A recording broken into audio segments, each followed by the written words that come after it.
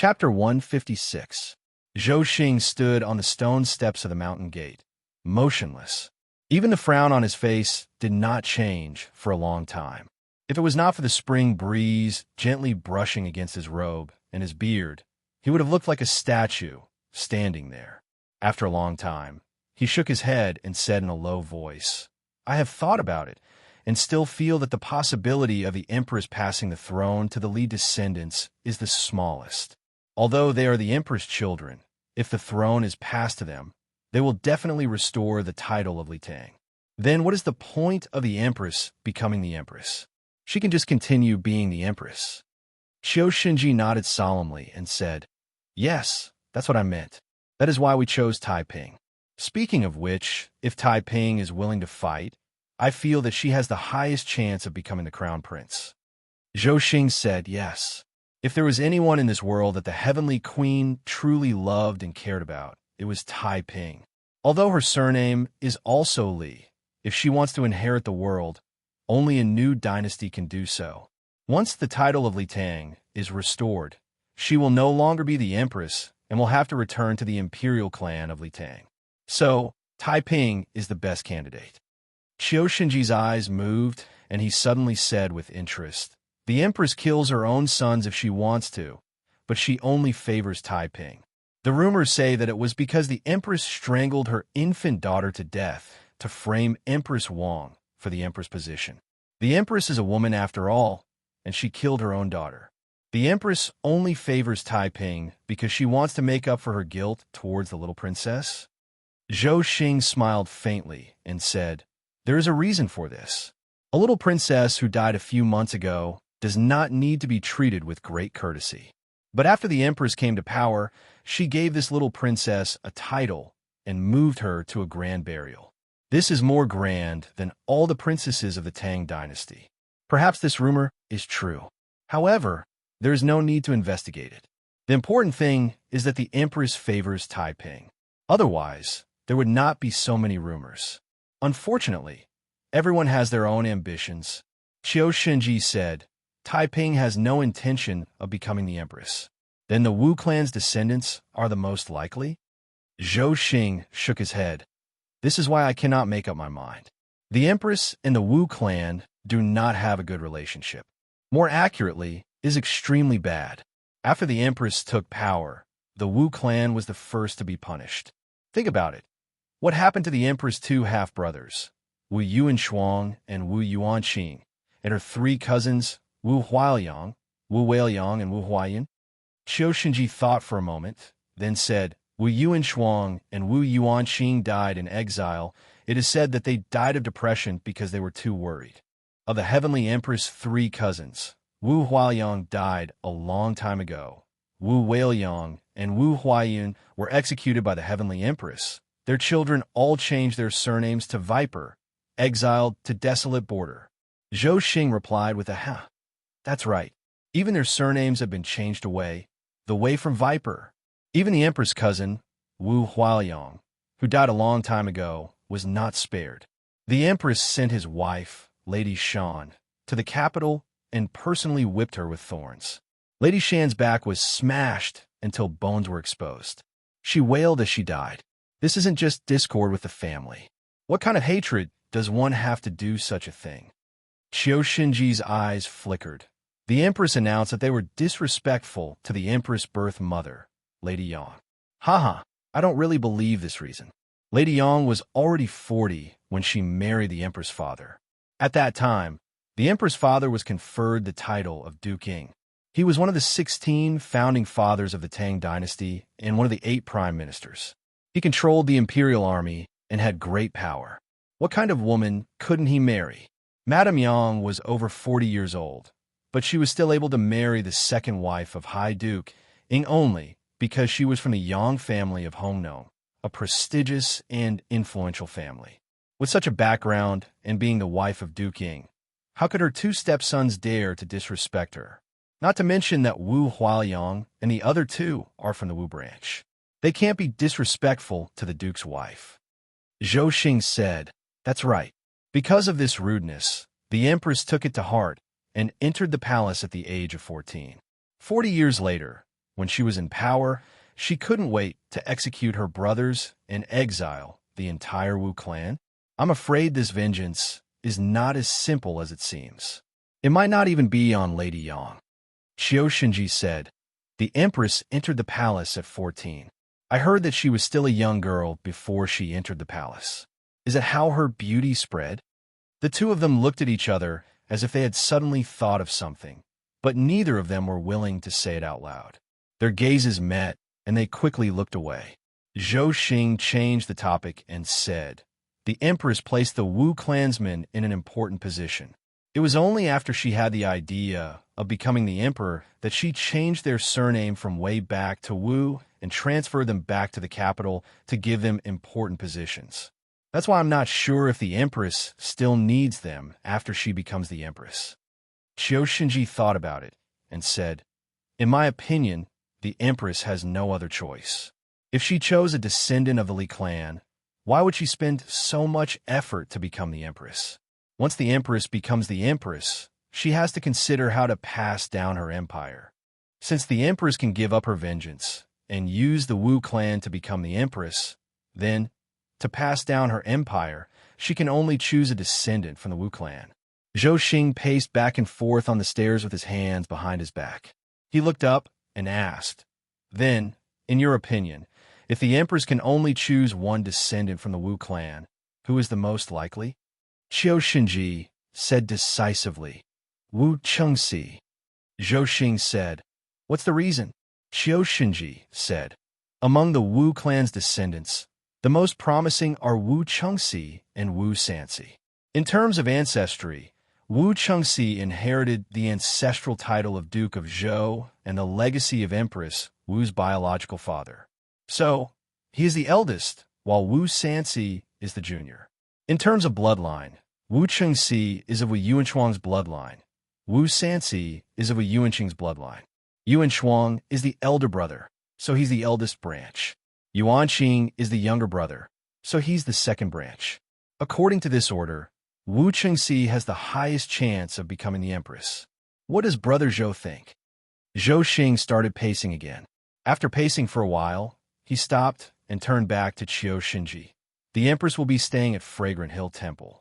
The empress relatives and civil and military officials will be staying at other temples and temporarily requisitioned residences of the officials. Wu Chengxi's residence is at Fengxian Temple. Qiu Shinji smiled. Good. When he arrives, I'll pay him a visit. I hope this time I won't come back empty-handed again. Zhou Xing laughed and said with certainty, that won't happen. Wu Chengxi is not Taiping. Wu Zetian's guards of honor arrived at Dragon's Gate. The civil and military officials who had arrived earlier to prepare went to the front of the mountain to welcome the empress. Only then did they disperse and settle down separately. Qiu Shinji rearranged and inspected the patrolling matters. When he returned to Fragrant Hill Temple, he reported to Empress Wu. When he saw the empress looking tired, he quickly got up and bade farewell. Qiu Shinji left Fragrant Hill Temple and went straight to Fengxian Temple. When the people in Wu Chengxi's residence saw that it was the great general of the Jin Wu guards visiting, they did not dare to slight him. They quickly invited him into a quiet and clean meditation room and served him a cup of cheese made from goat's milk. Qiu Shinji sat down and drank a mouthful of cheese. He asked, I took the liberty to visit without an appointment. I wonder if the Minister of Wu is here? Wu Chengxi was now the Minister of Rights, one of the lower three ranks of the Hall of Governmental Affairs. He was one of the prime ministers, which was why Qiu Shinji addressed him as such. The people in the Wu house answered, unfortunately, the Empress is visiting Dragon's Gate. There are many Wu clansmen accompanying her. Because the clansmen rarely see each other, A Lang and Minister Xia, Lord Sanxi, have gone to visit the Wu clansmen. Qiu Shinji replied with an "oh." He was slightly disappointed. Then he asked, how long has the Minister of Wu been away? The people in the Wu house answered, about 3 hours. Qiu Shinji thought for a while and said, if that's the case, the Minister of Wu should be back by now. I will sit here for a while and wait for the minister. The people in the Wu house answered, yes, great general, please sit. When A Lang is back, I will immediately report to you." At this moment, in the valley behind Fengxian Temple, pine and cypress trees stood tall, and a cool breeze blew gently. Dozens of bamboo mats were laid out in the forest. There were few tables on the mats. On the tables, there were buttermilk, rice wine, fruits, pastries, and all kinds of food. The Wu clansmen in the capital were all gathered here. They were all dressed in embroidered robes and jade belts. With so many people gathered here, it was as if they were on a spring outing. However, the scene was abnormally quiet. There was no noise at all. The ones sitting in the middle were, of course, Wu Chengxi and Wu Sansi. These two were obviously the core members of the Wu clan. Wu Chengxi said, "Everyone, I have already made it very clear to Sansi just now. Our Wu clan's wealth and glory are all tied to the Empress. Now, the matter of the Empress replacing Li Tang is imminent. At this time, our Wu clan must work together and do our best to help the Empress ascend the throne as soon as possible." Wu Sansi said loudly, "Once the Empress ascends the throne, our Wu clan will be the royal clan. We will be incomparably noble and worry-free. Therefore, everyone in our Wu clan must do their best. Whoever is half-hearted will be the common enemy of our entire clan. We will unite and annihilate them. The Empress is still unwilling to ascend the throne because there are still people loyal to Li Tang in the imperial court. Some have troops, some have power, so the Empress has no choice but to be wary. What we need to do now is to kill all the members of Li Tang's imperial clan and the ministers loyal to Li Tang. We need to eliminate all obstacles for the Empress." Wu Chengxi nodded. "Sansi is right.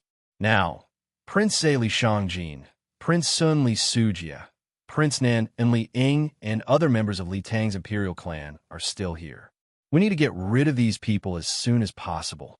Then, we need to get rid of the ministers in the imperial court who are not willing to submit to our Wu clan." Wu Sansi saw that he was arrogant and always put on the airs of the Wu clan's patriarch in front of his clansmen and himself.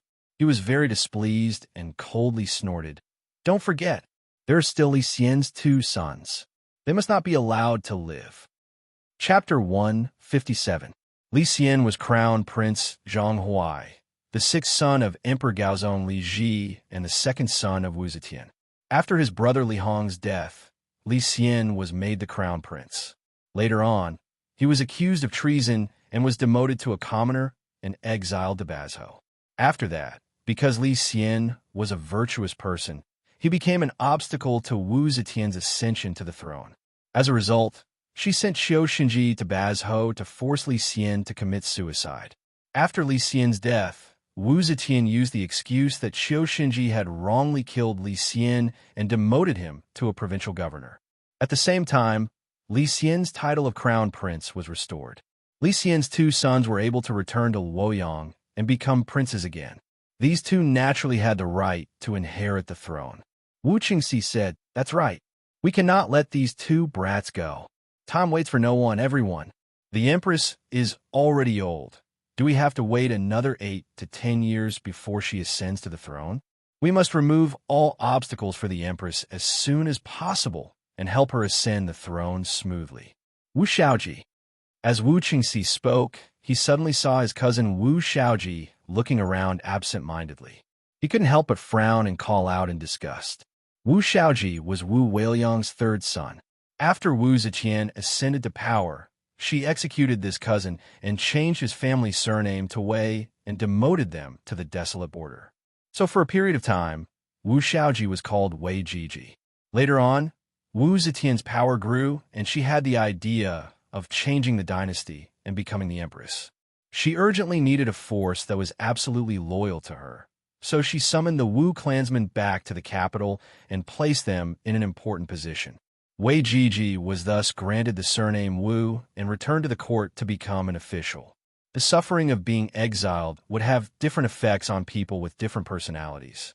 People like Wu Chengxi and Wu Sansi would become even more passionate about power once they were in power.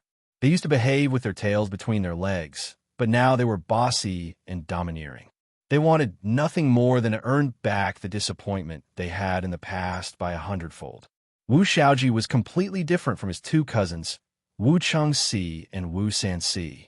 Since young, he had been quiet and cowardly. He did not like to compete with others and did not have a strong desire for fame and fortune. His father was executed by his aunt, Wu Zetian. He didn't have the ability or courage to take revenge on his aunt. He didn't even have the courage to refuse Wu Zetian's reward. However, deep down in his heart, he was unwilling to accept the reward from the enemy who killed his father. The feeling of humiliation, hatred, and powerlessness intertwined, causing him to become even more taciturn. He had always disapproved of the Wu clan's wild ambitions. He always felt that if a woman were to rule the world would not be stable. It was fine if the empress didn't proclaim herself as the empress, but if she did, she would bring disaster to the Wu clan sooner or later, just like the Empress Lu Ji of the Han Dynasty. So when these Wu clan members were immersed in the fantasy of becoming the royal family, Wu Shaoji didn't feel excitement. Instead, he felt unease and boredom. However, because of his cowardice, he didn't dare to reveal his true thoughts and could only treat it negatively. When Wu Chengxi called out, Wu Shaoji immediately came back to his senses. He quickly straightened his back and respectfully greeted, "Cousin." Wu Chengxi suppressed the anger in his heart, knocked on the table, and said, "Sanxi and I will be in charge of eradicating the hostile forces that are obstructing the Empress' ascension. After that, we will have to build up momentum and organize people from all walks of life to gather together to petition and persuade the Empress. You will be in charge of this." When Wu Shaoji heard this, he uneasily twisted his body and said, "Cousin, this little brother's talent is shallow. I'm afraid that I won't be able to handle it and will ruin the clan's plans." Wu Sanxi fiercely glared at him and said, "If you really want to be in charge of everything, I won't be able to rest easy. You only need to be in charge of finding a few courageous and quick-witted people from the imperial censors to wave the flag and shout battle cries to strengthen our momentum. As for the rest of the arrangements, I will take over." Wu Shaoji heaved a sigh of relief and said, "If that's the case, then this little brother will reluctantly give it a try." Wu Chengxi and Wu Sanxi gave some advice to the Wu clan's members before dispersing. In front of others, Wu Chengxi and Wu Sanxi could be considered to be on good terms. Behind the scenes, they were not willing to submit to each other. Once the crowd dispersed, the two of them also left without saying a word to each other. Just as Wu Chengxi returned to Fengxian Temple, a family member who was waiting at the door reported, "Alang, Jinwu Guard's General Qiu Shinji is here to see you. He has been waiting for you in the guest hall for a long time." "Oh, Qiu Shinji?" Wu Chengxi's eyes flashed and said, "Go, tell General Qiu that I have returned. I will go see him after changing my clothes." Wu Chengxi walked into his bedroom, but was not in a hurry to change his clothes. He first sat there and thought carefully for a while. He had a good relationship with Qiu Shinji, but that was because one of them was a relative of the Empress, and the other was a confidant of the Empress. They were not that close. Why did Qiu Shinji suddenly come to visit? After thinking for a while, Wu Chengxi still could not figure it out. He could only stand up and say, "Come, change clothes." Two maids heard him and came in. They helped him take off his hat, wash his face, and tied his hair into a bun. They also took out a set of light robes with incense for him to change into. Wu Chengxi tidied up and slowly walked to the guest hall. When Qiu Shinji saw him, he quickly stood up and cupped his fists. Qiu Shinji greets Minister Wu. "Haha, General Qiu, sorry for the long wait. I have just returned from a gathering with my clansmen. Please sit. Wu Chengxi invited Qiu Shinji back to his seat and sat down on the main seat. He said with a face full of smiles, "I heard that General is stationed at the Dragon's Gate to guard the Empress. The army has just arrived, so you must be very busy. I wonder if General has something important to discuss with me?" Qiu Shinji smiled. "I have come today because I have something important to discuss with Minister Wu." "Oh." Wu Chengxi gave him a deep look and lightly waved his hand. The family members standing in the hall immediately bowed and retreated. Wu Chengxi said, "General, please speak." Qiu Shinji put his hands on his knees and said seriously, I'm a martial artist and like to speak frankly. I will not beat around the bush with Minister Wu. Wu Chengxi laughed and said, "That is for the best. Everyone is beating around the bush and guessing. It is very boring. I like people who are straightforward. General Chiu, if you have something to say, please speak frankly. If it comes from your mouth and into my ears, no one else will know." Qiu Shinji said, "Then I will speak frankly. Minister Wu, although the world is still under the banner of Li Tang, anyone can see that the Empress will change Li Tang's order and the dynasty will change."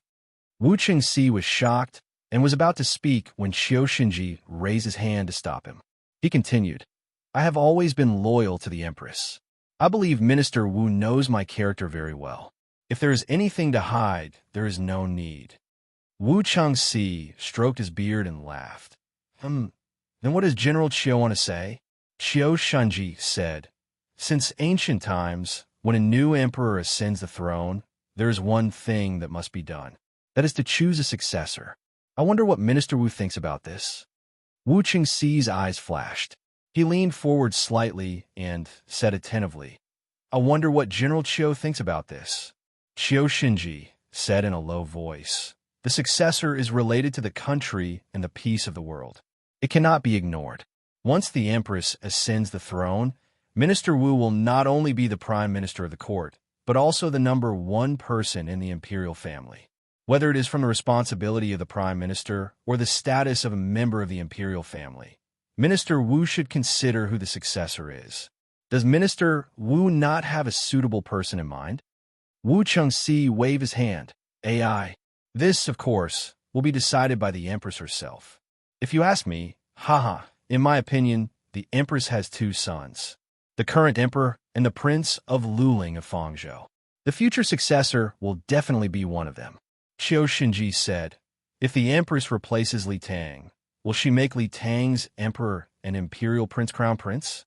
You must know that although they are the sons of the Empress, they are also the sons of Emperor Gaozong. They are surnamed Li and not Wu.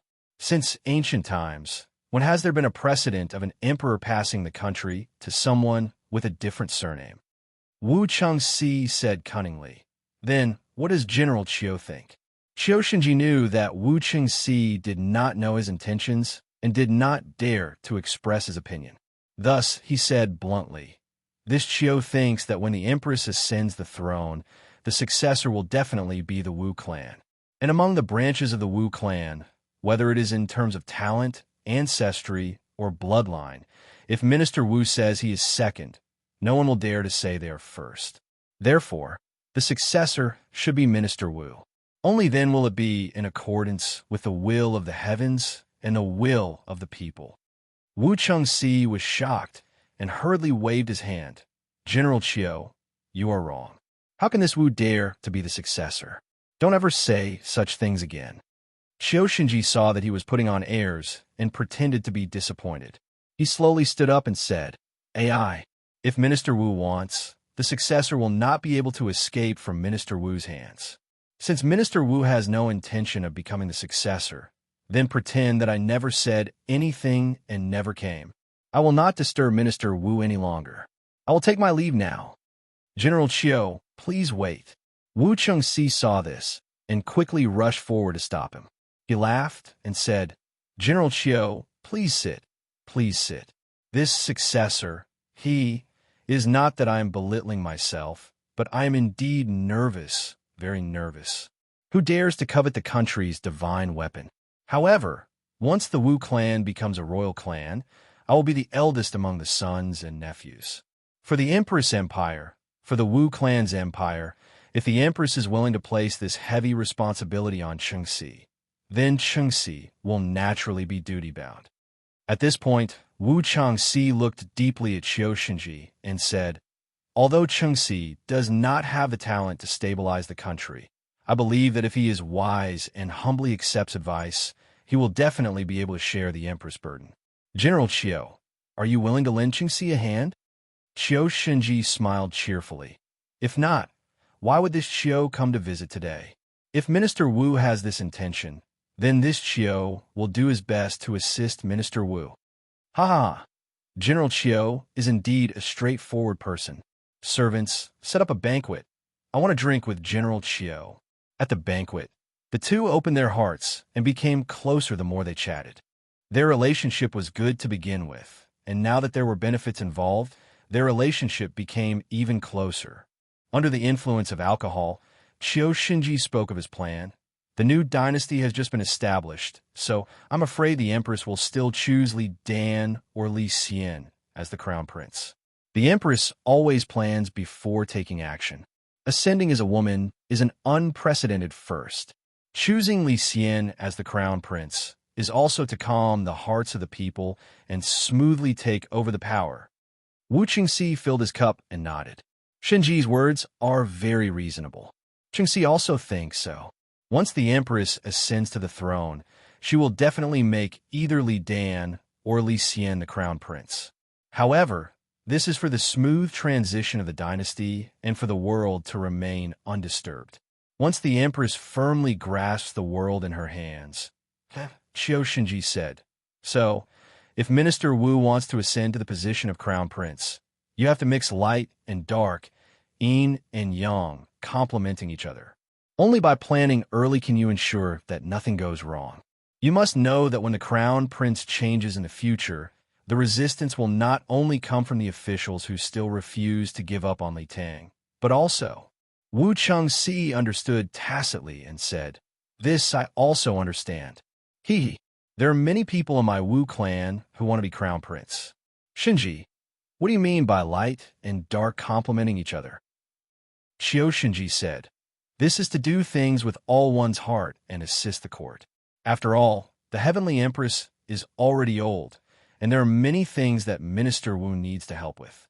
The Heavenly Empress likes talented people, so as long as Minister Wu fully displays his abilities and becomes a well-known figure among the Wu clan's descendants, would he still be afraid of not being able to enter the Heavenly Empress' eyes?" Wu Qingxi nodded repeatedly and said, "This is natural. Then what about in the dark?" Chiu Shinji said, "This in the dark. A fence has 3 stakes. A good man has 3 helpers." Minister Wu still needs to befriend many important officials of the court and nurture trusted forces. Just having the Empress appreciation is not enough. You must have enough power to make people look at you.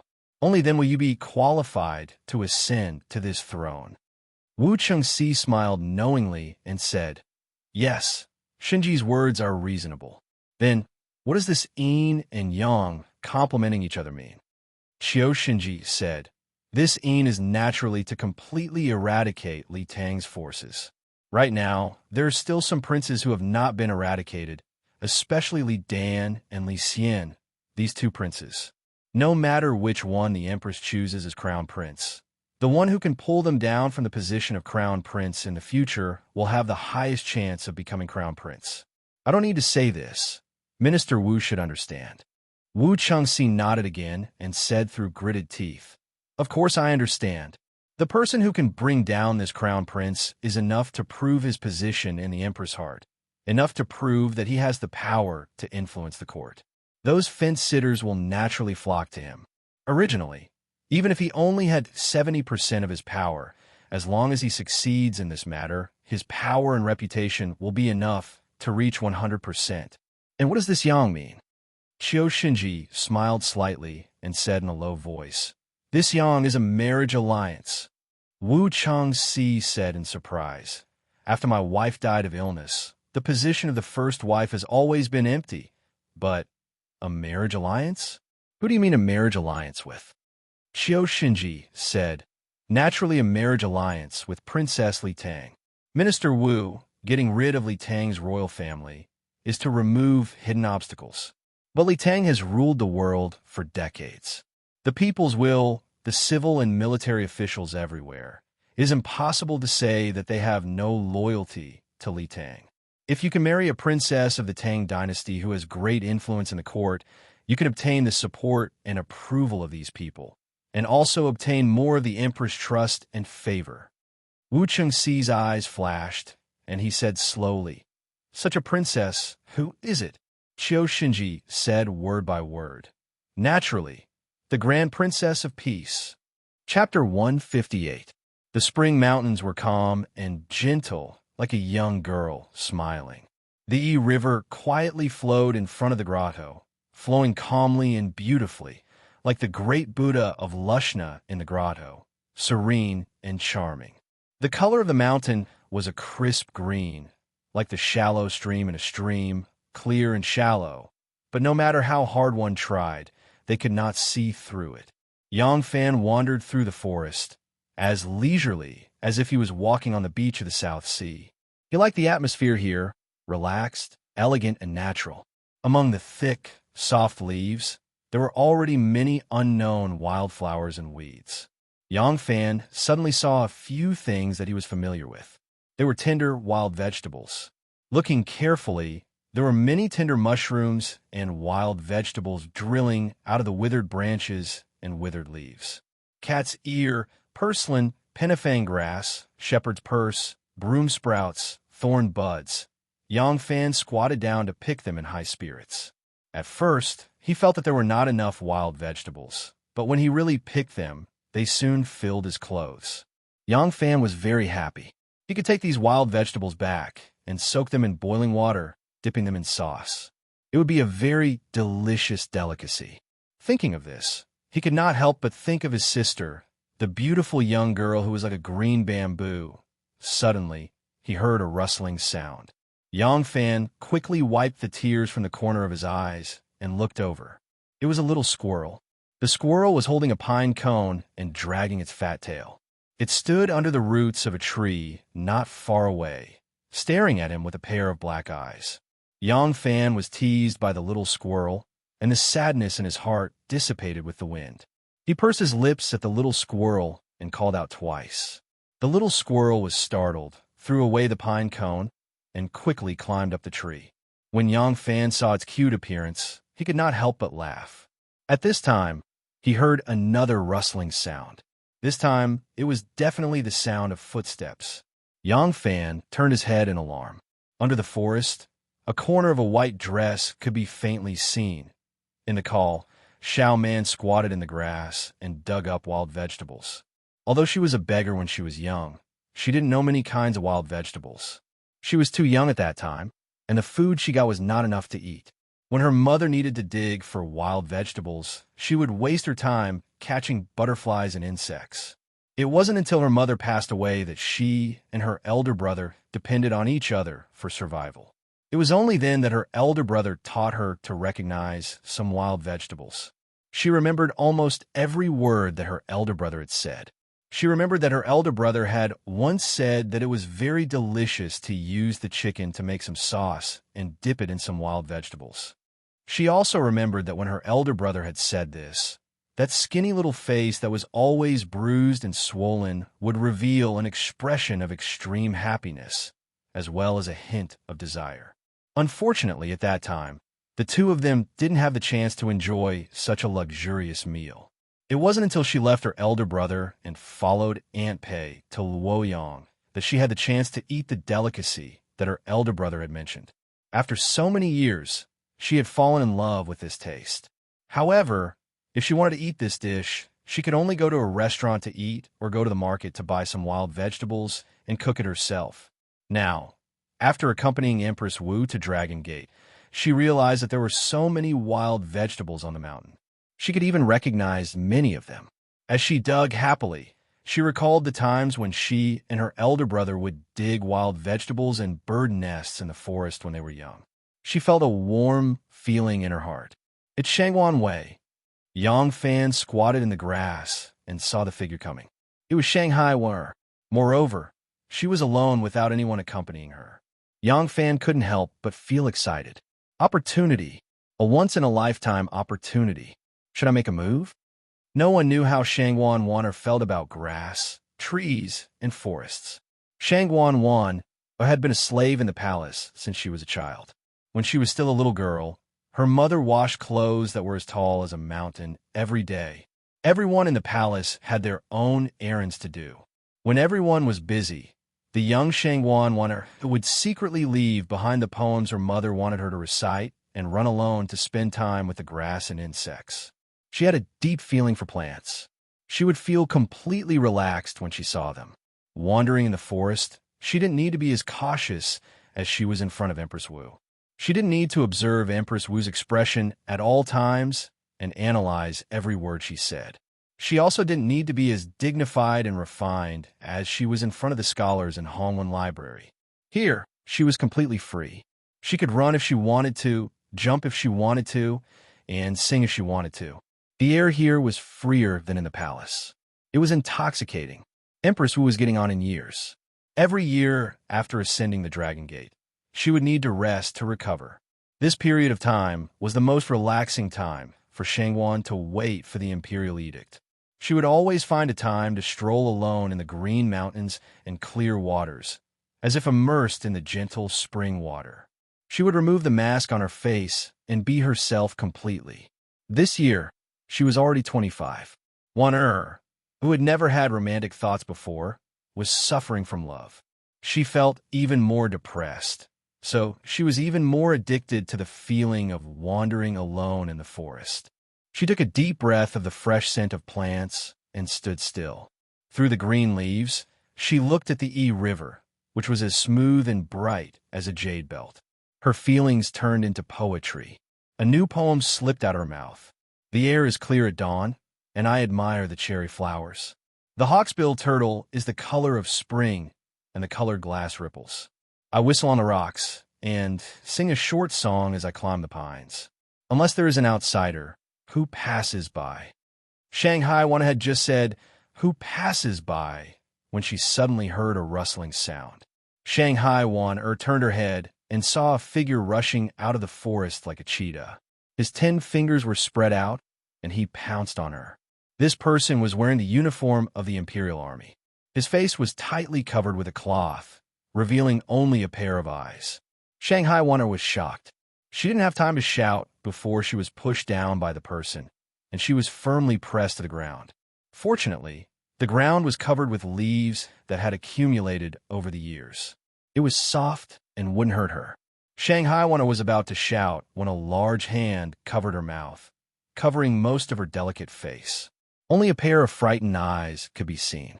"Don't shout if you don't want to die," a somewhat hoarse middle-aged man shouted fiercely. Shanghai Wan quickly blinked her eyes at him, showing a completely understanding and completely obedient posture. The masked man slightly raised his hand in satisfaction. Shanghai Wan, who was somewhat suffocated, took a deep breath. The horse man said again, "Don't be afraid, I won't kill you." Shanghai Wan calmed herself down and said angrily, "How dare you? Do you know who I am?" The horseman said, "Of course I know. You are Shangwan Dai Zhao. I'm looking for you. Miss Shangwan, I have something on my mind that I can't get rid of. Only Shangwan Dai Zhao can solve it. As long as you obediently listen to me, once I achieve my goal, I will immediately let you go. I will not go back on my word." Shanghai Wan fixed her eyes on him. A strange expression slowly appeared on her face. Her cheeks quickly became flushed. She said shyly and angrily, "Yang Fan, you bastard. What the hell do you want to do?" Yang Fan was startled and said, "How did you know it was me?" As soon as he said this, he knew it was bad. When he said this, he forgot to cover his voice. Shanghai Wan said shyly and angrily, "How did I not know it was you? How could I not recognize that sneaky look in your eyes? You really have eaten a bear's heart and a leopard's courage." Yang Fan pulled down the mask on his face. He was dumbfounded. Shanghai Wan actually recognized him. What should he do? Shanghai Wan saw his appearance. Her heart was beating even faster. This stinky boy, he actually took advantage of me walking alone in the mountains and covered his face. She thought about what he said just now. Things like, "I won't kill you," and "I have something on my mind that I can't get rid of." Things like, "Only Shangwan Dai Zhao can solve it. As long as you obediently listen to me, once I achieve my goal, I will immediately let you go." What he wanted to do, was there need to ask? Although Shanghai Wan was as pure as a piece of white paper when it came to relationships, she was not ignorant of the common knowledge of relationships between men and women. She felt that she had guessed Yang Fan's goal. Her body immediately became hot. She did not know if she was ashamed, angry, resentful, or hateful. Some of the questions that she could not figure out were suddenly cleared up. No wonder he pursued her for a few days. Seeing that her attitude was getting colder, he did not make any moves. It turned out that he had such dirty thoughts. Yang Fan did not know that Shanghai was thinking about the wrong things. When he saw that she had seen through his identity, he was dumbfounded. What to do? She originally planned to take advantage of this once-in-a-lifetime opportunity to force out the whereabouts of Miaoshenka. There were less than 50 to 30,000 Imperial guards around the Dragon's Gate. Where'd she go to investigate? But now, Yang Fan's heart was in a mess.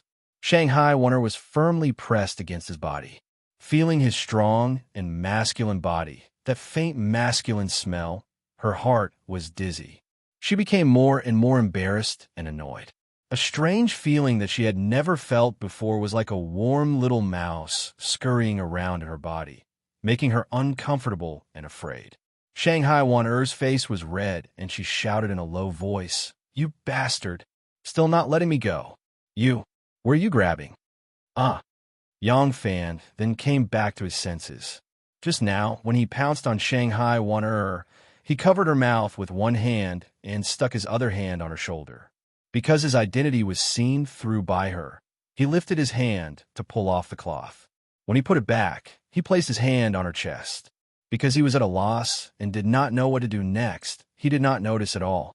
At this time, after being shouted at by Shanghai Wan'er, Yang Fan then came back to his senses. He felt that the edge of his palm was smooth and soft. The texture was rich, but it was not loose. The softness was extremely elastic. His face could not help but heat up, and he quickly raised his hand. Shanghai Wan'er saw that his cheeks were slightly red, and her face was even hotter. She wanted to struggle, but his body was firmly pressed against her. Their abdomens were pressed against each other, and their hips were kissing. When she moved a little, a strange feeling suddenly made her whole body go limp. It was as if her arm was being pressed down in her sleep. It was so numb that she could not use any strength. Shanghai Wan'er was embarrassed and angry as she said, "Still not getting up? Get up." At this time, Yang Fan really did not know what to do. At this time, a clear and cold female voice shouted, "Thief! How dare you?" Chapter 159. With a chonglang sound, there was the sound of a sword being unsheathed. Yang Fan hurriedly turned his head and saw Xie standing under a tree not far away. Her willowy eyebrows were raised, and her almond-shaped eyes were wide open. A long sword like the autumn waters was unsheathed and pointed straight at his back. The front of her lapel was falling down, followed by a lot of freshly picked wild vegetables.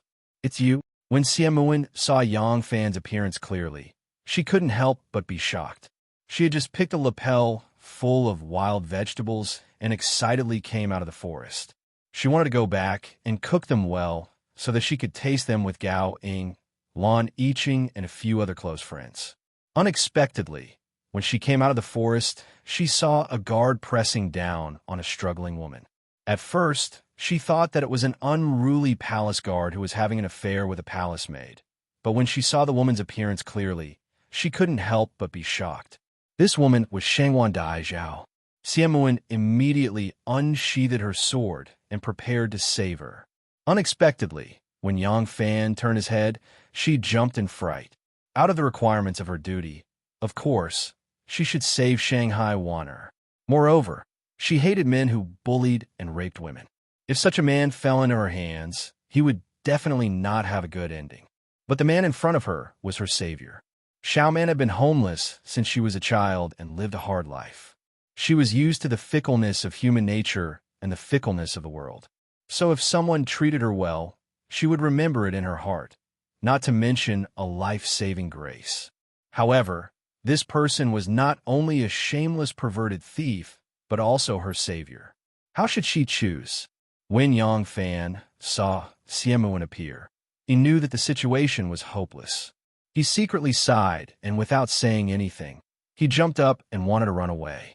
People were emotional creatures. Not to mention that Shangwan Wan'er and Xie were both beautiful and lovable girls. It was already difficult for him to lay his hands on them. Moreover, after spending so much time together, he had developed some feelings for them. How could he bear to lay his hands on them? Moreover, Siemuin's martial arts might not be as good as his, but in a situation where Siemuin was prepared, it would not be easy for him to kill her even if he wanted to. Once Siemuin turned around and ran, or shouted for the other guards, he would be surrounded. Right now, Yang Fan only wanted to escape. But once he escaped, he would have to hide and hide. If he wanted to take revenge, he would have to spend a lot of effort. As soon as she saw that he wanted to escape, Shanghai Wanner straightened her back and suddenly sat up. She shouted in a sweet voice, "You stop right there." Yang Fan's body stopped. He first looked at Siemuin with vigilance. Then he slightly leaned his body to one side and gathered his strength under his feet. Only then did he cast his gaze on Shanghai Wanner. Shanghai Wanner stood up. She slightly lowered her head and combed her slightly messy hair. In fact, her white gown was already wrinkled. There were some dried leaves on the back of her lapel. Even if she combed her hair, it would be difficult to cover up her embarrassment. But the charm and grace that she had cultivated for many years made her movements still elegant and noble. At first glance, it was easy to overlook the situation on her body. "Xiao Man, you can withdraw." At Shanghai Wanner's words, Siemuin and Yang Fan's eyes widened at the same time. Siemuin hesitantly said, "Shangguan is waiting to be summoned." "He?" Shanghai Wanner slightly lowered her flushed cheeks. She continued to comb her hair with trembling fingers. She forced herself to be calm and said, "You misunderstand. I was not careful when I was walking. I accidentally fell down. Bodyguard Yang wanted to help me, but he accidentally tripped over the wisteria. Cough. Well, you go and do your own things. This matter, by all means, do not mention it to anyone." Yes. This lowly officer obeys. Siemuin's big black eyes were full of suspicion. But even the person involved had said so. What else could she say? Siemuin secretly muttered. She returned her sword to its sheath. She glanced at the scattered wild vegetables on the ground with distress. Only then did she fly away. Yang Fan stood there, full of doubt. Why did Shanghai Wanner help me cover up? Yang Fan was puzzled. He looked at Shanghai Wanner with doubt. Shanghai Wanner lowered her head. She took a deep breath and gathered her courage. Step by step, she walked in front of him. She walked very slowly. The tips of her feet gently lifted and then gently fell back down. It was as if she was afraid that she would break the thick leaves on the ground. Because of this, her body appeared even more graceful and graceful. She stopped in front of Yang Fan. She hesitated for a moment. Then, she slowly raised her face. When she raised her head, a strange, captivating redness appeared on her cheeks. Her pair of eyes that were as gentle as spring water were somewhat erratic. But in the end, she still bravely met Yang Fan's gaze. She stared at him and softly asked, Why did you do this? Why did I do this? Can I tell you my reason? Yang Fan thought. The corner of his mouth slightly revealed a helpless, bitter smile. Shanghai Wanner saw his helpless smile. It was as if she could clearly see his restless and restless feelings. Her heart softened. She gently lowered her head and softly said, I know you like me, but how can you be like this? I don't like it, huh? Yang Fan's breath was stuck in his throat. His face immediately turned red. He never thought that his coveting for her had already been discovered by her. But her understanding was actually like this. Shanghai Wanner gathered her courage. She suddenly broke through this layer of window paper. Although her face became even hotter, her mood suddenly became a lot more relaxed. She had lived for 25 years. She had never had this kind of experience and feeling. A man that she didn't hate, actually liked, not only dared to boldly and bluntly confess to her, but in order to obtain her, he even dared to use this kind of method. She should have been very disgusted by this, but she didn't know why. Right now, she only had a kind of drunken feeling. Her head was dizzy, and she couldn't think of anything. For 25 years, this lonely woman in the palace had always longed for love. But no one had ever dared to confess to her. The thing that was the easiest for other women to obtain was a kind of extravagant hope for her. But now, Yang Fan's actions actually made her feel overwhelmed by the favor he was showing her. So, being liked by someone is this kind of feeling. Shanghai Wanner felt both scared and a little curious. There was also a kind of indescribable excitement and excitement. She hung her head and waited for a long time. She didn't hear Yang Fan speak. She couldn't help but quietly raise her head again. She just happened to see Yang Fan's slightly red cheeks. His face was very young and very handsome. When it was red, in Shanghai Wanner's eyes, there was a kind of very immature and bashful feeling. He was different from those noble young masters. He was also different from those scheming and astute civil and military officials. He was even more incomparable to those old and useless people in Hong, Wenguan, who shook their heads and recited poems all day. He was as fresh as the Yi River at the foot of the mountain. He was as young and tender as the new shoots of the green trees on the mountain. Occasionally, he would bare his fangs, displaying his wild nature that made people's hearts palpitate. He is younger than me by a few years. Thinking of this, Shanghai Wanner's heart that was bathed in the river of love couldn't help but tremble. She suddenly felt touched, and a kind of motherly love welled up in her heart. She couldn't bear to make things difficult for this little husband.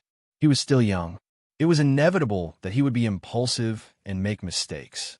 Actually, his nature was very good. Thus, Shanghai Wanner softly comforted him. "All right, you don't need to be afraid, and don't be embarrassed. This time, I won't blame you, and I won't look into it. In the future, you must not."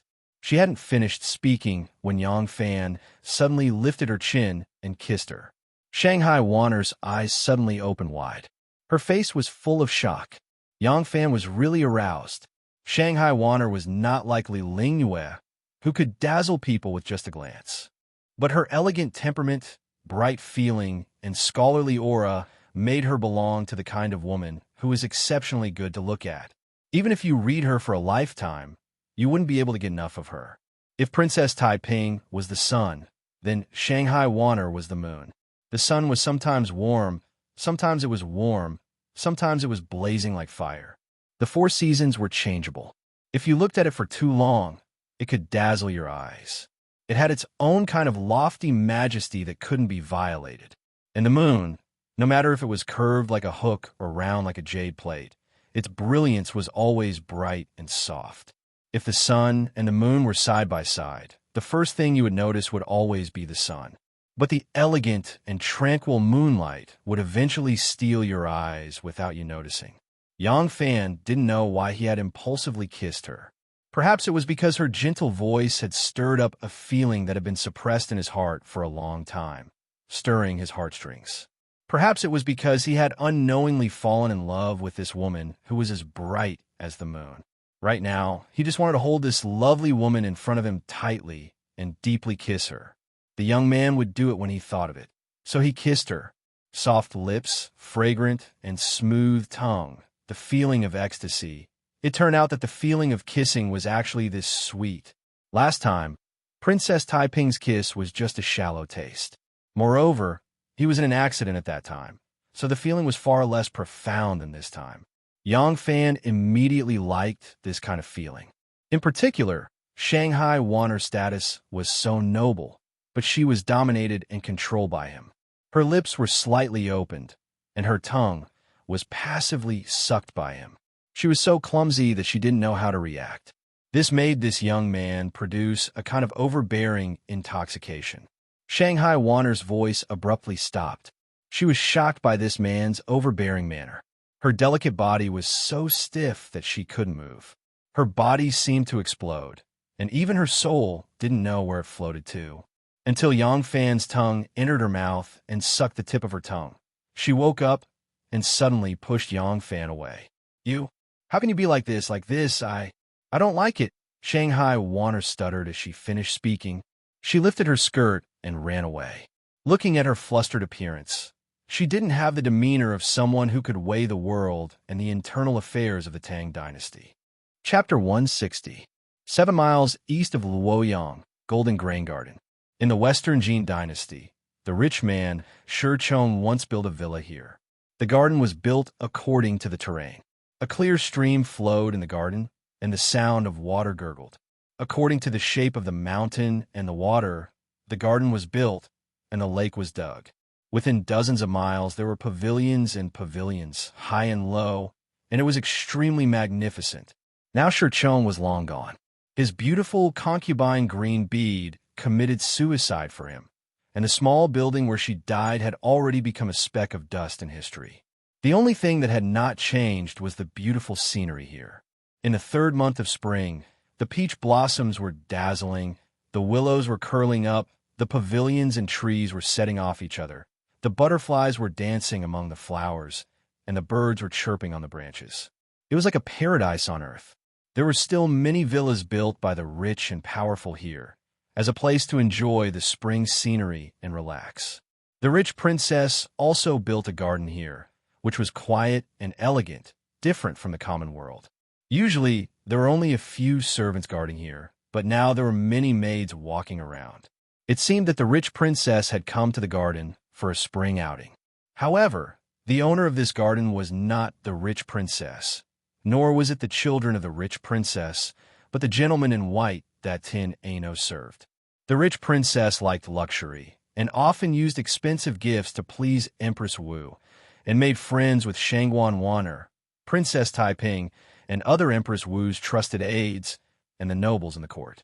She spent a lot of money on socializing.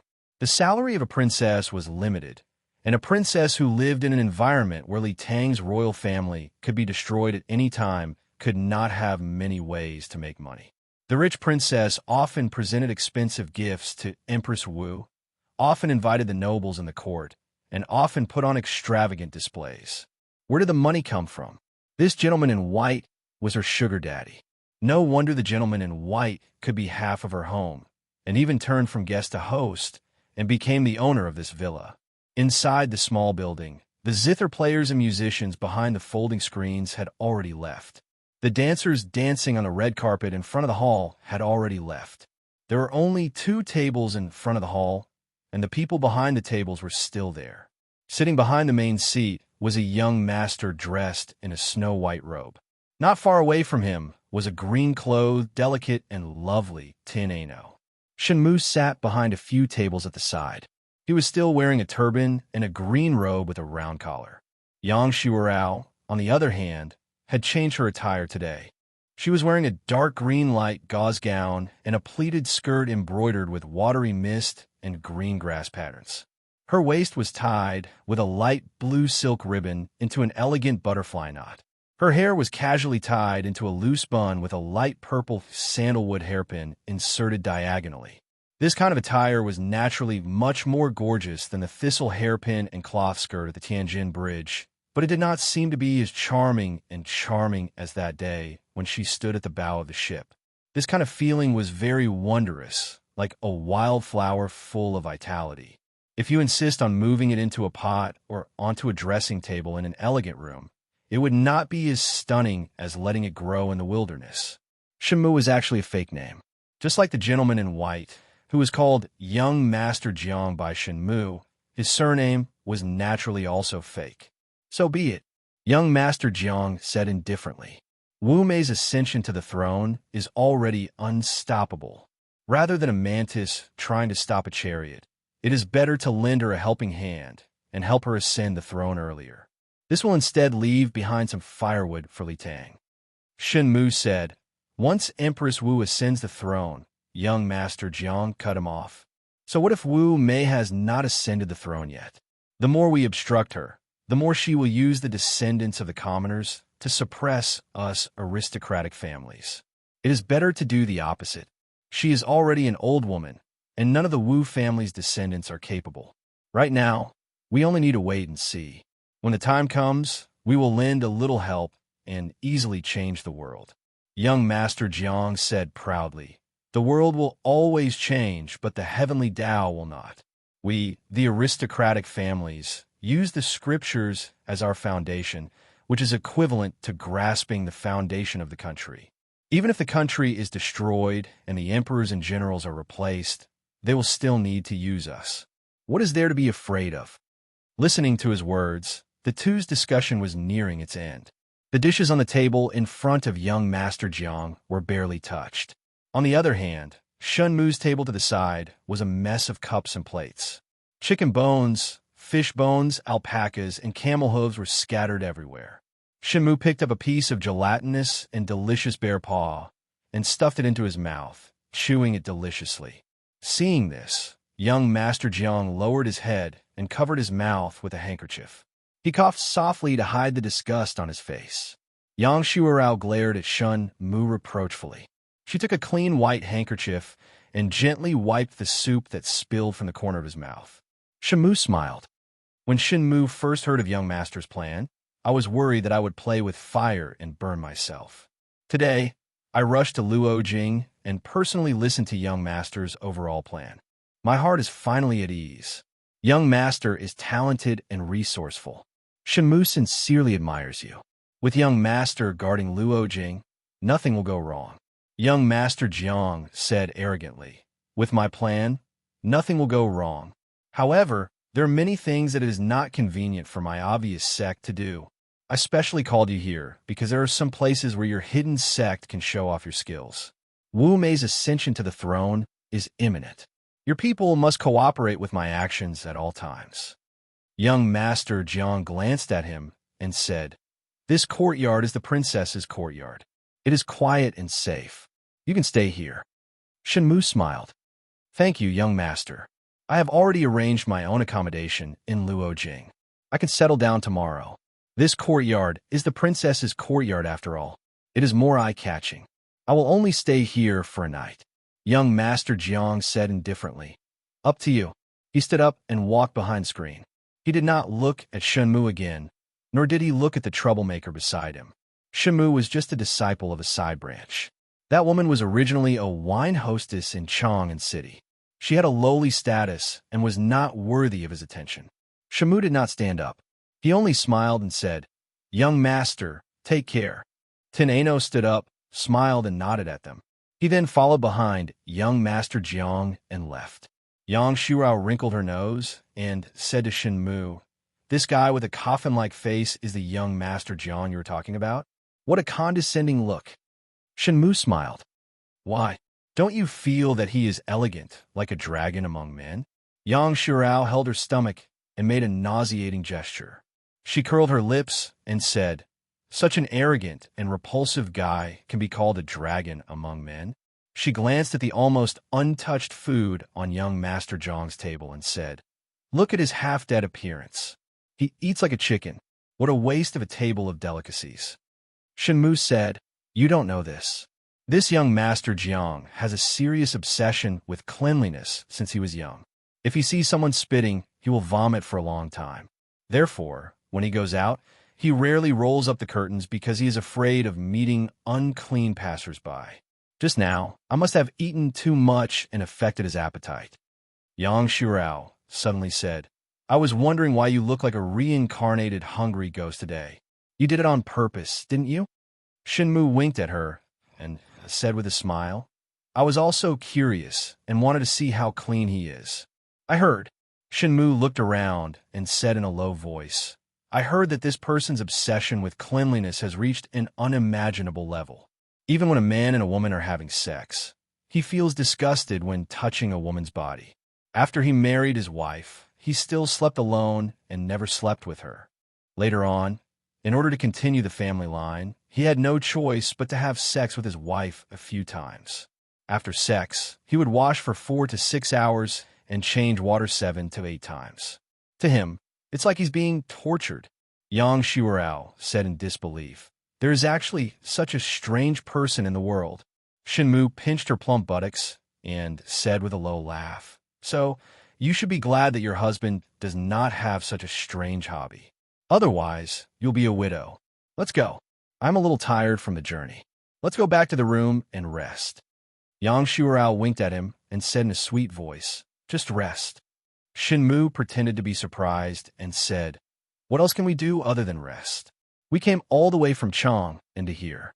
My wife, don't you feel tired? Yang Shuao said angrily, let's go. Let's go back and rest.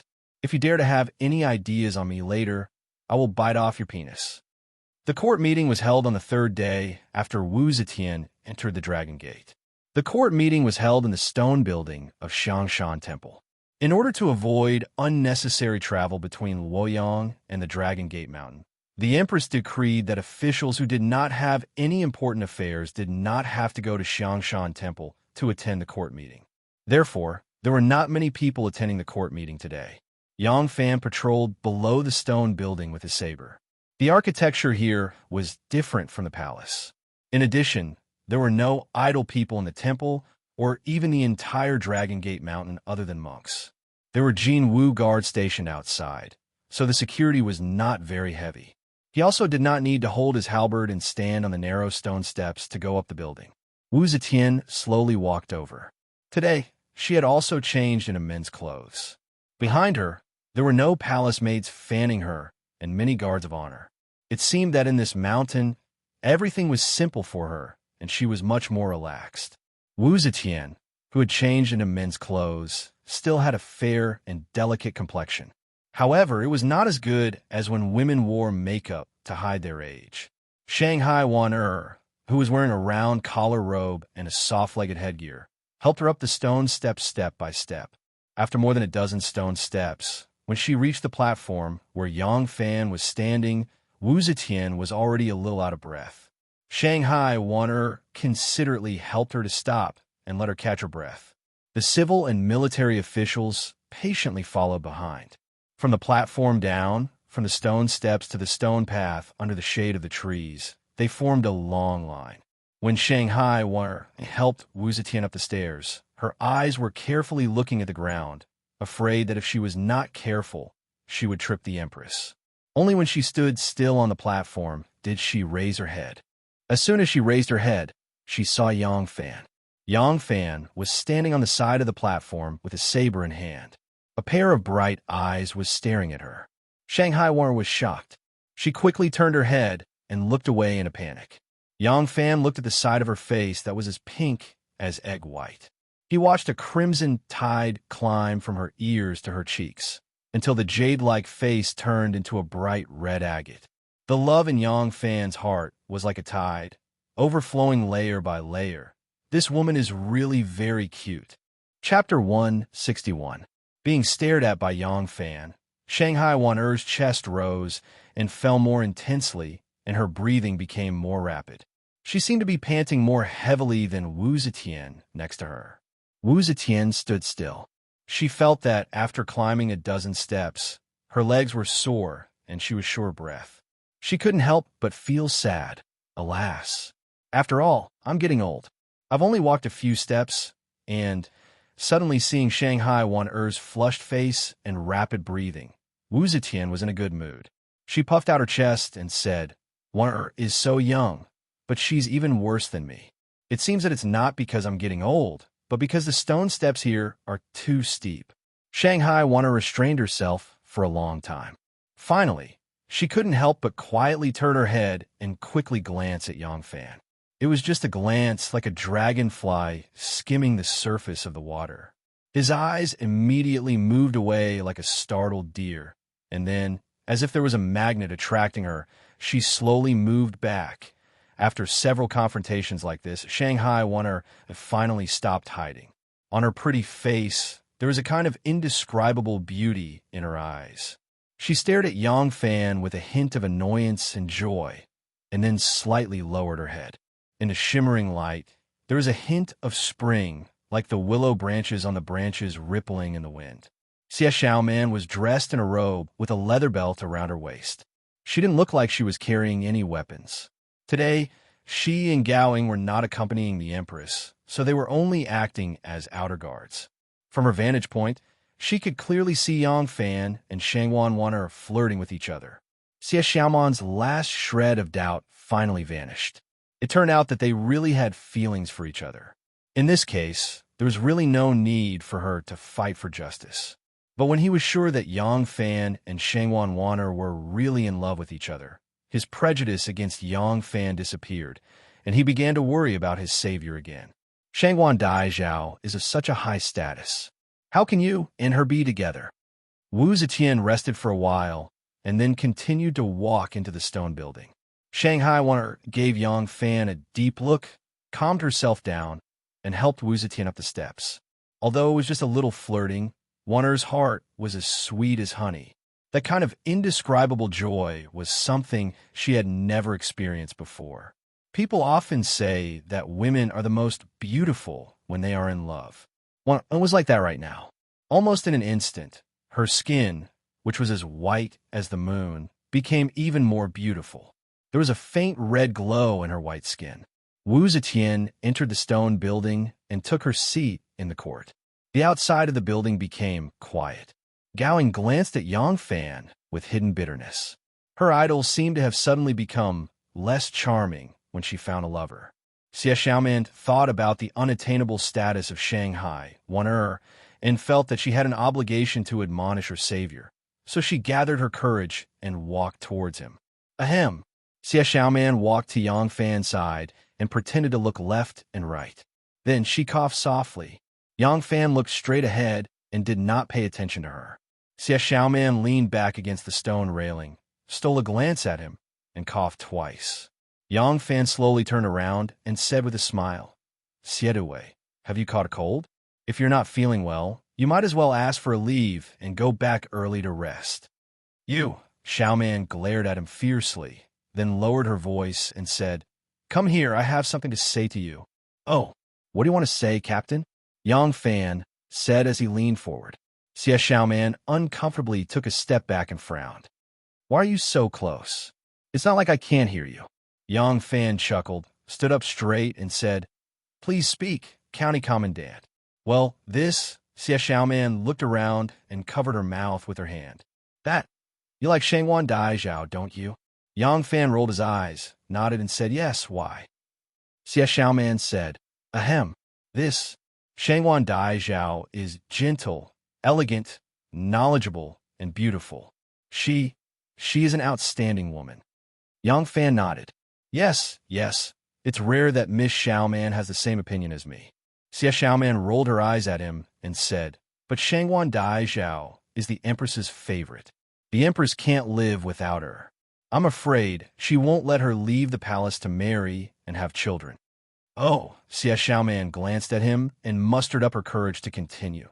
"Even if the Empress were to show mercy and allow Shangwan Daizhao to marry and have children with Shangwan Daizhao's status, she would only marry a noble family or an important court official." Yang Fan looked at her strangely. "Then what does Xie mean?" Xiaoman felt a little guilty.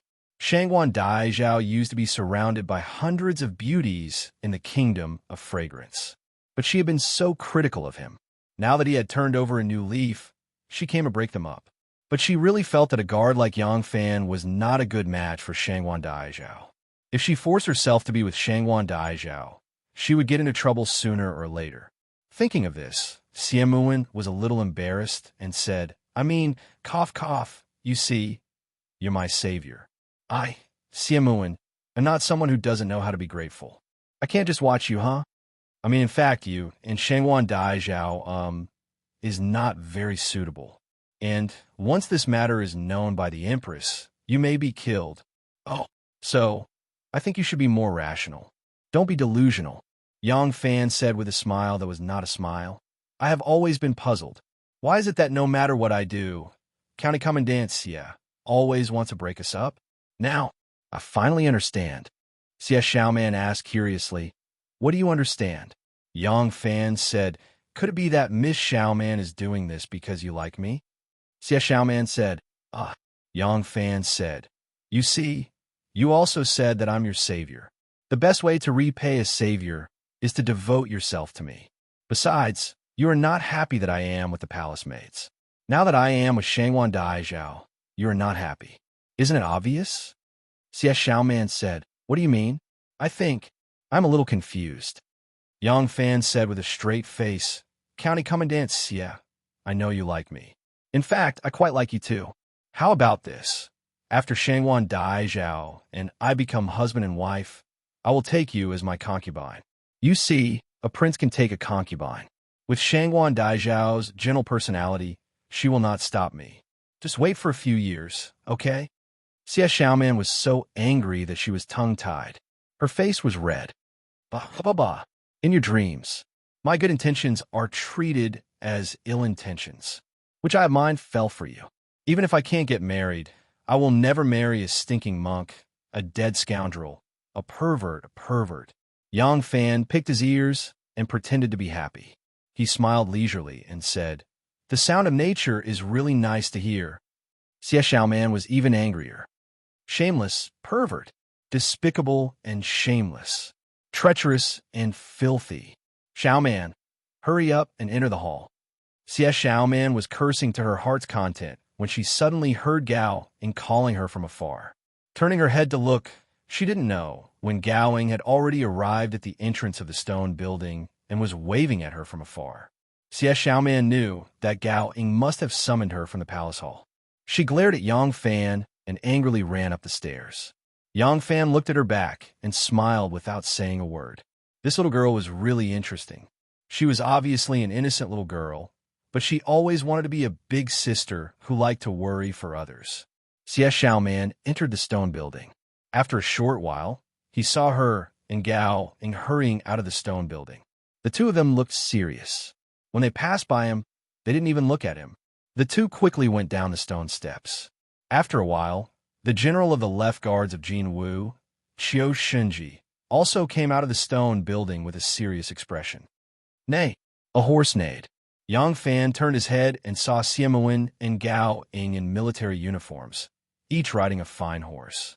They had just stopped at the bottom of the stone steps when a large group of imperial guards rushed over.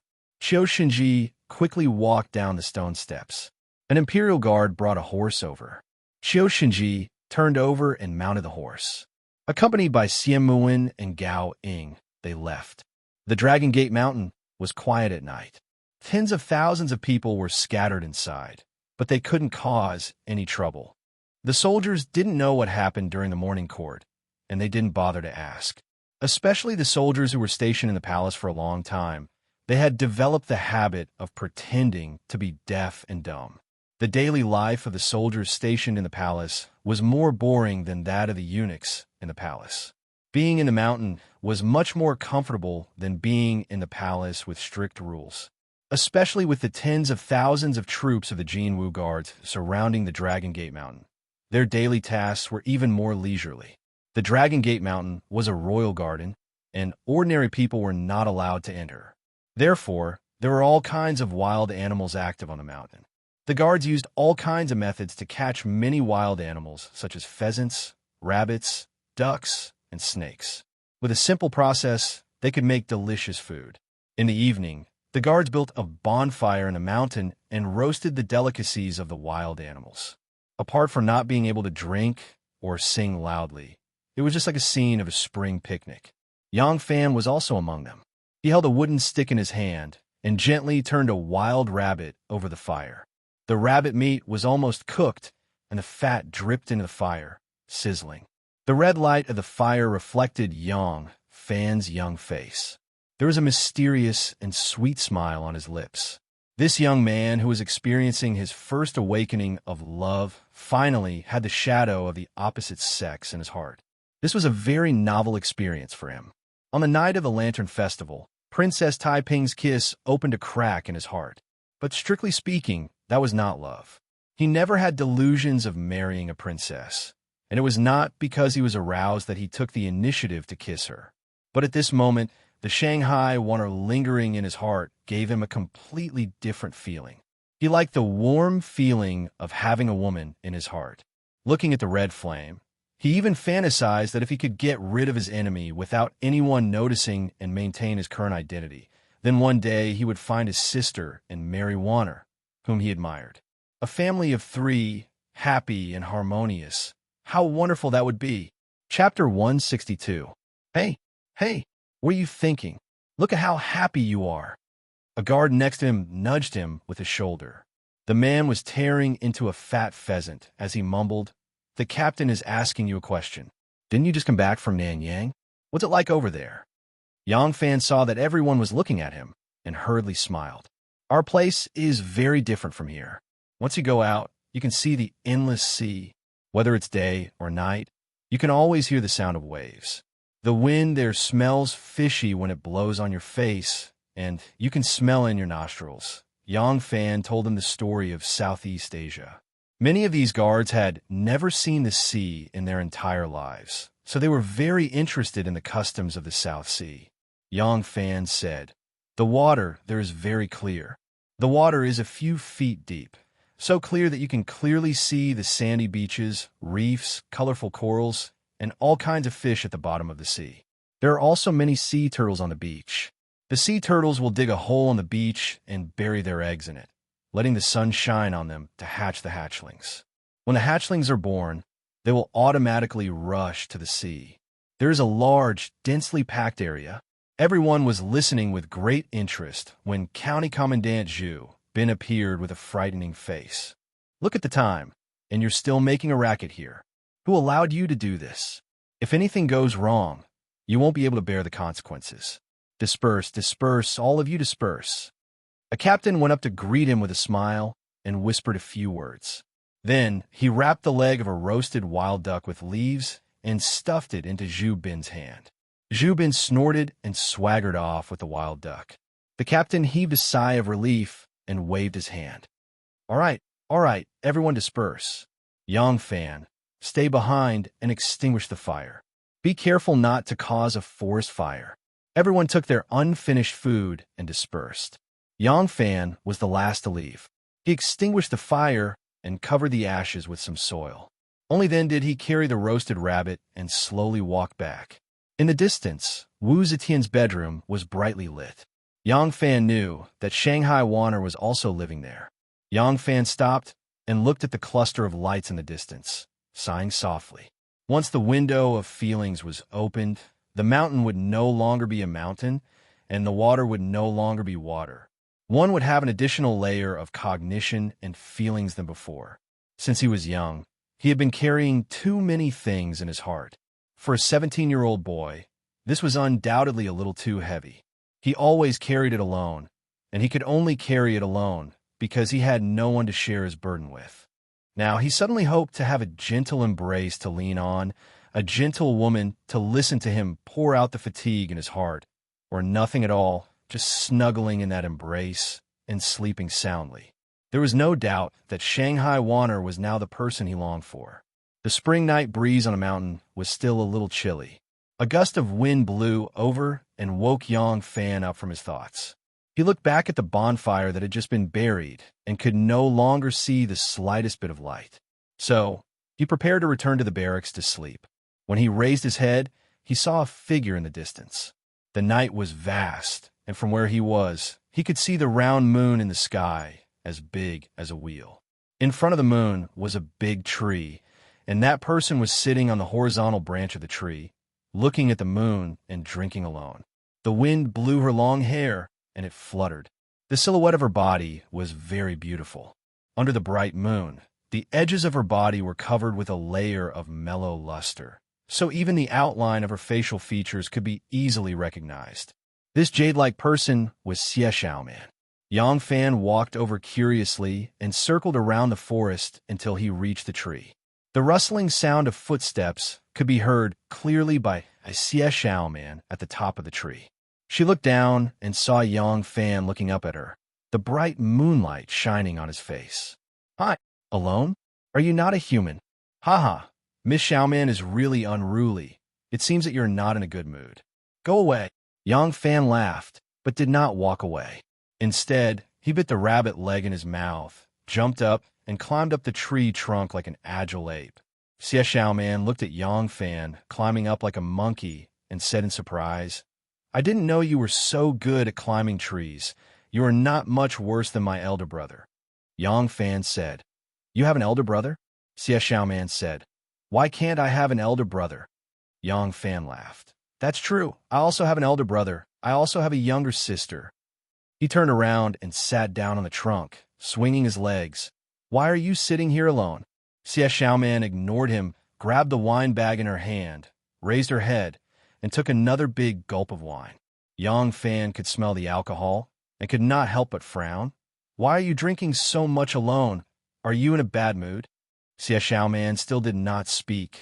Yang Fan said, You are the Emperor's bodyguard. Be careful not to let people smell the alcohol. They will find trouble with you.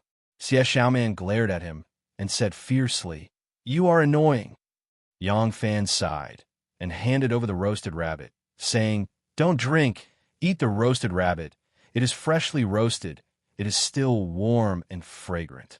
Xie Xiaoman looked at him, silent for a long time, then took the roasted rabbit, brought it to her mouth, and put it down.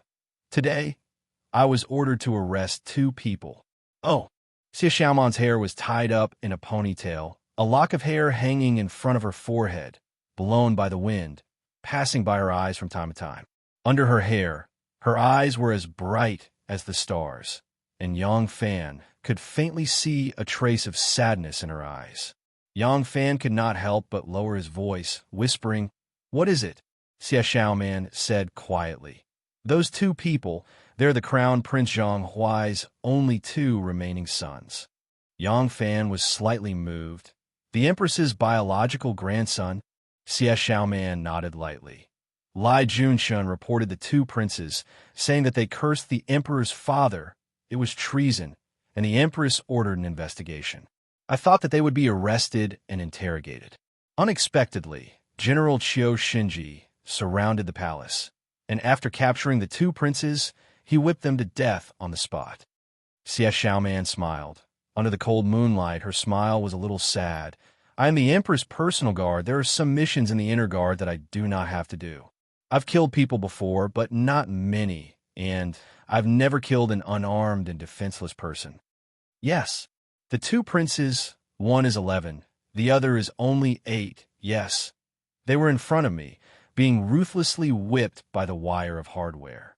The whip was full of hooks, and with every lash, a large piece of flesh and blood would be scraped off. At first, they would still cry, but later on, they could no longer make a sound. Only when the whip landed would their bodies twitch a little. When they breathed their last, it was a bloody mess, and they were unrecognizable." Xie Xiaoman's eyes were bright, and there was a faint glint of tears. She said in a low voice, "In the past, I heard people talk about some of the princes and ministers being punished. The heads of the ministers rolled on the ground. The family members who were not slaves were chained, like cattle and sheep herded in herds. The people who were banished far away were placed in prison carts. Their necks were torn by the large chains, and blood flowed everywhere the cart went. Prince Wuli Yuanghua was 70 years old, and he died in a prison cart for 10 days. Prince Li Su of Jiangdu was beheaded in Jiangdu. Prince Li Yuanjia of Han and Prince Li Lingkue of Lu were ordered to commit suicide, and Prince Li Yuanjia's 3 sons were all beheaded. Prince Li Shun of Ji has always been a good ruler, but he was also exiled to Bazhou and died on the way, and all 5 of his sons were beheaded. And Prince Shu, Xie Xiaoman took a deep breath and said, "I have heard of these things before, but hearing is one thing, and seeing it with my own eyes is another.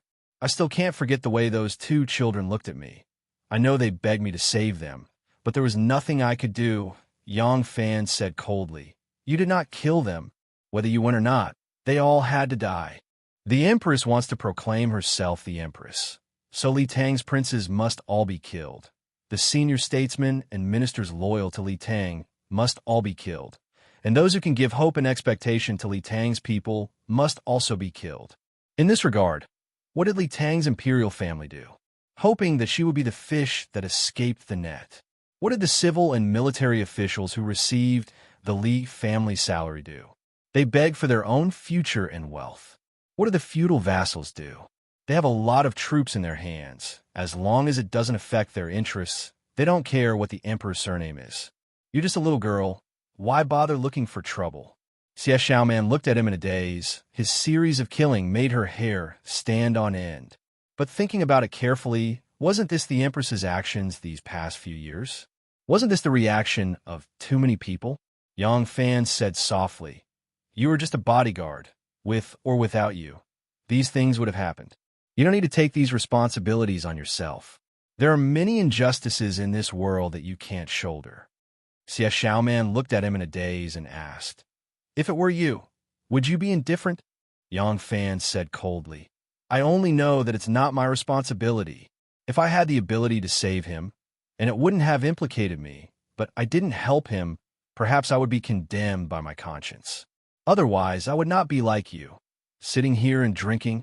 The one who wanted to kill was the Empress. The one who guessed the Emperor's intention was Lai Junshun. And the one who fawned over the execution was Qiu Shinji. What does it have to do with you? Xie Xiaoman tilted her head and thought about it. What he said seemed to make sense, but also seemed to make no sense. She wanted to refute, but her head was dizzy after being drunk, and she couldn't think clearly. Yang Fan looked at her cute and naive appearance. That charm vaguely resembled his younger sister, and felt even more pity in his heart. He reached out to touch her hair, but suddenly remembered that this was not his younger sister. If he extended his hand, she would kick him off the tree. He hurriedly withdrew his hand and softly said, "Silly girl, don't think too much. Go back and drink a bowl of soup to soak up the hangover, then soak in a hot bath and have a good rest. You are an imperial bodyguard. As long as you do your job well, don't let your imagination run wild." Xie Xiaoman nodded and said charmingly, "Yes." It sounded quite reasonable. At least, I felt much better now. You don't look too bad. Chapter 163.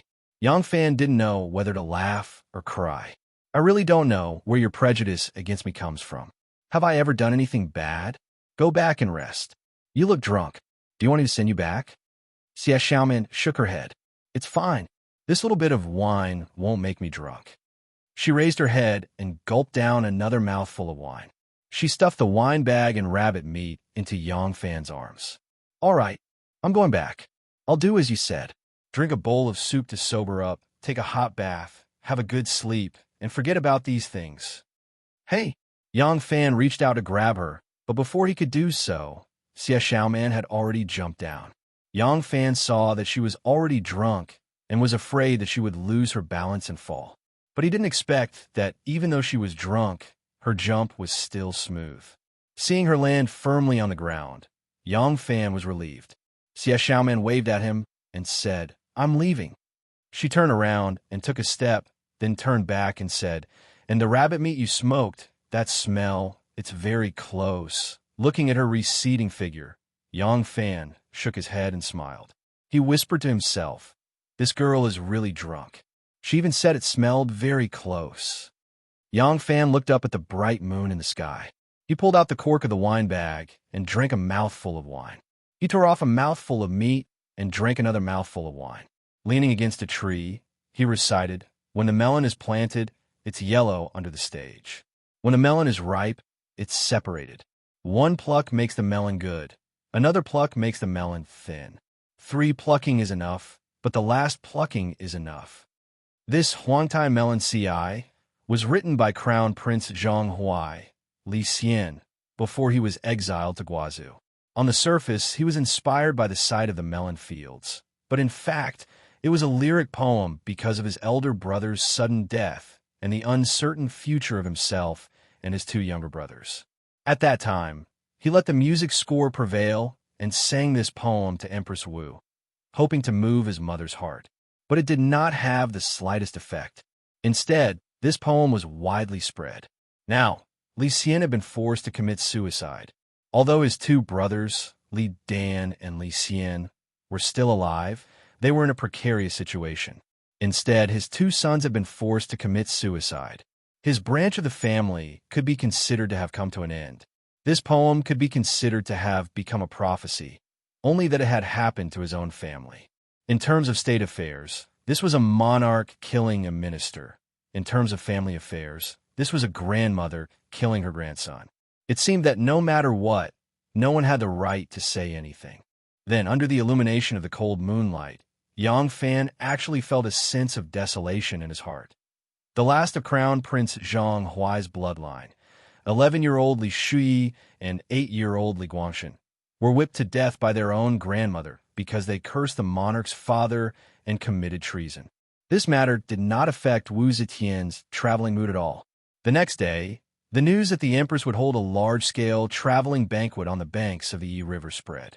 In a fragrant hill temple, in a meditation room temporarily used as the administrative office, Shanghai won carefully made arrangements. The famous musicians and dancers of the royal palace's musical houses and the left and right musical houses must be arranged in advance to avoid any mistakes during the rush. In addition, several famous music and dance troupes in Luoyang must also be invited. You could transfer a few pleasure boats here and let them live on them. They're not allowed to wander around.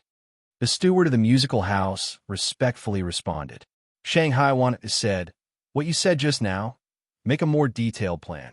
The Empress likes grandeur, so the scene must be grand and lively. Start building the color houses and colored houses now. You can borrow some soldiers from General Shinji to help." The steward of the musical house responded again. Shanghai Wan waved her hand and dismissed him. Then she said to Senior Captain Zhu Bin, "In the Dragon Gate section of the Yi River, there are checkpoints on both sides. Ships and people entering and leaving must have a pass jointly signed by the internal guards and the musical house before they can pass through. Ships must be strictly inspected, and there must be no negligence." "Yes," Zhu Bin answered and hurried to make arrangements. Shanghai Wan then said to the imperial officer of the Food Bureau, "Within the 4 seas, all kinds of delicacies on land and water must be prepared. Make a list of all kinds of ingredients and send them to the palace as soon as possible. If there is not enough, buy them as soon as possible. Tell Tuan to hurry up on this matter. In order to facilitate the supply, a temporary kitchen needs to be built on the bank of the Yi River. The location must be hidden and downwind so that the Empress won't smell it. I have decided on a place for you. You can go and have a look first. If there is nothing wrong, prepare it as soon as possible." After Shanghai Wan finished speaking, she asked a little eunuch to leave with the imperial officer of the Food Bureau. Then she inquired and made arrangements for the officials of the Imperial Clothing Bureau, the Imperial Carriage Bureau, the Imperial Carriage Bureau, the Imperial Household Bureau, the Imperial Household Bureau, and so on. When these people were all sent out, Shanghai Wan took a breath and sat down to carefully review the invitation list from the imperial household. Shanghai Wan read the invitation list from beginning to end, picked up a pen, added a few names, pondered for a moment, and crossed out a few names. Imperial banquets had never been a simple banquet. An invitation list, an order of seats, in the eyes of observant people, was a clear signal. Other people didn't know, but as the Shanghai Wan who assisted Wu Zetian in handling court affairs, she knew many secrets that others didn't know. She knew that long before Li Junqian impeached Crown Prince Zhang Huai's 2 sons, Wu Qingxi and Zhou Xing had jointly submitted a memorial to impeach Emperor Gaozong's sons, Li Shangjin the Prince of Zhe and Li Suji the Prince of Sun for plotting rebellion. The Empress Dowager had issued a secret edict to arrest them all and bring them back to Luoyang to be punished. The reason why Li Junqian impeached Crown Prince Zhang Huai's 2 sons was obviously because he heard the news and saw that he had fallen behind Zhou Xing, so he couldn't wait to step forward. But the Empress didn't even blink, didn't even investigate, and didn't care whether the crime of cursing the monarch's father was appropriate for the 2 children. She instructed Qiu Shinji to execute them. It was clear that a great purge of Li Tang's royal family was about to begin. The people that Shanghai Wan crossed out were all princes, and relatives of Li Tang's royal family in the capital, as well as ministers who were openly close to Li Tang's royal family. There were also a few princesses of the Tang dynasty, such as eldest Princess Danyang. Eldest Princess Danyang had once married Zhang's son Wuji's uncle, Gao Xingxing. Empress Wu hated the house and its crow, so how could she possibly like her? Only a few people remained on the list, such as Princess Taiping and eldest Princess Qianjin. The few people she added were ministers who originally didn't have the qualifications to attend the banquet, but had recently been in frequent contact with the Wu family. Shanghai Wan knew that although the addition and deletion of a few people in a grand banquet didn't seem to be a big deal, in the eyes of some people, it would inevitably increase the arrogance of some people, adding fuel to the fire. But the reason why she was used by Empress Wu, wasn't it because Empress Wu needed such a person? It was easy for Empress Wu to find another female official who was good at understanding people's intentions. But if she left Empress Wu, she would just be a daughter abandoned by a big tree. She knew very well what fate awaited her at that time. So every day, she would be very careful, not allowing herself to make a single mistake, because she couldn't afford to make a mistake. Warner looked over the list again and handed it to a servant next to her. She ordered, "Send a message." After the servant left, Wanner was the only one left in the crowded meditation room. She let out a sigh and stretched her body tiredly. She stared at the large Zen character on the wall across from her and began to daydream. Ever since she was kissed by Yang Fan, Shanghai Wan had been avoiding him because she didn't know what to do. However, once her emotions were stirred up, they would grow rapidly and crazily like weeds in spring. This little girl, who had always been reserved and introverted, barely managed to build a dam in her heart, but her emotions broke the dam again and again. She didn't dare to be idle. Once she was idle, she couldn't help but think of that person and that kiss. She finally knew what the feeling of lovesickness in the poem was. Picking leaves, not seeing each other for a day, is like 3 months. Picking leaves, not seeing each other for a day, is like 3 years. Picking leaves, not seeing each other for a day, is like 3 years. Come.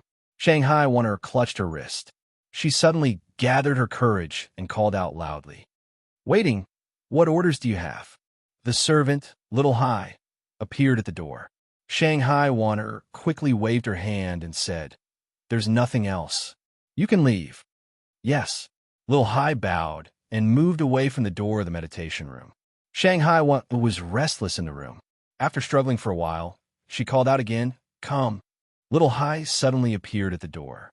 She bowed and said, Waiting, what orders do you have? Shanghai Wanner thought for a moment and waved her hand. There's nothing else. You can leave. Little Hai was confused. She quietly moved away from the side of the door. Shanghai Wanner stood up and paced in the room. After pacing for a while, she gritted her teeth and lightly stamped her foot. She called out, Come. Little Hai faintly appeared at the door. She had a strange expression on her face. Waiting, what orders do you have? Shanghai Wanner's face was taut. She solemnly said, Go and call Imperial Bodyguard Yang Fan in. I have orders. Little Hai bowed and said, Yes. Then he habitually moved to the side of the door. His figure flashed and disappeared. Then they heard him cry out as if he had just woken up from a dream. Then they saw him run back, running along the stone steps in front of the door. Shanghai Wan hurriedly rushed back to the table and sat down. She grabbed a brush and a memorial to the throne. When Yang Fan entered the meditation room, there was only Wanner inside. She was bent over and sitting behind the table. Her hand was holding a weasel hairbrush. Her small face was completely red.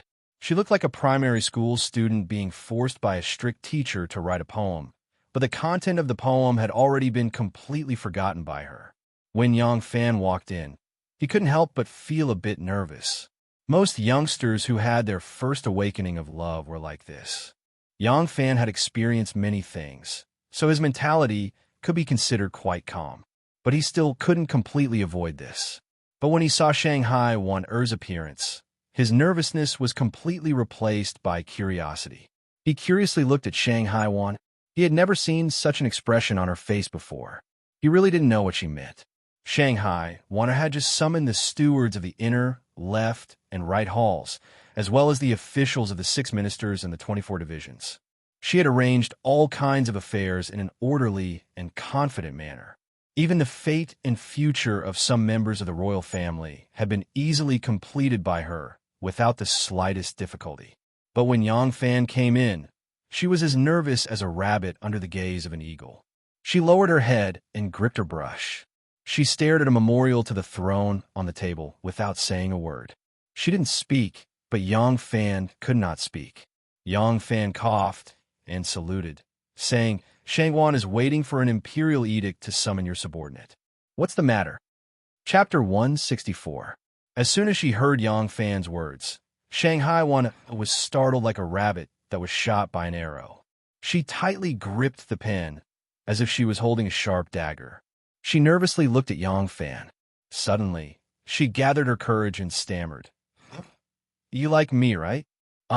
Yang Fan really didn't expect her opening remarks to be like this. This sentence that came out of nowhere caused him to be unable to react, causing him to be in a daze. Shanghai Wanner blushed and lowered her head. She slowly said, Your request. I have carefully considered it for a long time. Yang Fan did not react. Shanghai Wanner stammered. I called you here to tell you I allow you to like me. Shanghai finished her words with a red face. She let out a big sigh of relief. She did not raise her head and just continued to bite the pen. Ah! Yang Fan was really dumbfounded this time. He stood there, dumbfounded, looking at Shanghai Wan. Shanghai Wan lowered her head and nervously bit the pen for a long time. She did not hear any movement, so she quietly raised her eyes. When her eyes met with Yang Fan's, she was startled and asked in surprise, "Why are you still here? Is there anything else?" Yang Fan blankly shook his head.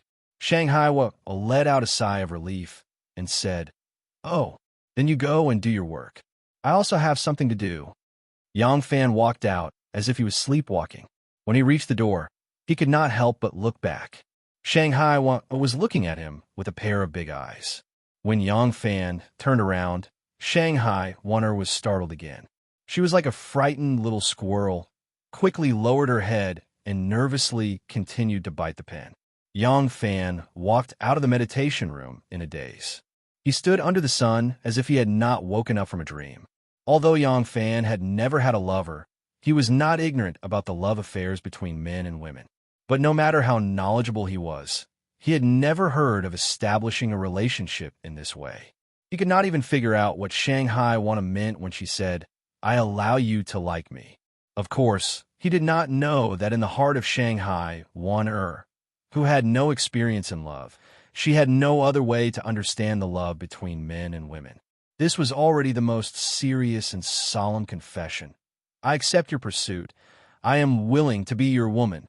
There is almost no description of normal love words between men and women in poetry. Who was used to dealing with official documents, so it was not surprising that she used an official language to express her willingness to be Yang Fan's lover. It was just that poor Yang Fan, who claimed to be a prodigal son of love who has never touched a single leaf when he was in Nanyang, was also confused by this expression that he had never seen before. Yang Fan stood under the porch with a halberd in his arms and guessed for a long time. Combined with the shy expression of Shanghai at that time, he vaguely guessed her intention. Yang Fan thought, this Tang dynasty's Minister of Internal Affairs, who is in charge of the government and the literary world, who plays an important role in the political and literary circles, and the world's talented woman. Could she be a bookworm? Does she think that they are lovers like this? If they are lovers like this, they can sleep on the same bed without interfering with each other's business, and they can also have children. The grand banquet was held at Longmen Mountain as scheduled. The banquet was held on the bank of the Yi River at the foot of Longmen Mountain. The famous musicians and dancers of the palaces Jiaofeng and the left and right Jiaofeng all came to the banquet. Several famous music and dance troupes in Luoyang were also called to participate in the grand event. Along the river, there were luxurious carriages and horses, shoulder to shoulder, and tens of thousands of people gathered. It was an unprecedented grand occasion. Colorful buildings were built on the river. Colorful boats and pleasure boats were built on the water. Pavilions and pavilions were shaded by green trees and flowers and grass along the river. Banquets were everywhere, and music and dance were everywhere. It was an unprecedented grand occasion. The palace banquets of the Tang dynasty had always been extremely luxurious. Within the four seas, treasures of land and water were all prepared, and the song and dance had always been particular about grandeur. Before the banquet officially began, hundreds of musicians of the musical house on the bank of the Yi River had already begun to imitate the 100 birds facing the wind. The sound echoed between the valleys on both sides of the river, like the singing of hundreds of birds. Yang Fan and Xie Xiaoman stood in a corner of the passage of the colorful house, watching the palace maids and courtesans carrying all kinds of delicious food to the colorful house built along the river. There were also beautiful dancers who had changed their clothes on the pleasure boats, barefooted and exposed their forearms, walking along the red carpet to the performance venue. Those dancers and courtesans were all young and beautiful girls. Now that they were dressed up for the performance, they looked even more stunning. Their snow-white skin, slender waists were half exposed, and their hips swayed as they walked. Yang Fan was not the only one who was mesmerized by them. Many guards on both sides were dazzled by them. It was all because there were too many beautiful girls, and they walked past in front of them too fast. At this time, there was no need to worry about not seeing the beautiful girls, but there were too few eyes to see them clearly. Xie Xiaoman looked at the eyes of the men and said disdainfully, "Why are you all like wolves?" Yang Fan looked at the beautiful girls with snow-white feet walking back and forth in front of him. He used his claws to scratch the halberd twice and said with a drooling expression, "I really want to be a beast." Xie Xiaoman rolled her eyes at him and said angrily, "What are you thinking? You are a beast." Yang Fan rolled his eyes at her and snorted, "You don't like me again. Have I ever been a beast to you?" Xie Xiaoman put her hand on the long sword at her waist. Little Yao raised her nose and snorted coldly, "You try." Since that night, Xie Xiaoman's attitude towards Yang Fan had become much friendlier. In fact, in the beginning, she disliked Yang Fan's bad habit of womanizing. Now, after so long, she gradually understood that it was not Yang Fan's womanizing, but the girls in the palace were too enthusiastic, too bold. Let's not talk about others, just her good sister. Don't think that she's always staying far away from Yang Fan, but look at her resentful eyes. If Yang Fan just hooked his little finger, she would happily send herself into the tiger's mouth. As for Yang Fan and Shanghuan Daijiao's feelings, it had nothing to do with her.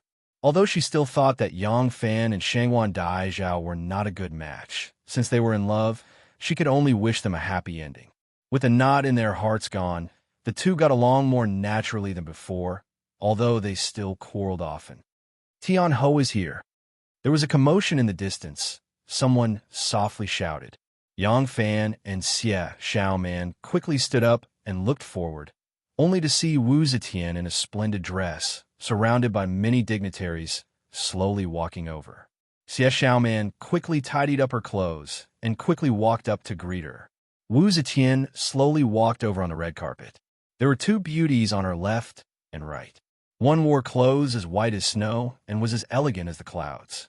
The other wore a bright red dress and was like a ball of flames that could melt people.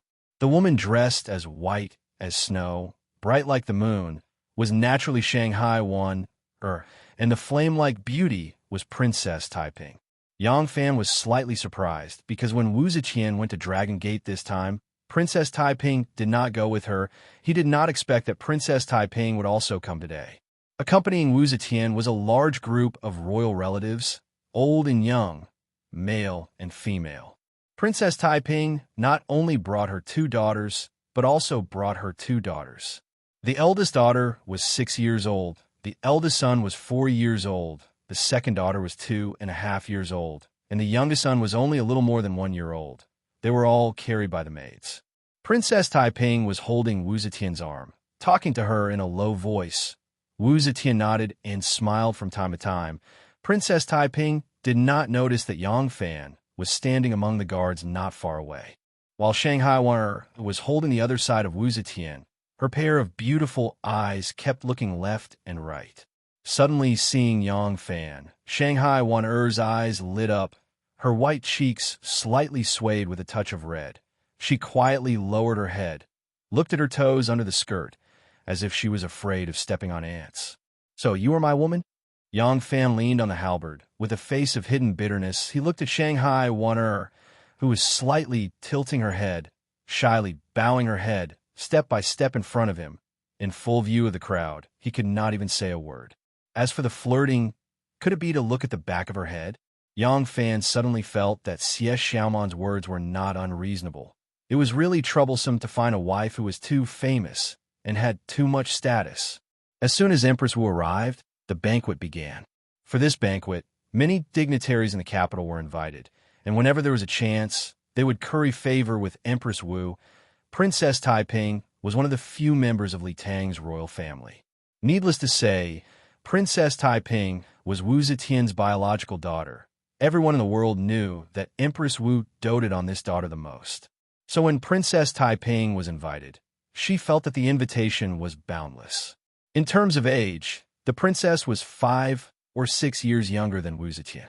However, in terms of seniority, she was the daughter of Li Yuan and the aunt of the Gaozong's Li Ji. Thus, the Gaozong's empress, Wu Zetian, had to treat her like an aunt. In addition, the two of them had a good relationship, so the princess was allowed to sit next to Empress Wu. The two of them were about the same age, so they were able to talk about many things together. With the addition of the princess, Wu Zetian was able to smile with just a few words. Wu Zetian patted Princess Taiping's arm and said, "The scenery at Dragon Gate is beautiful and pleasing to the eye. I am very happy here, but I lack a confidant. You don't have to leave today. Stay at my place tonight. We can have a good chat." The noble princess was overwhelmed by the favor and hurriedly said, "That's great. I haven't seen the Heavenly Empress these few days and haven't spoken to the Heavenly Empress, so my heart has been empty. Tonight, I will accompany the Heavenly Empress for a chat.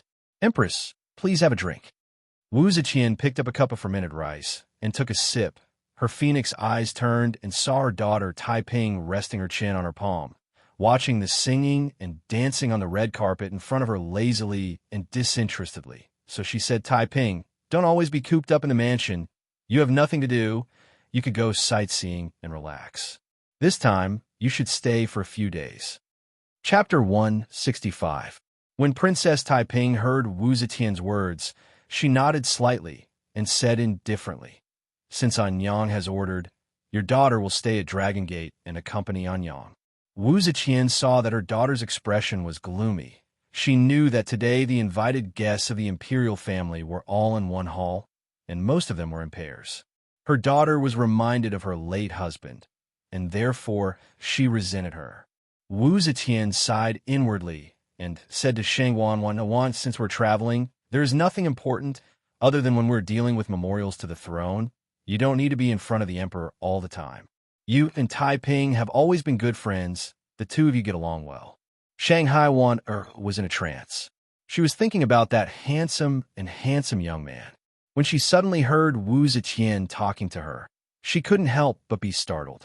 When she heard Wu Zetian's order, she was overjoyed and quickly replied, "Wan obeys." Shangwan Wan was secretly delighted. Ever since she had plucked up the courage to confess her feelings to Yang Fan, her heart had finally found a place to belong to. However, due to her special status, she could not be free easily. How could she have the chance to spend even a moment with her lover? Now, she finally had the chance. Shanghai Wonder couldn't wait to tell this good news to Yang Fan. But she couldn't leave right now. Even if she left, how could she talk to Yang Fan in public? Unable to restrain himself, he took the opportunity to write a line of words on his handkerchief with an eyebrow pencil and returned to the side of the stage. Seeing Xie Xiaoman pacing back and forth by the side of the stage, he coughed and said, "Xiaoman." Xie Xiaoman quickly stepped forward and cupped her fists. "Your humble servant is here." Shanghai Wonder calmly took out the folded thing from her sleeve and handed it to her. She ordered, "Quickly hand this thing to Yang Fan's bodyguard. Don't make any mistakes." Xie Xiaoman was startled. She took it with both hands. It was light and soft. When she looked carefully, she saw that it was a handkerchief. Xie Xiaoman nodded and left with the silk in her sleeve. Shangwan Wanner added, "This is urgent. Have Guard Yang go to a secret place to watch by himself." "Here." Xie Xiaoman turned around. Little Yao wrinkled her nose and thought to herself, "What urgent matter do you have that you need to instruct a big shot from the escort division to do it?" Bang! "It's obviously the two of you who are being lovey-dovey with each other, but you're using me as a messenger goose. Really, who am I working for?" The princess was invited today, and she already felt honored. Now that Empress Wu had specially asked her to stay for the night, she was even more excited. She sat beside Wu Zetian and chatted with her carefully. She only cared about pleasing Empress Wu. Empress Wu glanced at her daughter from time to time because she saw that her daughter was lonely. The noble princess saw this and hurriedly said, "Today, the Empress has set up a banquet. The monarch and the officials are gathered together, and the atmosphere is joyous and harmonious. I know that Princess Taiping's dancing skills are outstanding.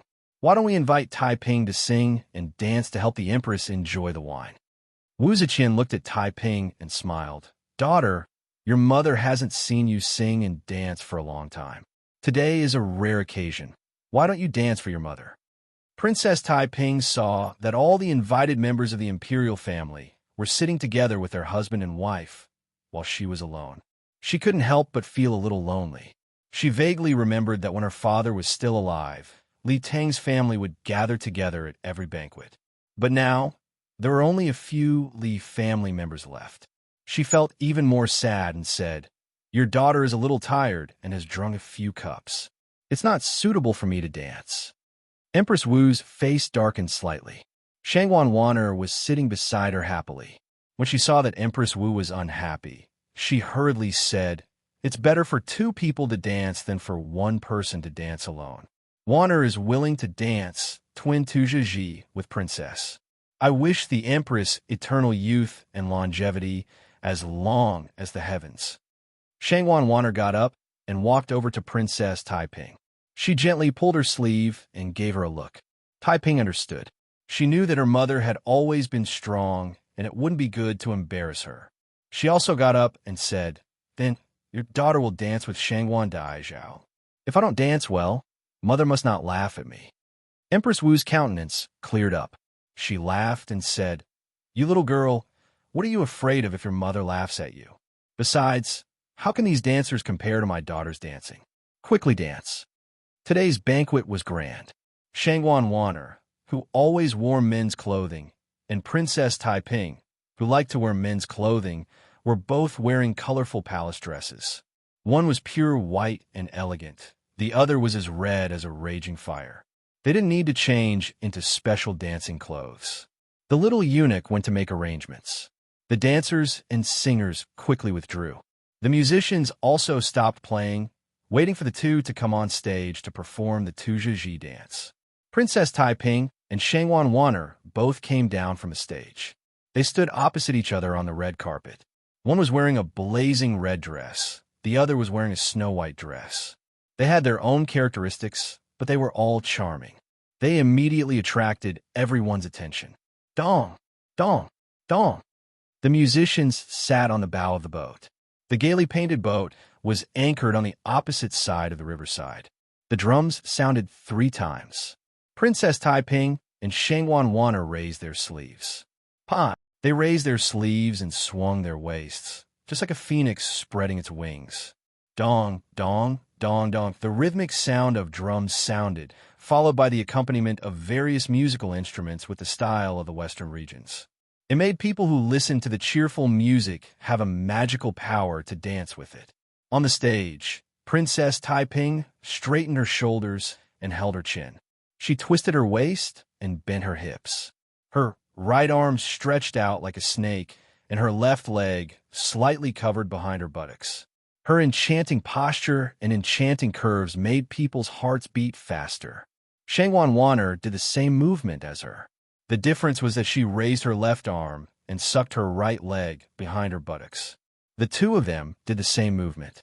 It was as if they were dancing alone in front of a mirror. The red one was like fire. The white one was like snow. The colors were bright. The Tuja first move of the drum. The flowery gown was slender.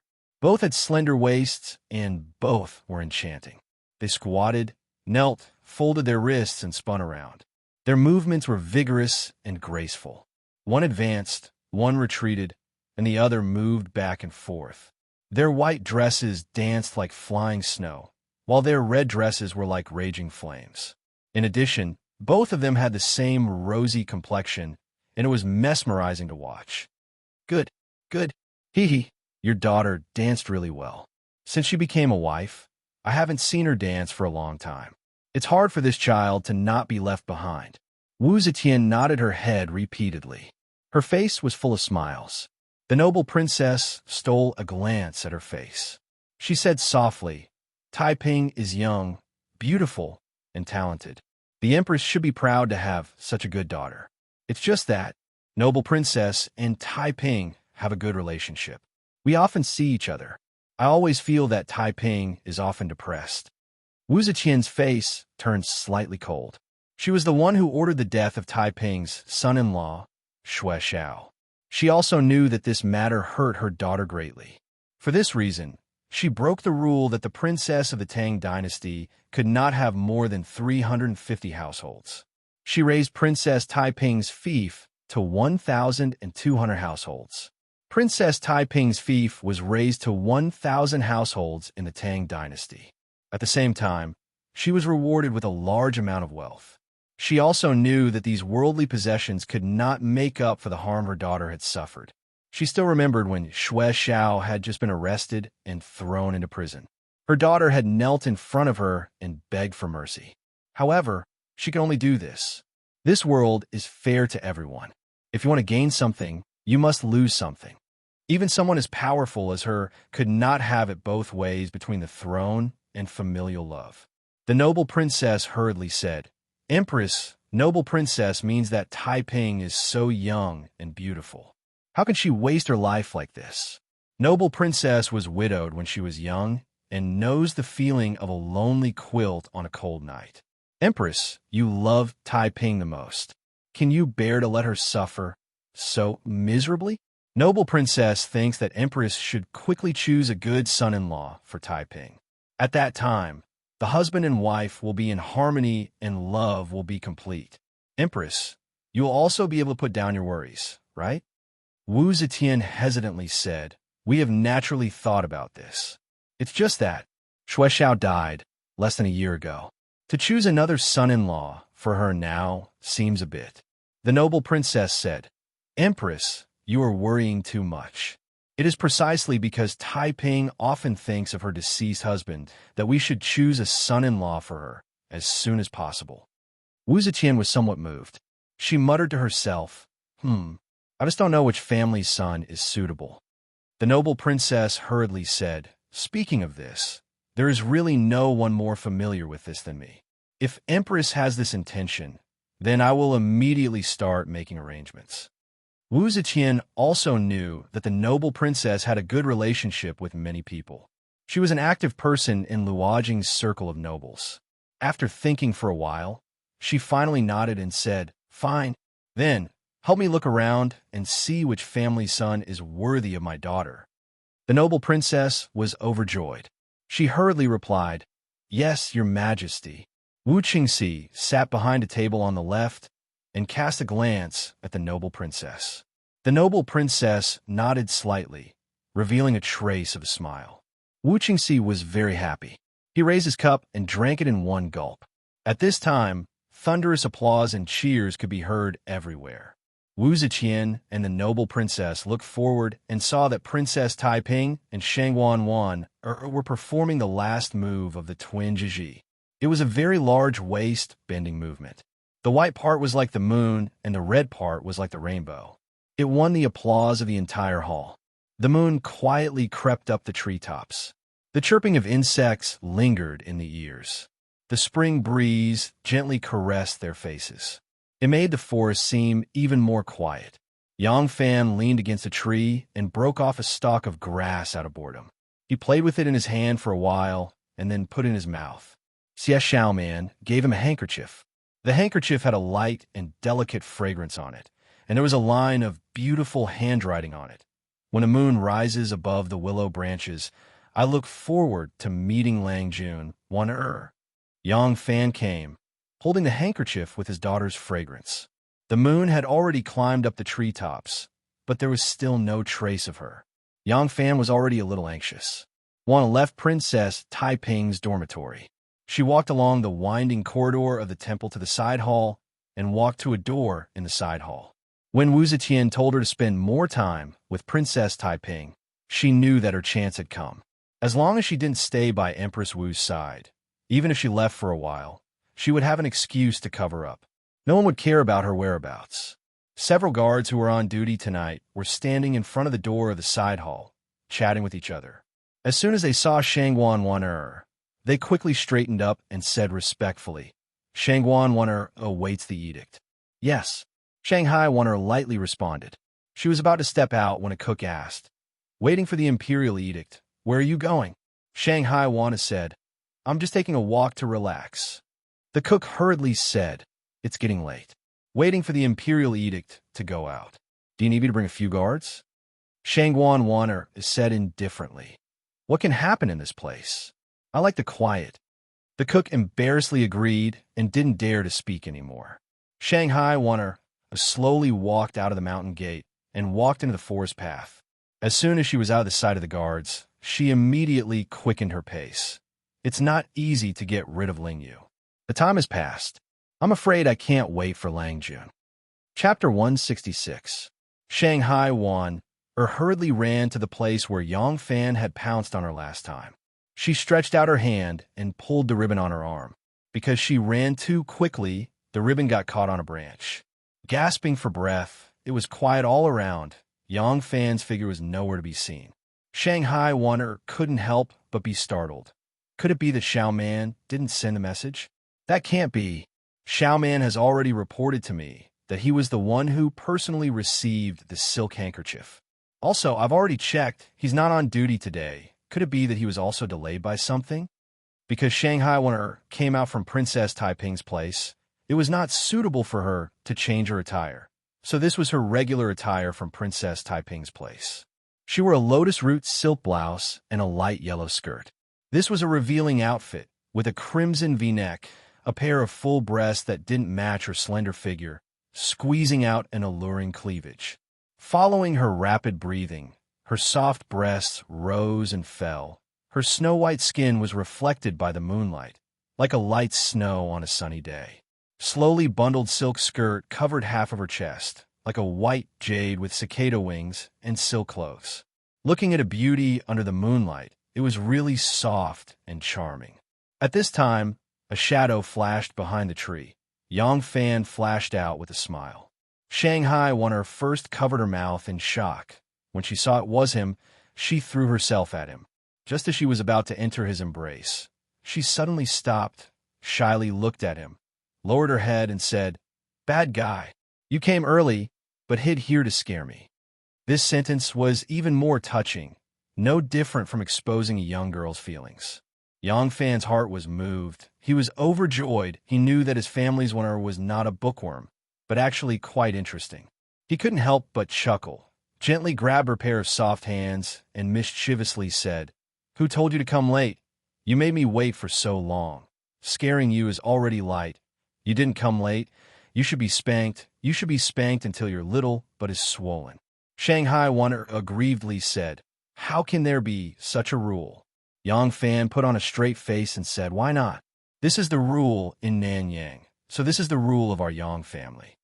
Shanghai Wan thought about how her buttocks were going to be hit by his big hand, and how he would hit it until it was red and swollen. She was ashamed and embarrassed, but also wronged. Thereupon she raised her little face and, with a blushing face, begged, "Can I hit you?" He had no choice but to escape with great difficulty. "In all my years, I have never been beaten before. My mother has never beaten me before, and the Empress has never beaten me before." In the beginning, Yang Fan thought that she was just joking with him. Listening to her interesting words, he was delighted. However, the more he listened, the more he felt that something was wrong. Looking at her serious and aggrieved expression, he couldn't help but be surprised. Yang Fan asked tentatively, "You can't be thinking that. I'm really going to spank you, right?" Shanghai Wan was stunned and asked in surprise, "Didn't you just say that?" After a brief pondering, Yang Fan sorted out his chaotic thoughts and explained, "I wasn't really fighting. I was fighting for real, no? I mean, I wasn't using all my strength." Shanghai Wan's big, innocent eyes widened, and she asked in surprise, "Then why are you fighting?" Although Yang Fan was still a young boy, when he was in Nanyang, young boys and precocious girls of the same age often talked about these topics. When he came to Luoyang Xiu one workshop, he spent all day with the workshop attendants and was even more imperceptibly influenced. He tried hard to recall the teachings of the girls and the hot words of the Nanyang sisters, and tried to use the simplest words to explain. Actually, this spanking is just a light pat, and it's very enjoyable. Not only is it not painful, but it's also very comfortable. "Oh, then isn't it a waste of time?" Yang Fan said patiently. "It's not a waste of time. Its purpose is not to hit people. It's actually a kind of bedroom pleasure, a method of flirting between men and women." "Oh, I see." Shanghai Wan slightly tilted her head, her delicate eyebrows slightly furrowed. She seemed to understand, but she was very serious and trying very hard to understand it. The exquisite royal sister in Yang Fan's eyes suddenly disappeared. This was clearly an extremely cute little girl. The body of a royal sister, the heart of a little girl. Yang Fan weakly held his forehead. The quiet river was silent, but under the moonlight, the flowing water constantly flashed with layers of light. Yang Fan and Shangwan Wanner sat on a rock about 3 feet above the river, the trees and weeds around them hiding their figures. Yang Fan's hand was wrapped around Wanner's slender waist, and Wanner automatically snuggled into his arms, her face full of sweetness. Of course, right now, Yang Fan could not make any further moves. He only put his hand on her waist, which made Wanner's delicate body tense up. It took a long time for her to calm down. No matter if Yang Fan's hand was moving up to touch those 2 soft lumps of flesh, or if he wanted to quietly slide down to get closer to her round and perky buttocks, Wanner would quietly grab his hand and put it back on her waist.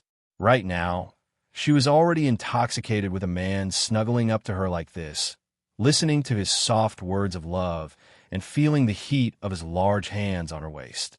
She couldn't take any more intimacy. Am I stupid? After several times of not understanding or misunderstanding Yang Fan's words of love, and seeing Yang Fan's embarrassment, the clever Wanner finally sensed that something was wrong. She could not help but ask carefully. Of course not. Yang Fan gently kissed her smooth and tender cheeks. He softly said in her ear, "Can a stupid woman become a female scholar who weighs the talents of the world? In fact, my Wanner is too naive. You grew up in the palace, and you have never been in contact with these people and these things." Shanghai Wanner was relieved. She put her face on his chest and rubbed it sweetly. She softly said, "I don't know how to be your woman, but it doesn't matter. Anyway, I have you. You can teach me." Mr. Yang wanted to say, "Come, help me pull some grass and lay it here. Strip yourself and lie on it." However, he could only think about it. As a new teacher, he also understood the principle of step by step. He had to guide her step by step. He could not scare his good student. However, it was not always Yang Fan who played the role of Mr. Yang. When they naturally talked about their future, Shanghai Wanner showed that she had always been smart and capable. "Lang Jun, we can't make our relationship public yet. The Empress is about to ascend the throne. In the past, many things could only be handled by me, who was waiting for an imperial edict in the palace. Once I become the Empress, I can legitimately rule over all the officials in the world. I can meet the internal and external ministers. The prime ministers can help the Empress with a lot of things. Maybe I can have more freedom." Shanghai Wanner apologetically said to Yang Fan, "Also, your current official position. Lang Jun, please don't misunderstand. I don't care about it, but the Empress does. The Empress values family background and status the most. If I say I want to marry you, even if others don't say anything, the Empress will not agree." Yang Fan nodded his head heavily and said, "I understand. This is also what worries me." Shanghai Wanner said, "Wanner has planned for Lang Jun. Lang Jun, please don't blame Wanner for making a decision on my own." Yang Fan said, "Of course not. What is Wanner's plan?" Shanghai Wanner said, "Wanner has thought of 2 ways. One is to let Lang Jun change his official position 3 times a day. In less than a year, you will be a top official. At that time, with Lang Jun's status, it won't be difficult for you to marry Wanner. The other way is slightly more difficult, but it is also an opportunity. As for how to do it, I still need to think carefully." This little girl who snuggled in Yang Fan's arms like a little bird was indeed worthy of being the hidden minister of the Tang dynasty. Yang Fan usually saw her handling memorials for Wu Zetian, and from time to time, she would go to Hongwen Library to recite poems with the scholars. Otherwise, she would change into martial arts clothes and be active on the court. But now, it was so easy for her to turn a small soldier into an official of the court. The little girl had become a big sister, and an omnipotent big sister at that. Yang Fan said, "What is Wanner's plan?" Shanghai Wanner said, "The first method is for Lang Jun to retire from the army. Wanner will find someone to recommend Lang Jun to become an official." Yang Fan frowned and said, "Is it so easy to become an official?" Shanghai Wanner said sweetly, "Of course it is difficult, but easy is not difficult. Our imperial examinations are held once a year, and each examination only takes a dozen people. How can we satisfy the needs of the officials of such a big country? Self-recommendation, recommendation, imperial examination, inheritance, grace, there are many ways to become an official. Wanner assists the Empress in handling government affairs, and many officials in the court owe Wanner a favor. This is a small favor, and people will naturally help. At that time, it doesn't matter if it is through recommendation or if Lang Jun chooses a famous family and becomes a relative. It will be easy to get Lang Jun an 8th or 9th rank official. Of course, there was a recommendation system at that time, but the people who were recommended were either famous, talented, or originally low-ranking officials with political achievements.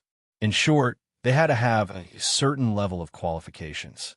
But of course, this was not a problem for Shangwan Wan'er. As for the family shadow system, it was a special benefit for officials of 5th rank and above. They had the right to recommend their own children to become officials. Di Renjia's third son, Di Guangzhou, used this method to become an official. But this system was no longer limited to children. Because everyone was doing this, no one came out to find fault. Whoever dared to break this unspoken rule that was beneficial to all officials would become the public enemy of the court. Even someone as incorruptible as Di Renji used to recommend his aunt's nephew, who was not his biological brother, to become an official through the family shadow system. So Shanghai Wan'er didn't even need to deliberately find a rich family with the same surname for Yang Fan. She just needed to attach herself to a distant relative and get him a low-ranking official. With Shanghai Wan'er's power as the prime minister, it was very easy for her to get an 8th or 9th rank official. But of course, an 8th or 9th rank official was still not qualified to marry a woman of Shanghai Wan'er status. But from an 8th or 9th rank official, almost every step was as difficult as ascending to the sky. Shanghai Wan'er let him be a low-ranking official first. Her intention was obviously to let him enter the court system first. Although Yang Fan was not very familiar with the court, he was clear about this. He couldn't help but ask, but then, how do you change your official position 3 times in a day and become an official within a year? Chapter 167. Persuasion. Shanghai Wan'er stared at Yang Fan and said, "The Empress is about to ascend to the throne, but this window paper has not been pierced yet. There will definitely be someone who will pierce it. This person has to represent the will of the people, so the official position cannot be too high, and it cannot be a nephew of the Wu family. Ordinary people are too much of a joke, so it must be a low-ranking official." Shanghai Wan'er said, "You used to be a worker at the Showan workshop, a monk at the White Horse Temple, and a soldier of the Imperial Army. Your Kuju and Jiju are famous in Luojing, and you have a large number of fans. Not only can you represent the people, but you can also easily gather people from all walks of life to lead the persuasion. This is completely different from the first merit. As long as you can make this contribution, you will soon become an official of the people." Yang Fan said, "Meritorious service is also a talent. Just leading the persuasion will make me an official of the people." Shanghai Wan'er smiled and said softly, "Lang Jun, have you not heard of the story of buying a horse's bones with 1,000 pieces of gold?" Yang Fan suddenly understood. He thought for a while and slowly asked, "Then what is the second method?" Shanghai Wan'er's eyes flashed with a strange light. She asked, "Lang Jun, you are not willing to persuade the people? Do you also think that a woman seizes the dawn, only the family rope?" Yang Fan shook his head and said, "In this world, is it important whether the Li or the Wu family is the emperor? Is it important whether the emperor is a man or a woman? I don't think so. As long as he is a good emperor who can bring happiness to the world, what does it matter? When I was in Nanyang, I saw some small countries where women were the kings. The people lived and worked in peace, and the sky did not fall. However, using persuasion as a way to advance is a shortcut, but also a dangerous one. While I was in Nanyang, I had a very insightful elder who taught me a lot about how to behave and how to do things. He also told me about the world's events from ancient times until now. Since ancient times, Those who used this shortcut to advance to the top did not have a good ending. A person with no foundation suddenly stepped on the heads of countless people and became their natural enemy. Especially now, cruel officials were running amok in the imperial court, and the various powers were tangled and complicated. It was even more dangerous to be in such a high position. Besides, if I use this method to get promoted, I will be looked down upon by others. If I become an official who is looked down upon, I will not be happy, and Warner will not be happy either. Shangwan Warner happily said, Warner is also worried about this, but I haven't had time to tell Lang Jun about the pros and cons of this matter. I didn't expect Lang Jun to be able to see through the mystery and see through it so clearly. Don't flatter me, Yang Fan said with a laugh. I don't know much about the officialdom. How can I have this kind of ability? You only need to say it, and I can see the pros and cons clearly. In fact, it's because you said just now that you've thought of 2 methods, and that the other one is more difficult and requires careful consideration. If there were no downsides to this method of persuading Warner to be promoted with Warner's intelligence, why would you spend so much effort to think of a second method? It was because I remember what you said, that I was certain that this method must be accompanied by great benefits and great harm. So I racked my brain to think of what's so bad about it. Shangwan Warner pursed her lips and smiled. Lang Jun, you don't have to be so modest. Although it's like that, how many people would think about the disadvantages of this method of promotion? Lang Jun is so young, but your mind is so meticulous, you really can't be compared to an ordinary man.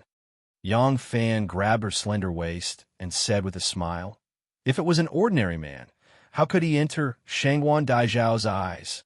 Shangwan Wana looked up and pouted coquettishly. You still call me Shangwan Daijiao? Yang Fan said, I won't call you that. I'll only call you Warner, my good Warner. He lowered his head and caught her cherry lips, teasing her with his tongue. Shangwan Warner's delicate body softened, and she panted and collapsed into his arms. Her charming eyes were like silk, and then she asked, Warner, what's the second method? Shangwan Warner's body went limp. She felt that as soon as he kissed her, there was an indescribable sweetness in her body. She was 25 years old, and this was the first time she had experienced such a feeling of floating in the air. After Yang Fan finished his question, Warner was still lying on his lap like she was drunk. After a while, she gently hit him and pouted coquettishly. Bad man, you made me so confused. How can I talk? Who said that this little girl didn't understand the matters between a man and a woman? After all, she was a mature girl. The only thing she lacked was this kind of knowledge. Now that she was teased a little, she naturally glowed with all kinds of amorous feelings. If her naivety in love was a little more mature, it was unknown how charming she would be. Shangwan Warner sat up and tidied her hair. Then she said, The other method is more difficult. Now, I only have a general idea. As for how to do it, I need to think about it carefully. Yang Fan said, Tell me about it. Warner sorted out her thoughts and said slowly, The second method, I think, is to continue to develop in the army. But I need to transfer the 16 guards of the Southern Office to the Northern Office. Although Yang Fan was now a member of the Royal Army, he didn't know the complicated relationship of the Royal Army. He couldn't help but wonder, the Northern Office? Warner nodded and said yes. The 16 guards of the Southern Office need to be approved by the Ministry of War, even if the Empress mobilizes them. And the Northern Office, to be exact, is the Emperor's private army. This private army has existed since the founding of the Tang dynasty. It was originally the 30,000 elite troops who followed Emperor Gaozu in Taiyuan. After the founding of the Tang dynasty, this army is independent of all other armies. Even the Ministry of War can't command it. It only listens to the emperor and acts according to the Tiger Seal. It is called the Yuan Tsung Imperial Army. When Emperor Taizong was in power, he selected 100 elite guard from the Yuan Tsung Imperial Army to guard the Xuanwu Gate. They wore tiger skin clothes and rode on horses, so they are called 100 horsemen. Shangwan Warner said sweetly, You are a big horseman, and you will be on duty every 3 months. Eventually, you will be transferred out of the palace. Once you are transferred to the Northern Office Imperial Army, you will be the Empress's private army and can stay in the palace. And once you become one of the 100 horsemen, you will be the Empress's private guard. You can walk freely in the palace, and there will be fewer restrictions. Yang Fan just knew that there were so many tricks in it. Seeing Shanghai Wanner talking proudly, he couldn't help scratching her nose gently and said with a smile, "In this way, I can see Wanner often, right?" Shanghai Wanner smiled mischievously and said in a sweet voice, "No. They said that once you become 100 horsemen, it will be much easier for you to be promoted than the generals of the Southern Office. The Northern Office Imperial Army is actually the Emperor's private army, but nominally it is attached to the Yulin Guard. The general of the Yulin Guard is Wu Yuyi, the nephew of the Empress. The general of the left Yulin Guard is Yin Jingrong, and the general of the right Yulin Guard is Li Duozhua. In fact, Li Duozhua and Yin Jingrong can only mobilize the ordinary Yulin Guard. Only Wu Yuyi has the right to mobilize the Yuan Tsong Imperial Army, which is the strongest and most powerful. Have you heard of the Plum Blossom Internal Guard? The Plum Blossom Internal Guard is also a part of the Yuan Tsong Imperial Army. Do you understand how much power they have now?" Yang Fan nodded solemnly. Shanghai Wanner frowned slightly and said, "It's just that after becoming a Yuan Tsong Imperial Army, it's not easy to be promoted step by step and become the trusted commander of the Emperor's trusted army. I haven't thought about how to make Lang Jun stand out in the Yuan Tsong Imperial Army." Yang Fan gently put his arm around her shoulder and comforted her. "This kind of thing can't be arranged by you. I'm a man. If I rely on you for everything, how can it be? You've shown me the way. If I walk on this road and climb this mountain, I still have to rely on my own efforts. I don't believe that I'm worse than others." Yang Fan gently sighed and let her head lean on his chest. He looked at the clear moon in the sky and the faintly discernible stars. For a moment, he was filled with lofty sentiments. From now on, he had another goal in life. He wanted to kill his enemy, find his little sister, marry his woman, and work hard to become an official, a high-ranking official. Shanghai Wanner looked at his handsome and energetic face with fascination. His eyes were confident and firm. She was gratified and said, "Yes, I believe in Lang Jun's ability. Lang Jun doesn't need to worry too much. As long as we have the heart to seize every opportunity, it shouldn't take too long." She gently leaned on Yang Fan's chest and murmured, "In order to make the Empress the Empress the Emperor, there will inevitably be a reign of terror in the court. There will be many vacancies, and many opportunities will appear." It was a light sentence, but it was like a clap of thunder in a silent place. The sea of officialdom had been quietly stirred up. But Wanner didn't want to think about this. This was not something she could control. These years, she had seen too many ups and downs of life and death. The only thing she wanted was to protect herself and the people she cared about in this turbulent time. Since the day she became a palace slave, there were very few people she cared about in this world. Now, there was one more person she cared about in this world, her man. Wanner gently sighed and buried her head deep in Yang Fan's chest. Listening to his powerful heartbeat, she suddenly felt a peace in her heart that she had never felt before. Perhaps this was happiness? A wisp of cloud passed by in the sky. The moonlight cast mottled shadows in the forest. Wanner only hoped that time would stop at this moment, but she knew in her heart that it was time for her to go back. I'm going back." Yang Fan accompanied Wanner until they were a stone's throw away from Taiping's residence. If they went any further, there might be soldiers patrolling and they would inevitably be seen. Shanghai Wanner stopped and reluctantly said to Yang Fan. On the way back, her little hand was held by Yang Fan. It was as if she had become a delicate little woman. She liked the feeling of her hand being held by his broad and strong hand. Yang Fan nodded and said in a low voice, "I don't know when it will be convenient to see you again." Shanghai Wanner was satisfied with her lover's attachment to her. Her eyes were full of hope, and she smiled sweetly. "I will think of a way. Let's go.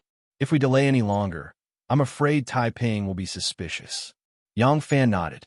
Shanghai Wanner gently pulled her hand out of his hand and took 2 steps back. She looked at him affectionately and turned to step onto the small path that led to the mountain gate. Shanghai Wanner wearing a light-colored apricot yellow dress, was bathed in the hazy starlight and moonlight. She was like a fairy walking on the waves. Chapter 168. On the same night, on the shore of Chio Lake, a Wu boat swayed gently on the surface of the lake in the spring breeze. Suddenly, a hurried bell rang. An array of light from the cabin shone on the deck. There was a thin rope tied to the side of the ship, and there was a bell hanging on the thin rope. At this moment, the thin rope was stretched taut, and the other end was far away in the water. The bell kept ringing along with the rapid trembling of the thin rope. "Ha ha! It's hooked!" With a burst of old and loud laughter, a short and fat old man wearing a round neck robe and barefooted hurriedly ran to the deck with a book in his hand. When he saw the urgent ringing of the bell, he hurriedly threw the book to the side and hurriedly pulled the rope from the water. Two more people came out from behind him. One was a strong, dark, skinny man who ran forward to help him pull the rope. The other was a pretty girl dressed in green. She rolled up the bamboo curtain unhurriedly and tied the rope to the frame of the cabin door. The cabin lights illuminated the bow of the ship. With the help of the man, the old man pulled the rope to the bow of the ship, and a lively big grass carp was pulled onto the ship by him. This big grass carp weighed about 30 to 40 pounds, and it jumped with all its might, almost pulling the fat old man down. The fat old man saw that the big fish was already on the ship, and there was no need to worry about it escaping again. He laughed and said complacently, How is it? What do I say? I said we can catch fish without fishing gear, right? Ha ha! The old man put his hands on his waist, which was so fat that it was almost impossible to see his curves, and laughed complacently. The big grass carp slapped under his feet, and the strength was so great that it made the cabin slightly shake. The light shone on the fat old man's face. His hair and beard were already 80% white, and he had a round, slightly dark face. His face was plump, and his eyes were full of spirit, giving people a gentle and generous feeling. He didn't know how to trim his beard, and it matched his fluffy and slightly crooked hairband. He was completely slovenly. Alang really has a way to catch fish like this. The lean man grabbed a clothes-hammering rod and hit the fish's head hard a few times. The fat grass carp finally stopped jumping around. He then bent down and deftly untied the rope. He took off the fish hook and the bell, rinsed them with water, and handed them to the fat old man. He then excitedly picked up the big fish. The fat old man picked up the bell, shook the water inside, and handed it to the girl in green, saying, Chanwan, the bell is back to you. The pretty girl in green took the bell from the fat old man's hand, squatted down, rolled up her trouser leg, and hung it back on the bell. The old man also pulled a thin rope from the side of his collar. There was a small loop at the end of the rope. The fish hook in the old man's hand had a hook, and as soon as it was hooked onto the iron loop, it was stuck. Nobody knew what it was for. The old man rubbed his hands and smiled as he urged the thin man, Sheng, quickly clean up the fish and stew it for this old man to drink.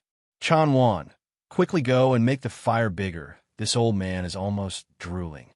The pretty girl in green pursed her lips, smiled, and went back into the cabin.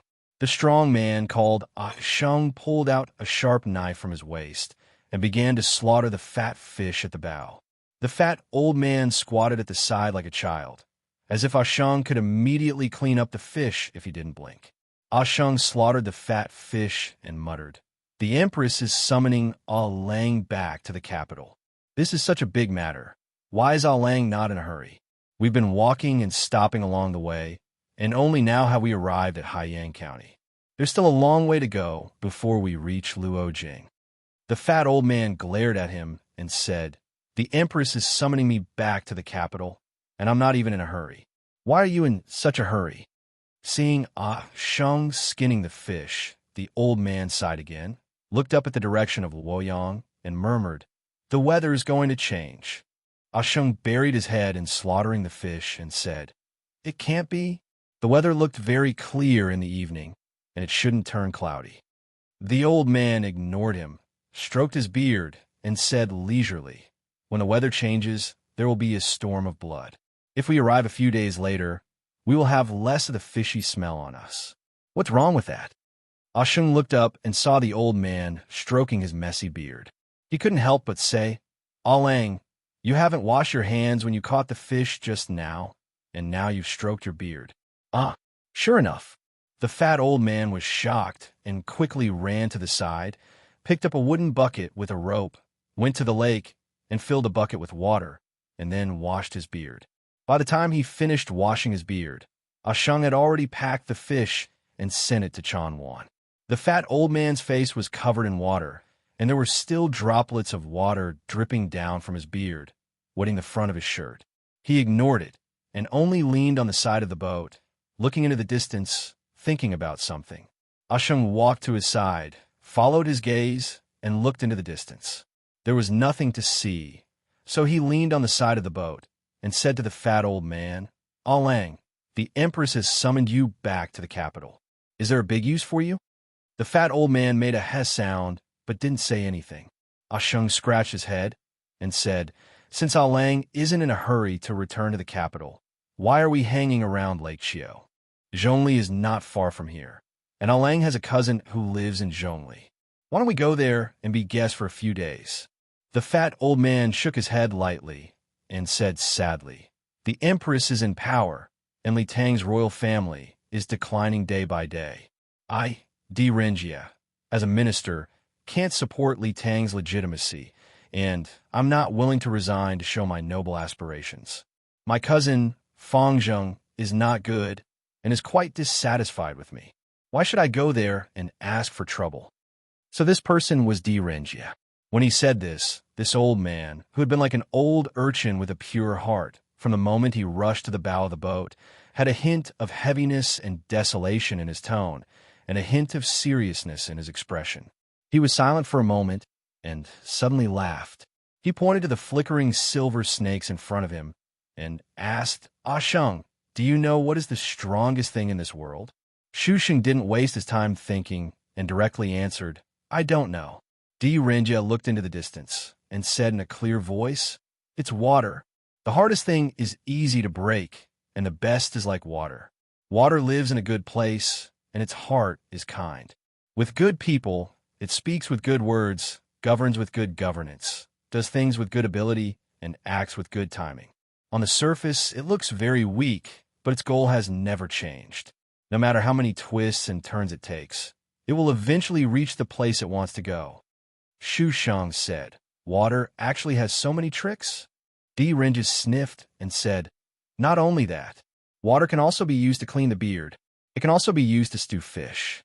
This old man can already smell the fragrance. Quickly bring out the jar of Jianan roasted spring that Envoy Lu gave to this old man. After a moment of desolation, Old Di's face revealed an optimistic and cynical expression. He pulled out 2 thin ropes from under his collar and tied them around his ears. 2 silver hooks hung down, and then he separated his beard and hung it on the hooks. So the hooks he used to fish were actually his beard hooks. By the riverbank of Yi River, Wu Zetian was half lying on a bamboo couch, and a fishing rod was fixed to the side of the bamboo couch. Above her head was a yellow umbrella, providing shade for her, and the warm sunlight shone on her legs. The dark green water was very calm, and occasionally a light breeze would blow, and a fishing float would float on the surface of the water. The noble princess hurried over with small steps. Hearing the movement, Wu Zetian opened her eyes slightly. Seeing that she had arrived, she lazily said, My dear daughter, what have you been doing so early in the morning? We have already caught 3 fish, and you have only just arrived. The noble princess laughed. Io, even if I had rushed to fish last night, I could not have caught more than the heavenly empress. She sat on the bed beside the couch and leaned forward and said to Wu Zetian, Yesterday, didn't the heavenly empress say that she wanted to find a suitable husband for Taiping? How could I dare not to take it seriously? Yesterday, when I went back, I asked people to pick out all the men in the capital who are qualified to support Taiping. Didn't I choose them all morning? Oh, hearing this, Wu Zetian sat up with great interest and said happily, Have you chosen? The noble princess said, I have carefully chosen all morning, and have chosen 5 men. Heavenly Empress, please listen and see which one is suitable. Wu Zetian laughed. All right, all right, all right. Speak. Saying this, she waved her hand, and the pretty maid serving her, Tuan Er, quickly presented a bowl of fermented rice.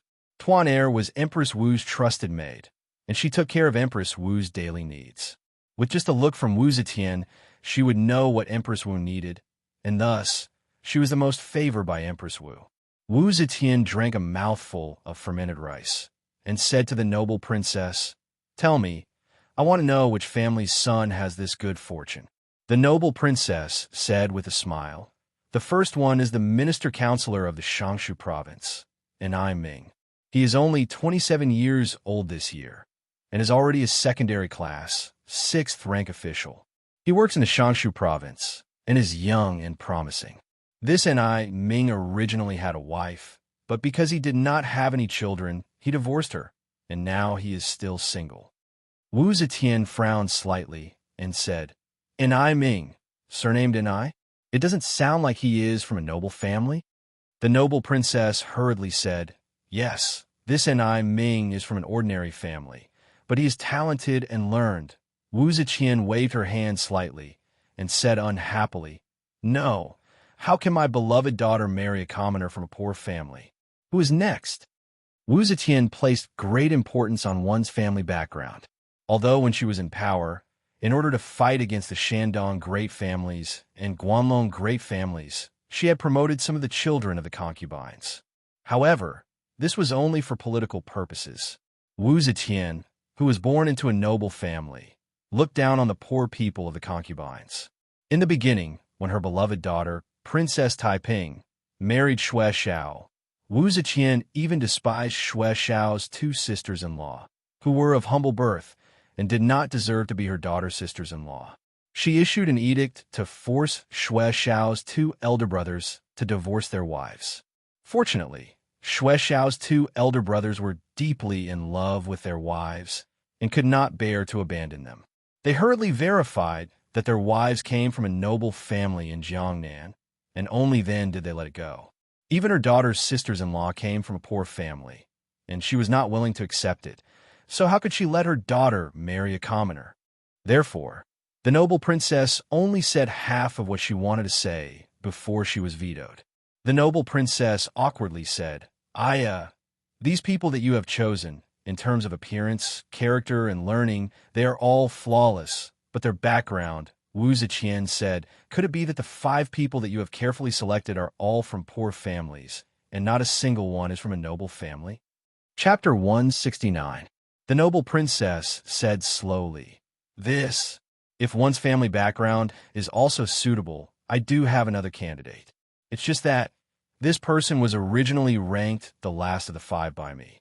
Compared to the others in other aspects, he seems to be slightly inferior." Wu Zetian said disapprovingly, "Since this person is from an aristocratic family, how can he be inferior to those from poor families? Who are you talking about?" The noble princess smiled and said, "This person is your nephew, Empress Wu, Wu Chengxi, Minister Wu." Wu Zetian was stunned and said in surprise, "Chengxi." The noble princess said, "Yes, in terms of status, those people naturally can't be compared to Wu. Or in terms of family background, talent, and ability, they can't even be compared." However, Wu Xiang's age was slightly older. Taiping is only 24, while Minister Wu is already in his early 40s. Chengxi. Wu Zetian didn't listen to what she said and started thinking. Li Lingyue was her most beloved daughter. Her daughter lost her husband, of course. As a mother, she would be concerned. Moreover, her daughter's husband was killed on her order, so she felt even more apologetic towards her daughter, so she wanted to make it up to her. However, because Xue Xiao had died not long ago, she also knew that her daughter and Xue Xiao were deeply in love. Xue Xiao's death must have hurt her deeply, so she didn't intend to find another husband for her so soon, and didn't think about who was more suitable. Now that the noble princess mentioned Wu Chengxi, it evoked another layer of her thoughts. Wu Zetian thought to herself, "I'm about to ascend the throne and become the emperor. Once I become the emperor, the Li family's empire will belong to the Wu family. This child Lingyue has always been proud and arrogant. How can she stand being left out? If she marries a nephew of the Wu family, then she will be the daughter-in-law of the Wu family. A daughter married out is like water spilled out. Speaking of which, she will be considered a member of the Wu family. Moreover, if Ling Yuan marries the son of the Wu family, Wu and Li will become one, then Wu Zetian looked at her daughter with satisfaction. If it wasn't for her daughter's idea, she wouldn't have thought of this point. This way, she could solve her daughter's lifelong problem.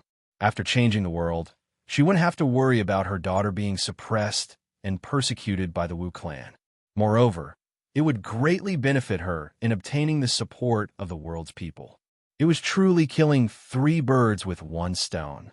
The more Wu Zetian thought about it, the happier she became. Regarding the inheritance of the throne, although others had all kinds of speculations, she had never thought of passing it on to her daughter. Just like how Wu Zetian valued the children of the concubines, in her heart, she still valued the great family. Although she wanted to become the emperor as a woman, she had never thought about having a female crown prince. Wu Zetian was not a feminist. She only wanted to become an empress because of her personal power and status. She had no intention of changing the status of women in the world. In her mind, letting her daughter become the daughter-in-law of the Wu family was undoubtedly the best way for her daughter. Wu Zetian nodded as a joyful smile appeared on her face. Good. Very good. Chengxi is a good child. His status is also suitable for your daughter. The princess said, Yes, I also think so. It's just that the age gap is a little big. Wu Zetian rolled her eyes at her and said, A man is 10 years older than a woman, so they are of the same age. Chengxi is only 41 this year, and your daughter is 24 this year. Yes, almost the same. A good match, a very good match. Wu Zetian did what she thought. She happily turned her head and called out, Tuan Ergo, summon Taiping to see me. Yes, your majesty. The princess's face quietly flashed a touch of pride. I won't marry. I said marry, so you must marry. I would rather die. Even if you die, you must be buried in the Wu family's ancestral grave and become the daughter-in-law of the Wu family. Princess Taiping was summoned in front of Wu Zetian. When she heard that she was going to marry Wu Chengxi, she was immediately angry. Wu Zetian's character was very strong. Seeing that her daughter was so stubborn, she could not help but be furious. After a few words, the mother and daughter were at stalemate. The princess saw that the mother and daughter were at a stalemate and hurriedly comforted. Empress, please calm down. Taiping, the Empress is doing this for your own good. Besides, Minister Wu's status is also suitable for you. His character and appearance are also not bad. Princess Taiping looked at her coldly. Taiping was not angry, but when she was angry, there was a sense of majesty. Her demeanor was very similar to her mother's. The princess felt a chill in her heart and could not say anything. Princess Taiping looked at Wu Zetian and said sadly, Mother, children's lives are decided by their parents. Her daughter's lifelong partner was chosen by her mother, but her daughter's lifelong husband was also personally ordered to be killed by her mother. Now, Mother wants me to marry someone, but do I like this person? Princess Taiping looked straight at Wu Zetian and looked gloomy. It is said that Mother loves me the most. But I want to ask Mother, when you order my husband to be killed, did you care about me? Now, Mother wants to choose Wu Chengxi as my husband. How much of it is for me? Wu Zetian was unable to restrain her anger. She slapped the table and said, If it is not for you, then who is it for? How do you know about my painstaking efforts? Princess Taiping shook her head lightly and said bitterly, I do not know about Mother's painstaking efforts, and I do not want to know. I only know that if it was not for Mother's painstaking efforts, I would not have lost my husband, and my children would not have lost their father. Mother's painstaking efforts, I really do not want to accept it anymore.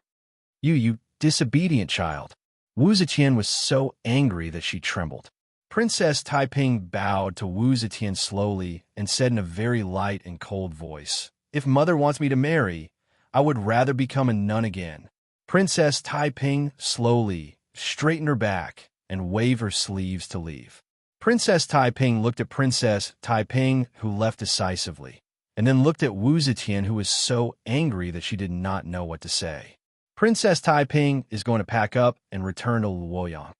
A little palace maid hurriedly ran into Shanghai Wan Er's meditation room and reported to her.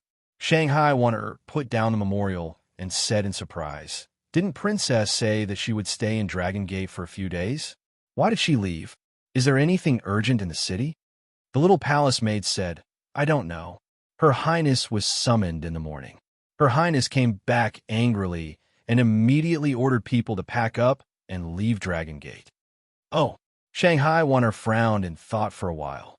She put down the brush and stood up, saying, "Let's go. Let's go see the princess."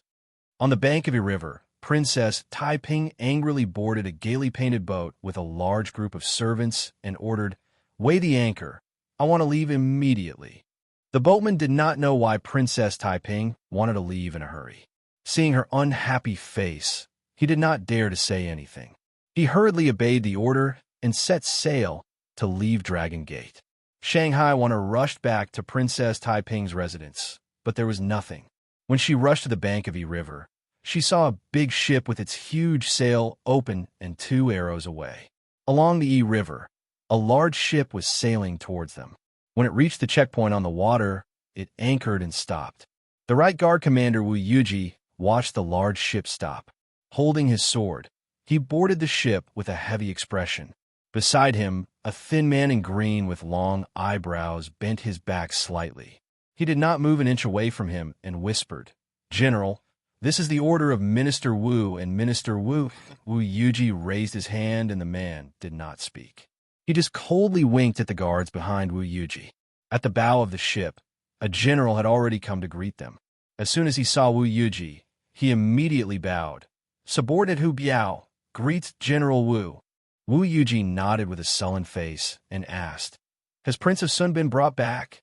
The green-clothed, thin-faced man at the side emphasized coldly, "General, Li Sujia is now a criminal, not Prince of Sun." Wu Yuji glanced at him and did not speak. The armored general cupped his fists and said, "Li Sujia and all his family have been brought back." The corner of Wu Yuji's eyes twitched, and he said in a deep voice, "Take them to the deck." The green-clothed, thin-faced man laughed coldly. His surname was Li Gui, and he was Wu Sanxi's personal attendant. Therefore, although he was domineering, the cowardly Wu Yuji did not dare to offend him easily. The Prince of Sun that Wu Yuji asked about was called Li Sujia, the 4th son of Emperor Gaozong. His biological mother was consort Xiao Shu. At the age of 6, he was conferred the title of Prince of Yong and Governor of Yong Province. At the age of 12, he was conferred the title of Prince of Sun and transferred to Qizhou Provincial Governor. After his mother, consort Xiao Shu, was killed by Wu Zetian, he was demoted to Xinzhou Provincial Governor. After that, he was transferred many times and was Shuzhou Provincial Governor before he was arrested.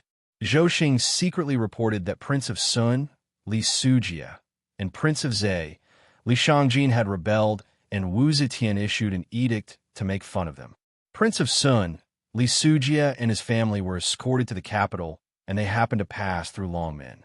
Because Wu Zetian was now enjoying spring at Longmen, the criminals were escorted directly here. After a while, there was a clatter of iron shackles, and a group of people were escorted out of the cabin. These people were men and women, old and young, dressed in different clothes. Some were in official clothes, some were in casual clothes, and some were in casual clothes. It was obvious that they were in different environments when they were arrested. Some were arrested outside, and some were arrested in the bedroom of the inner residence. They didn't even have time to change their clothes. As soon as they stepped on the deck, the sunlight was a little dazzling. As soon as they came out, they all narrowed their eyes. One of them was a middle-aged talent with a clear face, 3 strands of beard under his chin, and a delicate and pretty appearance. He looked to be in his 40s and was Prince of Sun, Li Sujia. Prince of Sun narrowed his eyes slightly and waited until he slowly adapted to the sunlight before casting his gaze on Wu Yuji. He didn't know Wu Yuji.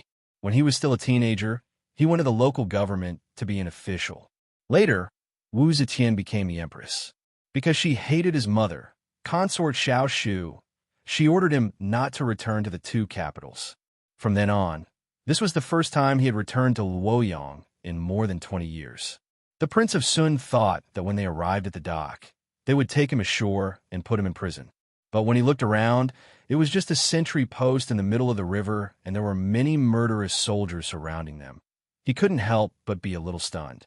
His wife, concubines, and children saw the unkind expressions of the soldiers and couldn't help but gather around him in fear. Wu Yuji looked at the old and young family, his expression full of struggle, and didn't say a word for a long time. Li Gui took a step forward and said gloomily, "General Wu." He deliberately emphasized the word Wu. Wu Yuji's body trembled when he heard this. He suddenly clenched the hilt of his sword and said in a deep voice, "By imperial edict, Li Sujie conspires against the law. Immediately, all the men in the family are to be sentenced to death. The women are to be palace slaves." Chapter 170. Li Sujie, the Prince of Sun, already had an ominous feeling when he saw the situation around him, but he still didn't dare to imagine that with his status as a prince of the Tang dynasty, he would be executed without trial. Hearing Wu Yuji's words, the Prince of Sun was shocked and said in horror, "Sujie is a member of the imperial family, a prince of the Tang dynasty. You dare?" Before Wu Yuji could answer, Li Gui stepped forward and shouted, "What are you waiting for? The general has already given the order. Why don't you act?" The warriors behind Wu Yuji swarmed forward and took down all the men of the Li family present. Li Sujie had a total of 13 sons, the oldest of whom was already an adult and the youngest was still in swaddling clothes. They were also taken from their mother's hands. The women and the young children were so frightened that they burst into tears. Li Sujie's arms were firmly clasped and his eyes were red. With tears in his eyes, he shouted with grief and indignation, "This is the Empress Dowager's order, isn't it? Isn't it?" Wu Yuji kept his mouth shut. Li Gui laughed. "What? Are you planning to lodge a complaint in the netherworld? Humph! Do it. Hang his sons first. Hang them one by one." As Li Gui spoke, the shallow pockmarks on his face became particularly obvious because of the swelling and redness of his face. He seemed to be particularly interested in the cruel scene. "Wait!" Wu Yuji shouted and stopped the soldier's actions. Li Gui suddenly turned to him, his eyes as gloomy as a spitting poisonous snake. "What does the general mean? Could it be you want to defy the will of the emperor?" Wu Yuji was well aware that this was a prince who was accused of rebellion and then executed without teaching.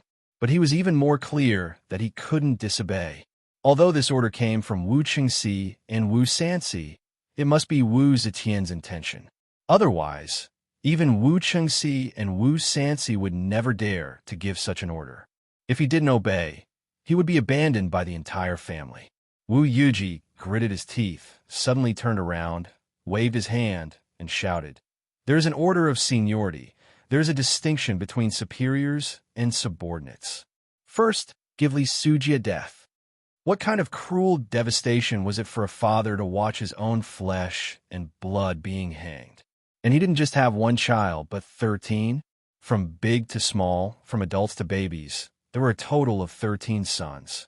The Prince of Zun had to watch helplessly as his 13 sons were hanged one by one. Wu Yuji shuddered at the thought of that resentment. The only mercy he could spare was to execute Li Sujie first. A piece of white silk was wrapped around Li Sujie's neck. Li Sujie looked up to the sky and howled in grief. "I, Li Tang, am a member of the royal family, a descendant of the royal family. When have I been reduced to a lowly dog? Heavens, Before he could finish his sorrowful cry, the white silk around his neck tightened.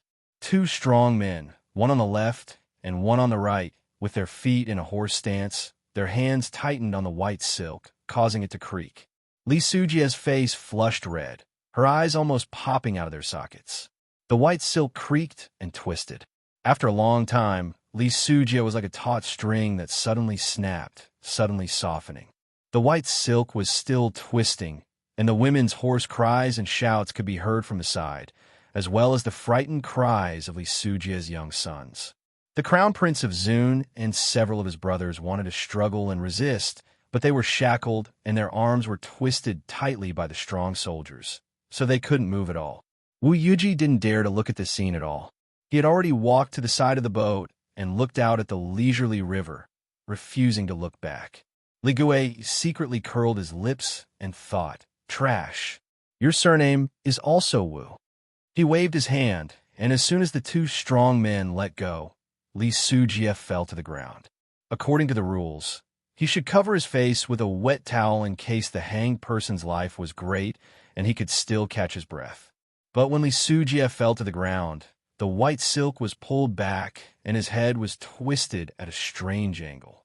It was clear that the two strong men had used too much strength and had broken his neck. Li Gui chuckled and waved his hand. "Well, it's time to send our crown prince of Zun on his way." Wu Yuji, who turned his head to look at the water and didn't dare to look back, heard this, and the corners of his eyes twitched a few times. Next! Li Gui looked at these phoenix children and dragon grandchildren, whimpering and dying at his feet like dogs, and faintly felt a kind of morbid pleasure. Just at this time, Princess Taiping's pleasure boat slowly sailed over from the opposite side. Princess Taiping stood at the bow of the boat, the wind constantly blowing up her clothes, but her mood slowly calmed down. When she first boarded the boat, she was inexplicably angry, but as the anger disappeared, it was replaced by a bellyful of sadness. Li Tang's royal family was like a big tree whose branches were constantly being sawed off, leaving only a bare trunk. It would soon wither, rot, and collapse, but she could only watch helplessly. It was her biological mother who dug the grave for the Tang dynasty. She couldn't and was powerless to stop it. She was also a descendant of the Li family. How would she feel good watching this? And what about herself? She was also hurt by her mother again and again. Her mother loved her dearly.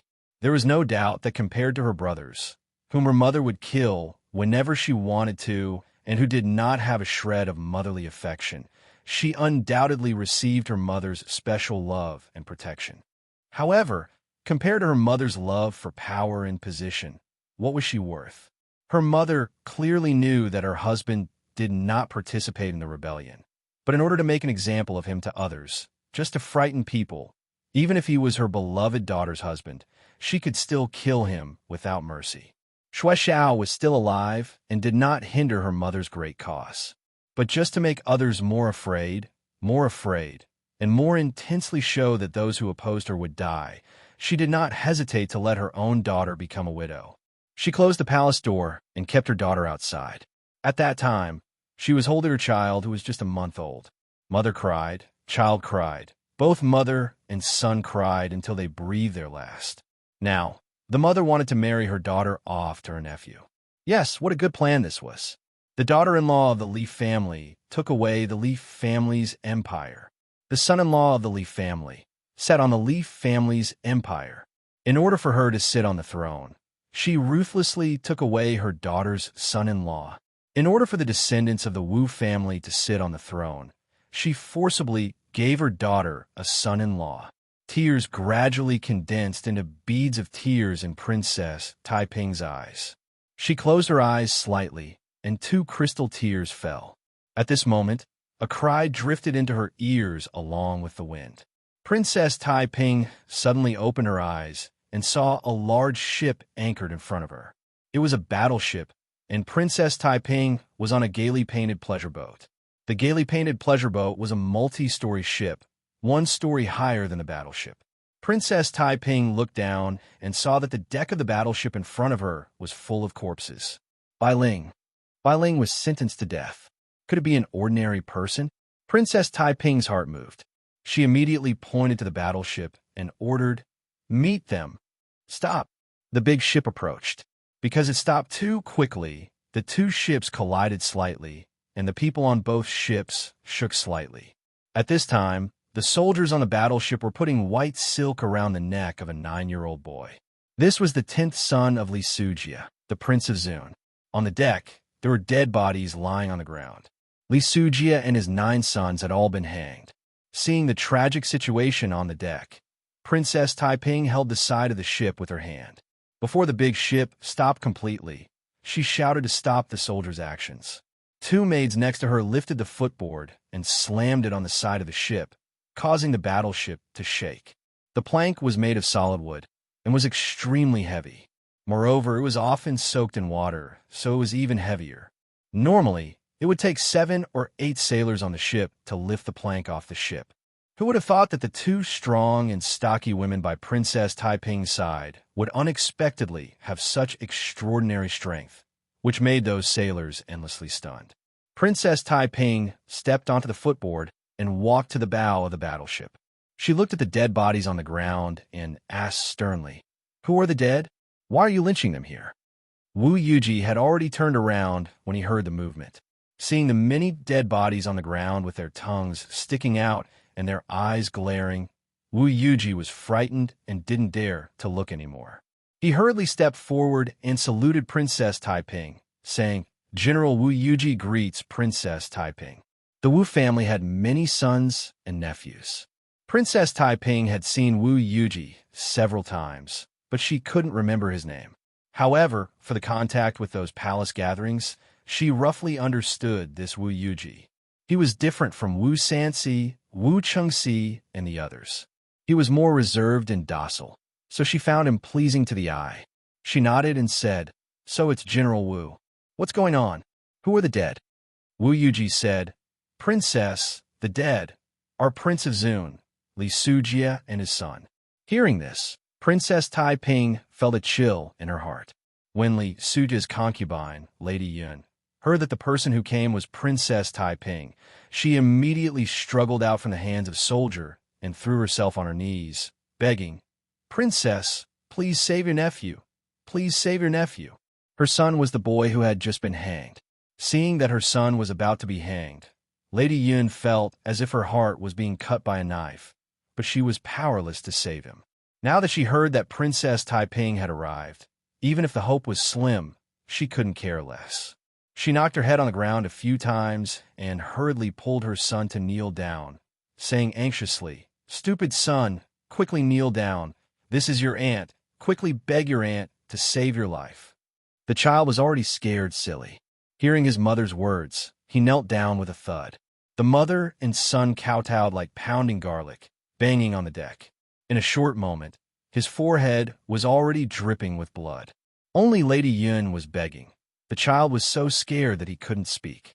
He only knew to follow his mother and kowtowing hard. Princess Taiping's heart trembled. As soon as she asked about the identity of the dead, she knew that this matter could not have been Wu Yuji's private execution. Prince of Zun, Li Sujia, was her half-brother.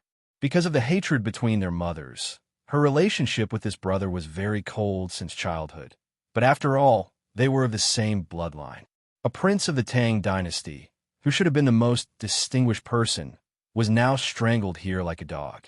As a member of the Li family and a son of the royal family, Princess Taiping couldn't help but feel a sense of sympathy for the death of a rabbit. Especially the scene of Lady Yun and her son and other concubines and daughters of Prince of Zun kneeling down and begging made her even more miserable.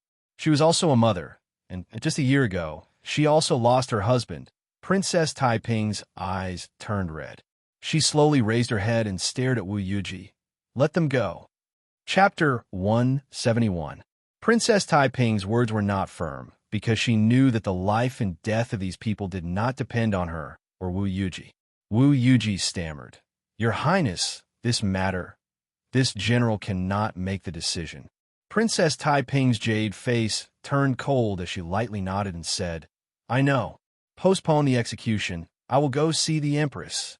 Wu Yuji heaved a sigh of relief and said, "This general obeys." Li Gui jumped out and said coldly, "What right does your Highness have to interfere with the imperial court's affairs? General Wu, you dare to disobey the Empress' decree?" Princess Taiping looked at his attire and frowned slightly. "Who are you?" Li Gui puffed out his chest and replied loudly, "Wu Yuji greets Princess Taiping." Princess Taiping's phoenix eyes flashed with killing intent, and her lips curled into a cold smile. She nodded slightly and said, "Good. This princess cannot interfere with the imperial court's affairs. This princess also cannot interfere with the imperial court's affairs. But you, this lowly talent, can jump out and point fingers? Li Gui was slightly angry and retorted, Your Highness, this lowly one is following Minister Wu's order. He did not finish his words when Princess Taiping flicked her sleeve and said in a deep voice, Take down this arrogant dog for me. Under Princess Taiping's command, the two maids immediately rushed forward in large strides. Li Gui still wanted to resist, but the two maids were sumo masters. How could they let him succeed? They separated to the left and right, raising their hands to catch him. Like an eagle catching a chick, they held him in their hands. His arms and the hands of the two fat maids were like two reeds. Princess Taiping said, Tie him up and throw him into the river. Li Gui was not afraid when he was being held, but when he heard Princess Taiping's words, he could not help but be shocked and said, Princess Taiping, I am Minister Wu's man. You dare to kill me? Princess Taiping smiled coldly and said to Wu Yuji, This princess is going to see the Empress. General Wu, please wait for a moment. Wu Yuji hurriedly said, Wu Yuji will wait for the princess news. Princess Taiping flicked her sleeve and left. The two maids next to her had already gagged Li Gui's mouth and used the white silk as a rope to tie him up tightly. They were still worried that Li Gui would not sink into the water, so they stuffed a big stone into his bosom to tie him up. By the time Princess Taiping got off the boat and went ashore, the tightly tied up Li Gui had already been thrown into the river. With a splash, Li Gui, who was hugging the big stone and tied up like a baby, quickly sank into the water. The water rippled, and not even a few bubbles appeared. Wu Zetian had already returned to the temporary imperial residence. Her daughter's resistance had made her extremely angry, but once she had made a decision, no one could change it. Perhaps when she was still a talented person, a Jowie, she would succumb to the will of others and do things that went against her will, but that was already a very long time ago.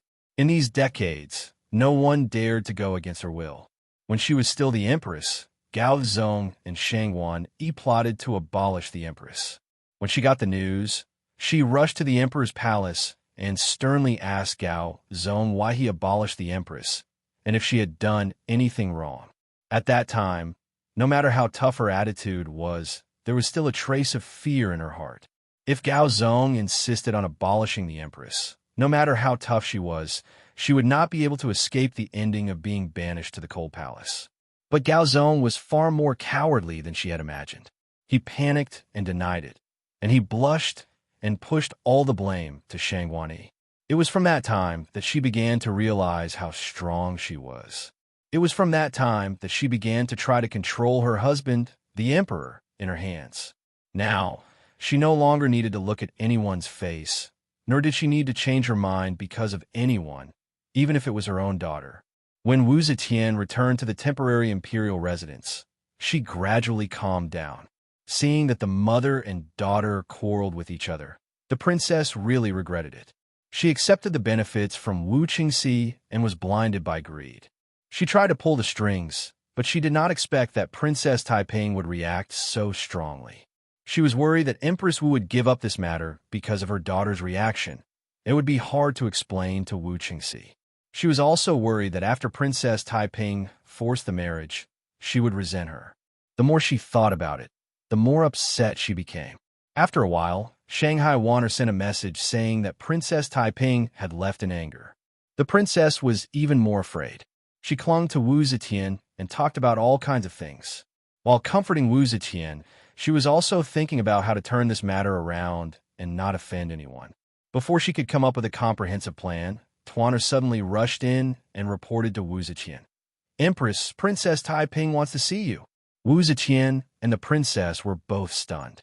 Wu Zetian said curiously, since she returned to the city in anger, why did she come to see me? This is not that girl's character. The princess hurriedly said, I think Taiping has changed her mind. Maybe she has thought it through. Empress, please see her quickly and see what Taiping has to say. Wu Zetian nodded and ordered, let her in. After a while, Princess Taiping walked into the room. Wu Zetian snorted coldly with a sullen face and said, You have really grown up and your wings have hardened. How dare you complain to your mother? Since you have gone back to Luoyang, why did you come back? Princess Taiping said, Mother, I came back because of Prince Sun. Wu Zetian's face sank and said, Prince Sun? What does Prince Sun's matter have to do with you? Princess Taiping knelt down on both knees and said in a sorrowful voice, Mother, I met the ship escorting Prince Sun halfway. It was at the Longmen Inn. Prince Sun and his son were hanged on the bow of the ship. The scene was horrible. Mother, when I arrived, Prince Sun and his 9 sons had all been hanged. Now there are only 4 young sons left. Mother, please show mercy and pardon them from death. Wu Zetian said in a deep voice, Prince Sun's rebellion is unforgivable. As a girl, you shouldn't meddle in state affairs. Princess Taiping smiled sadly. She should have expected that this was the reaction her mother should have. When she begged her to pardon her innocent and harmless husband's life, her mother didn't allow it. How could she let Prince Sun's life go now? But she still held a trace of fantasy and wanted to beg her. If her mother could be moved by the affection of children, she wouldn't be her. Princess Taiping took a long breath and slowly raised her head. Mother, Prince Sun and his 9 sons have been hanged, leaving only 4 young sons, the oldest of whom is less than 10 years old. Even if Prince Sun rebelled, how could a few urchins less than 10 years old participate in it? I beg Mother to pardon them from death. If Mother agrees, I am willing to marry the Wu family's daughter-in-law. Wu Zetian stared at Taiping for a long time. Her eyebrows were slightly raised and a smile appeared on her lips. She turned to Tuan, and said, You go and pass on my decree. Prince Sun and his 9 sons will be buried with the rights of commoners. All the concubines and daughters will pretend to be palace slaves, leaving the 4 young sons. Wu Zetian pondered for a moment and said, They will all be sent to Lizhou and Lingnan and be strictly guarded by the local government. Tuaner agreed and retreated. The Prince of Sun, Li Sujia, as well as Li Ying, Li Wan, Li Ji, Li Yi, and the rest of the 9 sons were all dead. They were casually buried as commoners. The remaining 4 sons, Li Lin, Li Guan, Li Ji, and Li Qinggu, were pardoned from death by Princess Taiping's promise of marriage. After Wu Zetian finished her instructions, she smiled at Princess Taiping and said, Daughter, get up. I want you to marry into the Wu family for your own good. Besides, you are still young. Do you really want to be a widow for a lifetime? It just so happens that my daughter, the matchmaker, is also here. Let's discuss your marriage. When Princess Taiping heard Wu Zetian say the word daughter with a pleasant expression, she felt an inexplicable chill in her heart and an indescribable sorrow. What kind of mother and daughter are they? Everything can be used for the exchange of interests, including her own marriage. How vulnerable is family affection in the face of power and interests? Princess Taiping couldn't help but be overjoyed when she saw that things had developed to this point. She hurriedly said, Our royal family has not held a happy event for a long time. Taiping getting married is a great happy event, especially marrying Minister Wu, a talented man and a beautiful woman, well-matched in social status. We have to plan carefully. Princess Taiping already hated her to the core. She glanced at her coldly and said, Who said I'm going to marry Wu Qingxi? As soon as this sentence was said, both Wu Zetian and Princess Taiping were startled. Wu Zetian said angrily, Lingyue, are you going back on your words? Princess Taiping said boldly, Your daughter will always keep her words. How can I go back on my words? What's more, Mother has made up her mind. How can your daughter go back on her words? However, your daughter has agreed to marry Wu Qingxi, but not Wu Qingxi. Wu Zetian asked curiously, If you don't marry Wu Qingxi, who do you want to marry? Princess Taiping's eyes flashed and said, Wu Yuji. Princess Taiping was dumbfounded. Wu Zetian thought for a while and said, Yuji? Oh, that child. I remember. If I remember correctly, Yuji has a wife. Princess Taiping knew that Taiping hated her to the core. At this moment, she couldn't care less. She quickly said, That's right, Taiping. Wu Yuji's wife is still alive and well. Moreover, their relationship is very harmonious. How can... Princess Taiping ignored her and only said to Wu Ziqian, "The daughter agrees to marry Wu Qingxi. However, if your daughter wants to marry, I will only marry Wu Yuji. Mother can't even satisfy your daughter's small wish." Wu Zetian frowned slightly and said, "He already has a wife." Princess Taiping smiled slightly, a desolate smile with a touch of provocation. "That is your problem, mother. You can force your daughter to marry, but can't you force Wu Yuji to marry?" She looked coldly at the noble princess again, nodded slightly, and turned around to leave. Princess Taiping looked at Wu Zetian in fear and stammered, "Empress." Wu Zetian was silent for a while. Suddenly, she laughed loudly. "Ha ha! Good, good. You're indeed my daughter. Ha ha! Ling Yue's character is very similar to mine." Princess Taiping tentatively called out, "Empress." Wu Zetian stopped laughing and said, "Let's do it this way. I can't wrong her too much. Let her marry Wu Yuji." Princess Taiping was at a loss. "But Wu Yuji has a wife." Wu Ziqian calmly glanced at her, and the noble princess immediately felt a chill run down her spine. Chapter 172. In the courtyard of the temple, under the shade of a tree, several guards were sitting there, laughing and chatting. Xie Xiaoman suddenly walked over, stopped a few feet away, and coughed. One of the guards who were chatting noticed her and hurriedly signaled to the others. The guards all stood up. Xie Xiaoman pointed at Yang Fan with a straight face, shook her head, and took the lead to leave. Yang Fan straightened his clothes, patted the dust off his buttocks, and followed behind Xie Xiaoman. Immediately, there was a hissing sound behind him. "Hey, Beta Persei is amazing. Isn't that Xie Due from His Majesty? Isn't he? Recently, he has been hanging out with our Beta Persei." You mean... The guards were unscrupulous, talking all at once, their words full of ambiguity. Xie Xiaoman was angry listening to them. Her waist swayed, her long legs staggered, and the more she walked, the more powerful she became. Although her demeanor gave off a feeling of anger, the curves of her chest, waist, and thighs were smooth and slender, and when she walked with big strides, there was still an indescribable charm. Xie Xiaoman led Yang Fan into the woods, and with a leap, she turned around in mid-air, lightly sat on a horizontal branch, and stretched out her hand to pat the side. Yang Fan, still using both hands and feet, quickly climbed up, sat next to her, and said with a smile, "This place is beautiful. The scenery is pleasant. Miss Xiaoman invited me here. I wonder if you want to talk about love or love?" Xie Xiaoman gave him a big eye roll and said with a straight face, "I see you as a brother. Don't tease me, okay?" Yang Fan laughed and made a face. "The problem is the brothers and the guards don't think so." Xie Xiaoman said angrily, "Don't say it. The two of you are talking about love, causing me to be pointed at." As he spoke, he took out something from his sleeve and fiercely threw it into Yang Fan's arms. It was a small bag made of deerskin. Yang Fan opened it in surprise and saw a bronze plate and a paper crane in the bag. Yang Fan took the glistening yellow bronze medallion and saw the words 100 Riders engraved on it. Xie Xiaoman said she wouldn't look at it, but she glanced at the things inside the bag. When she saw the words 100 Riders, Xie Xiaoman couldn't help but exclaim, "100 Riders? You became a member of the Yuan Song Imperial Guard?" Yang Fan laughed and said, "That's right. Your guards are also part of the Yuan Song Imperial Guard. I used to say that you, Xie Due, can't control me, Yang Fan, but now you really have become my boss.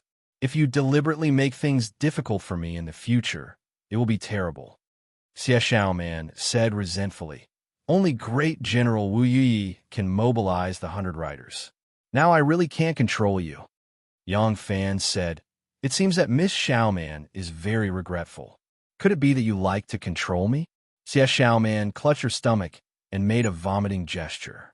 Yang Fan laughed and put away the fish talisman, then carefully opened the paper crane. When the paper was unfolded, he tilted the letter slightly in his direction. Xie Xiaoman curled her lips and said, "What are you hiding? Who wants to see it?" Yang Fan unfolded the paper and saw a line of beautiful small words on it. "Things have taken shape. Keep the fish talisman for now. As for the mobilization of the troops, we will go back to the city. Tonight at 2 o'clock at night. I hope to meet with Lang Jun. I have something to tell you." The location written at the back was her room.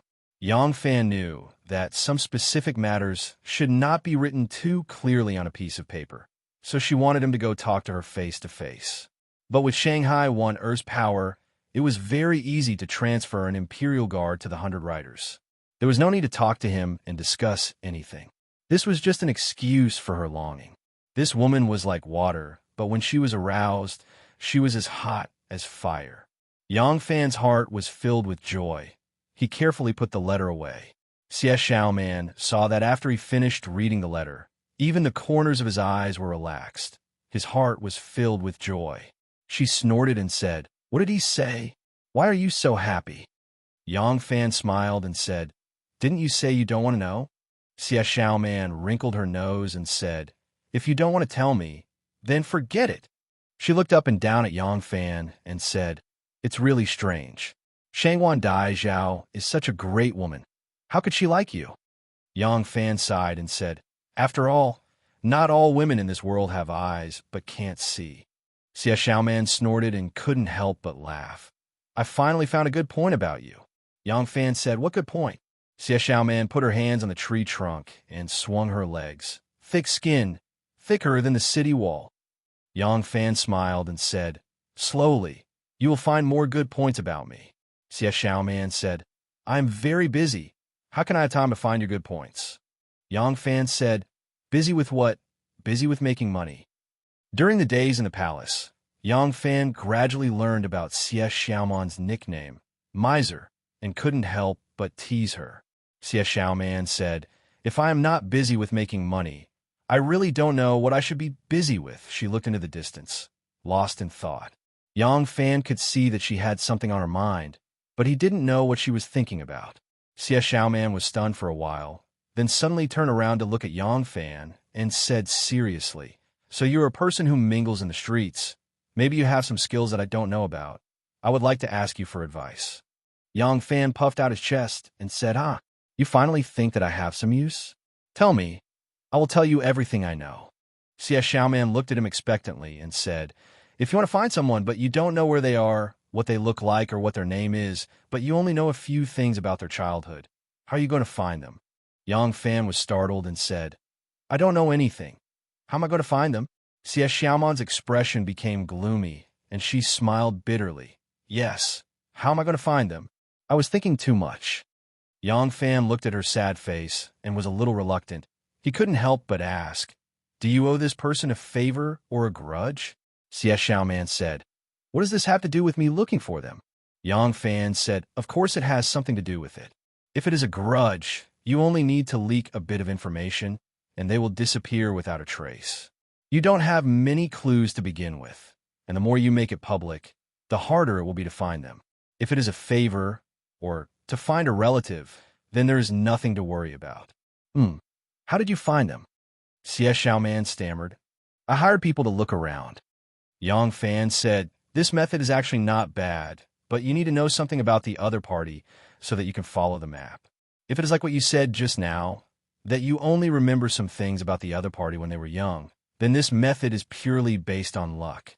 Why don't you put up some kinship notices?" Xie Xiaoman said in a daze, "Hints? What is that?" Yang Fan rubbed his forehead and said, "Did you live in the palace since you were young? How can you not know this kind of thing?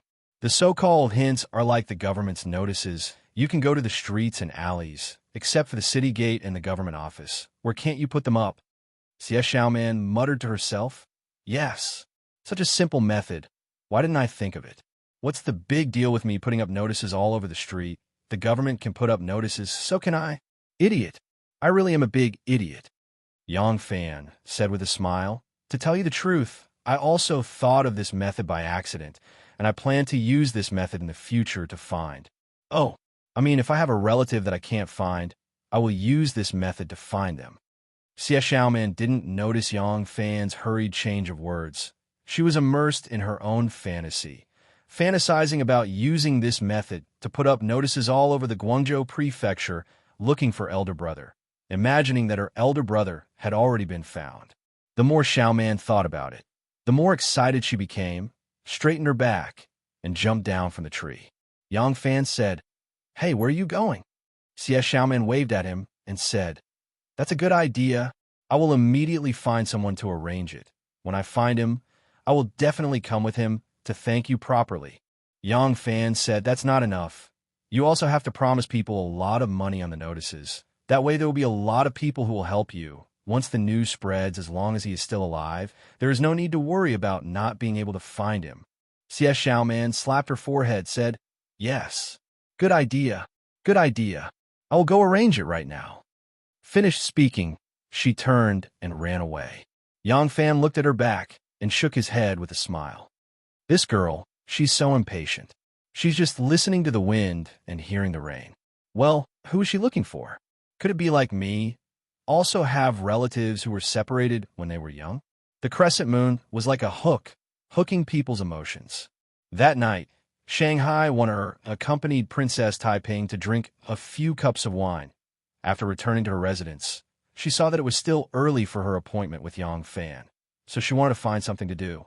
She opened a book. Between the lines, it was full of her lover's voice and smile. She picked up a brush to write a few lines. It was not as lively and natural as usual. She sat cross-legged and played the zither, only to feel restless. In the end, she could only open the window and look at the crescent moon in the sky, watching the shadow of the trees slanting, waiting. Watching the crescent moon rise inch by inch, it was almost time for her appointment with her lover. A burst of light footsteps sounded. A clear woman's voice came from outside the door. "Shangguan is waiting for the imperial edict. Have you rested?" Hearing the voice, Shanghai recognized that it was the Empress Dowager's personal maid Tuan. She couldn't help but be startled, stood up and said, "Is it Tuana? I haven't slept yet. What's the matter?" Tuan said, "The Empress summons. Please follow me to see her quickly." Shanghai let out a soft, "Ah," and said in surprise, "The Empress summons at this time?" Looking at the crescent moon, Shangguan was so anxious that she turned around in circles. But since the Empress had summoned her, how could she not go? She stamped her feet, forced herself to open the door, and followed Tuan out. At this time, Yang Fan saw that it was almost time, so he rushed to Shanghai Wan'er's residence. Wu Ziqian was still awake at this time. Her nephew Wu Sanxi suddenly asked to see her and secretly discussed with her about the reform to become the emperor. Wu Sanxi left Wu Chengxi and asked to see his aunt alone, also with the intention of asking for a favor. Wu Ziqian listened to his various preparations and was very satisfied. Suddenly, she thought of the Yunjing shoe made by Xue Huai and felt that it was time to take it out. So she urgently summoned Shanghai Wan'er to see her. Chapter 173. Wu Sanxi saw that the Empress was very satisfied with his series of actions and could not help but feel proud. He suddenly thought of something else and said carefully, "Aunt, the matter of Li Sujia and his son being hanged at the Dragon Gate and has caused a great commotion in the capital. I think it is not good to act against Li Shangjin immediately. Right now, Li Shangjin's entire family has been escorted to the capital and is in prison. What do you think?" Li Shangjin was the third son of Emperor Gaozong. His mother was Lady Yang. If he also died, of Emperor Gaozong's sons, other than Li Dan and Li Xian, who were born to Wu Zetian, there would be no other sons. Wu Zetian thought for a moment and slowly said, "The evidence of Li Shangjin's treason is conclusive. I heard that he knew that once he entered the capital, he would not be able to survive and had many thoughts of suicide along the way." Wu Sanxi understood and hurriedly said, "Yes." Li Shangjin had many thoughts of suicide along the way, but was fortunately stopped by the escorting soldiers. Otherwise, he would have died on the road. There is no guarantee that he would not have thoughts of suicide in prison. But his 6 sons? Wu Zetian said faintly, "Rebellion is an unpardonable crime. We cannot ignore the laws of the country. The death penalty can be avoided, but the punishment cannot be forgiven. Let's exile them to Xianzhou. As for Li Shangjin's concubines and daughters, they'll be treated the same as Li Sujia. Send them to Yeding to be palace maids." Saying this, she looked deeply at Wu Sanxi. Wu Sanxi understood and hurriedly said, "Yes, I will arrange this matter as soon as I return." Saying this, Wu Sansi stood up with his hands on his knees and said with concern, "It is late. Aunt, please rest. I will take my leave." Wu Zetian said, "Wait, I still have one more thing to do. I'll leave it to you." Wu Sansi was slightly surprised and hurriedly said, "Aunt, please speak." Wu Zetian said in a low voice, "This matter is Tai Ping's marriage." Wu Sansi said with surprise, "Princess Tai Ping want to marry? Aunt, which family son has caught your eye?" Yang Fan's identity as one of the 100 Horsemen was tantamount to having a pass to roam the imperial palace. Apart from a few areas that could only be guarded by the inner guards of the imperial army, he could freely enter and exit other areas. The so-called Yuan was the beginning. The Yuan Song Imperial Army was the personal army that had followed the emperor from the very beginning. This army was the first army that followed Li Yuan, so they were the most trusted and had great power. On the other hand, the 100 Horsemen and inner guards were the guards of the imperial guards chosen by Yuan from the imperial army. Naturally, they had more authority. In reality, the imperial guards of the imperial guards were only the emperor and naturally had more power. After Wu Zetian gained control of this force, she was a woman and needed Marquis Tianho to protect her. It would not be appropriate to use all the men.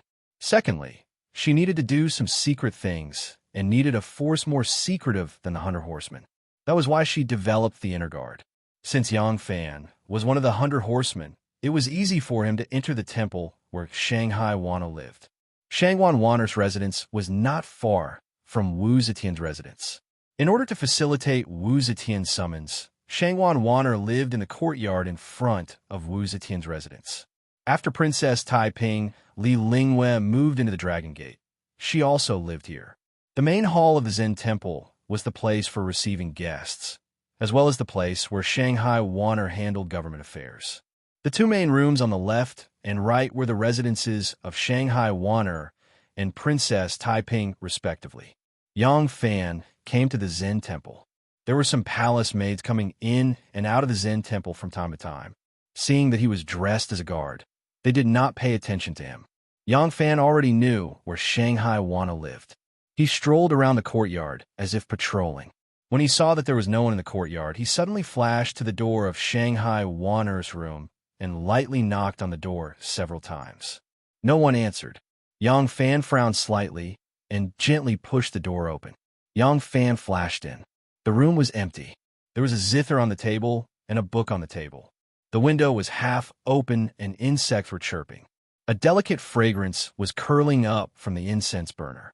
These days, Yang Fan had long known Shanghai Waner's character. She would not imitate the noble princess, not wearing a single piece of clothing and lying on the bed waiting for him.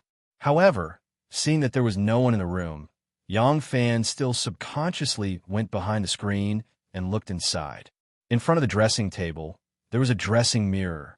Because it was a mountain residence, in order to prevent mosquitoes and flies from entering the tent, the curtain on the bed was hanging down.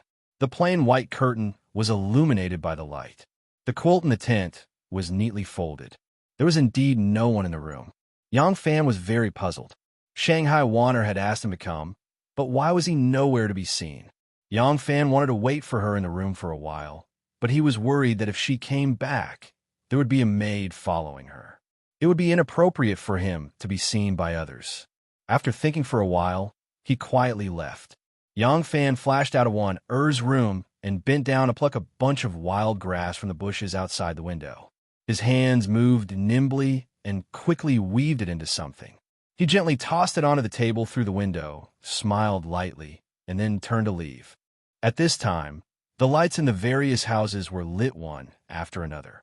Some of the palace maids and inner attendants had also finished their tasks and returned to their rooms to rest. The monastery was silent.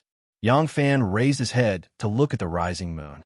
Just as he was about to return to his lodging, he suddenly heard a surprised exclamation. Then someone called out, "Yang Fan." Yang Fan turned his head and saw two windows separated to the left and right. Inside the window stood a beautiful figure. There was a candle in front of the window. The candlelight shone on her dress, making it look like clouds or fog. Her graceful figure was also faintly discernible and extremely seductive. It was Princess Taiping. When Yang Fan turned his head, Princess Taiping couldn't help but say sweetly, "It really is you. Come in." Yang Fan didn't think that he would be discovered by her. He secretly complained in his heart. He had no choice but to bite the bullet and go to the door. He softly said, "Your Highness, come in." Princess Taiping lazily responded. Yang Fan pushed the door open and went in. Princess Taiping had already closed the window. She lazily sat in front of the table and slightly raised her eyes to look at him. Princess Taiping reclined on a beauty couch. In front of her was a table.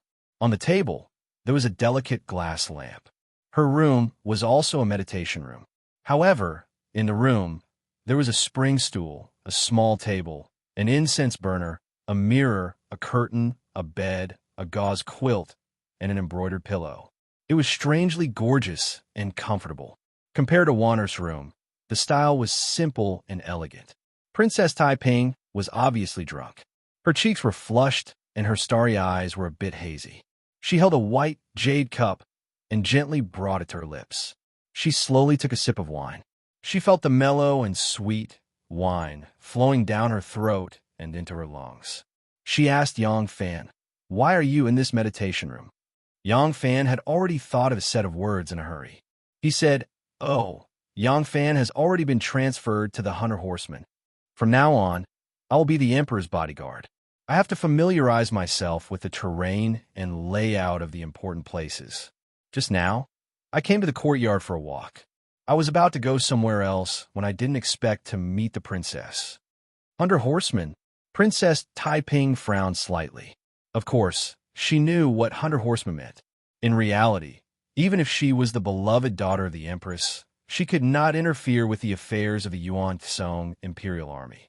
At the beginning, she was able to transfer Yang Fan from the Jinwu Wei into the palace to be a bighorn. This was a matter of a few words. But if she wanted to transfer Yang Fan into the Yuan Tsong Imperial Army, it would be very difficult. Now, Yang Fan not only became the Yuan Tsong Imperial Army, but also directly entered the 100 Horsemen.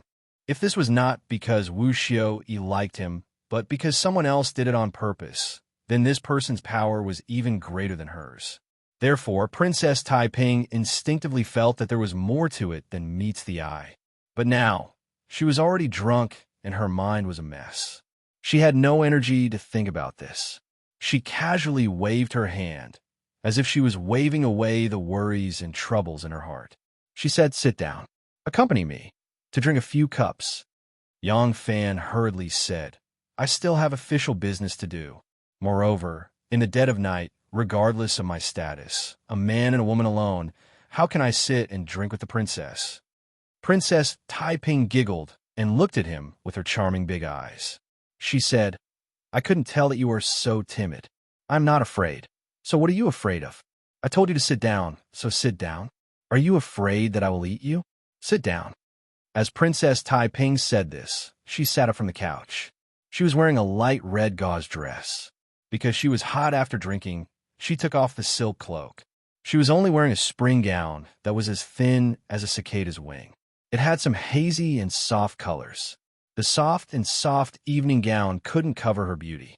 As she sat up, the light gauze dress hung down close to her body. The gown was wide open, revealing her white, jade-like breasts. A small part of the crimson mandarin ducks playing in the water was exposed, revealing a deep and seductive ravine in front of her chest. Yang Fan didn't dare to look too much. He hurriedly lowered his head.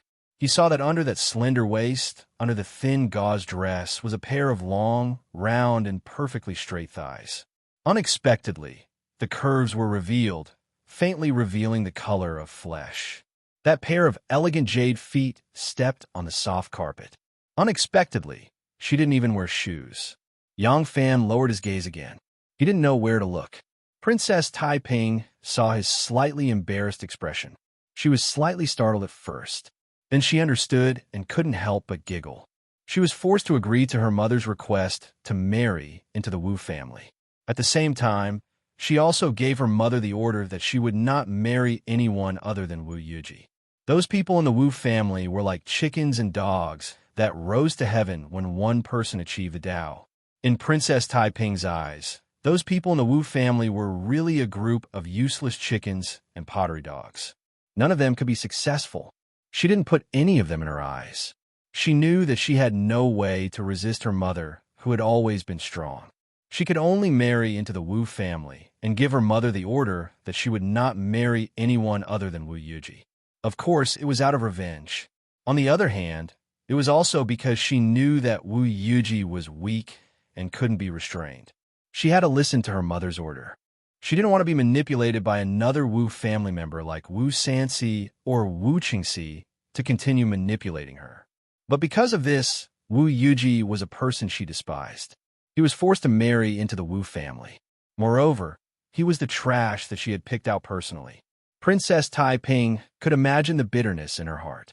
Now, she finally found a way to vent her anger and humiliate the Wu family. She wanted to give herself to the man in front of her. Chapter 174. That night, Princess Taiping took Shengwan Wanner along to drink with her. Later on, Wer couldn't hold her liquor anymore. Remembering that her Lang Jun was coming, she didn't want to show her drunkenness in front of her Lang Jun, so she found an excuse to slip away, leaving her to drink alone. Princess Taiping was drunk. Not only was she upset, but she also felt stuffy. She wanted to open the window to take a few breaths of fresh air, but she didn't expect to meet Yang Fan. In the beginning, she only wanted Yang Fan to drink with her. She really didn't have any other thoughts. However, she was wearing the revealing clothes of a girl's boudoir. Yang Fan couldn't help but feel restrained when he saw her. This kind of expression in her eyes evoked a strange feeling in her. Looking at Yang Fan's handsome face, young and tall figure, and his bright and energetic aura, her eyes gradually narrowed like a cat's. Standing in front of her, Yang Fan seemed to have become a fish under the claws of a cat. This handsome young man, without a doubt, was to her liking. At this moment, in the quiet room under the lamp, a man and a woman were alone. A strange feeling and desire was quickly fermented, released, and diffused by her drunkenness. A kind of pleasure made her body couldn't help but tremble before it was lingering. This kind of pleasure was not only because she had been alone for more than a year and couldn't sleep, but also a mature woman's desire for a man and a woman's love. It was also a kind of pleasure of revenge. I am a noble princess of the Tang dynasty. You can force me to marry into the Wu family, but you can't restrict me. I can be the daughter-in-law of the Wu family, but that's all. Princess Taiping's eyes gradually brightened. She slowly stood up and walked step by step towards Yang Fan. Her eyes were charming and watery, rippling with a sense of charm. That pair of plump and sexy lips made people want to kiss them at first sight. She was wearing a red gauze nightgown. Her hair hung down her temples. She was slender and elegant. Her slender and coquettish figure was fascinating. Yang Fan uneasily took a step back and said, "Princess." Princess Taiping gracefully walked to him and stared at him with her moist eyes. She suddenly opened her arms and wrapped around his body like a snake. Her plump and strong chest was tightly pressed against his chest. Yang Fan was shocked.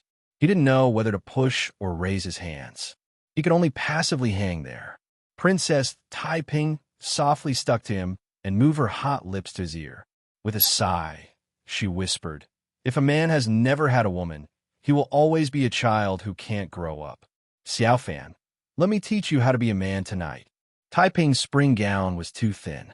She hugged Yang Fan, and the plump and soft feeling was clearly transmitted to Yang Fan through every point between them. Yang Fan's body was stiff. No matter how much he had heard about the affairs between men and women, it was two different things when he had personal contact with it. He had kissed one Er's little mouth, held her little hand, and hugged her slender waist. But he had never had such intimate contact with a graceful and attractive female body. For a moment, Yang Fan's heart was beating like a drum. He felt his mouth was dry. Princess Taiping whispered in his ear. Her lips slid to his lips and gently kissed him. Then she opened her arms and took a step back. She gave him a charming and shy smile and gently pulled the hawan knot on her waist in an impeccably beautiful and graceful posture, her shoulders were slightly shaved. That silky, smooth, and soft robe was like a light cloud that slowly floated down. A graceful and fragrant body appeared in front of Yang Fan. She had a snow-white body. Her skin was as soft and smooth as white jade. It was pink and lovely. Round and smooth shoulders, delicate and alluring breasts that could not be covered by the chest apron suddenly appeared, sending a kind of lively and fragrant smell to the tip of his nose. She was also wearing a bra and a pair of soft and translucent underpants. But these didn't have any effect on her exquisite and curvaceous body. Instead, they added to her endless temptation. That snow-white and smooth body was almost naked. Her plump twin peaks trembled in front of Yang Fan's nose.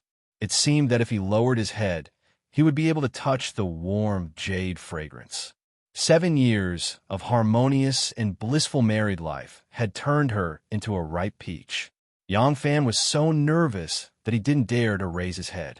But as soon as he lowered his head, he saw a pair of slender and round thighs, a pair of snow-white feet, and a slightly indented crimson underpants between her legs. All of this, through a kind of delicate and round lines, exuded an enchanting brilliance.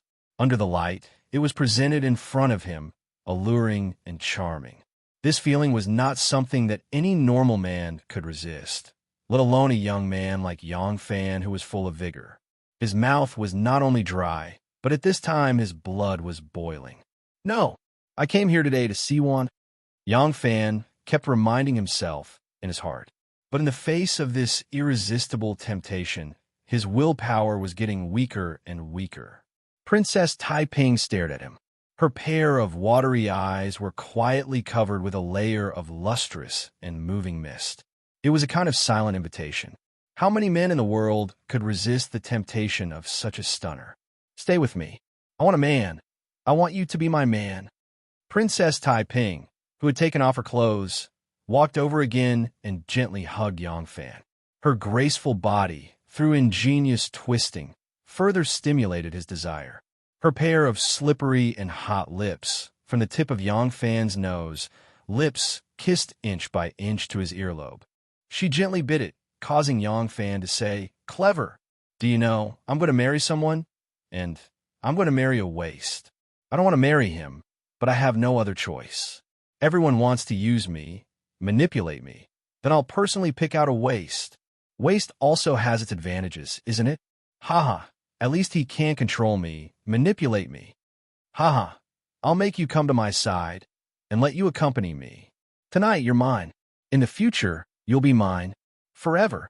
Yang Fan's willpower was almost lost in this lively scene, but when he heard this sentence, he suddenly sobered up. He resisted the temptation of desire with his great willpower and gently pushed away Princess Taiping. He stared at her and said, "Princess, do you want me to be the second Shui Huai?" Princess Taiping's eyes rippled, and she giggled. "What's wrong with being Shui Huai? You see how powerful he is. He is the White Horse Temple's abbot, and you're the White Horse Temple's chief monk. He serves my mother, and you serve me. It's a match made in heaven. Mother loves Shui Huai very much, and sister will also love you very much in the future." As she said this, she used her fingers to gently stroke Yang Fan's nose, eyebrows. Shangwan Wanner also did the same action to him. At that time, Yang Fan had a feeling of being loved, appreciated, and spoiled by his own woman. That kind of feeling was very pleasant, and he was very proud. But when Princess Taiping's fingers gently stroked his cheek, he felt that he was a pet waiting to be sold, or a plaything in her palm. Yang Fan gently grabbed her hand and slowly took it away from his face. He said in a deep voice, "Princess, Yang Fan is a man, and he won't be a gigolo. Even if Princess is as beautiful as a fairy, Yang Fan will not break his backbone." Princess Taiping was slightly startled, and then she suddenly understood. She couldn't help but laugh. "You're really a child. Are you jealous?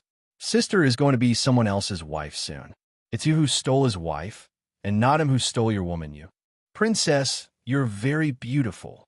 The surging desire in the bottom of Yang Fan's heart was gradually controlled, and his eyes gradually recovered its clarity. His voice also became firm. "You're so beautiful that any man will want to have you, but I won't. My woman can only belong to me, even if you're a noble princess.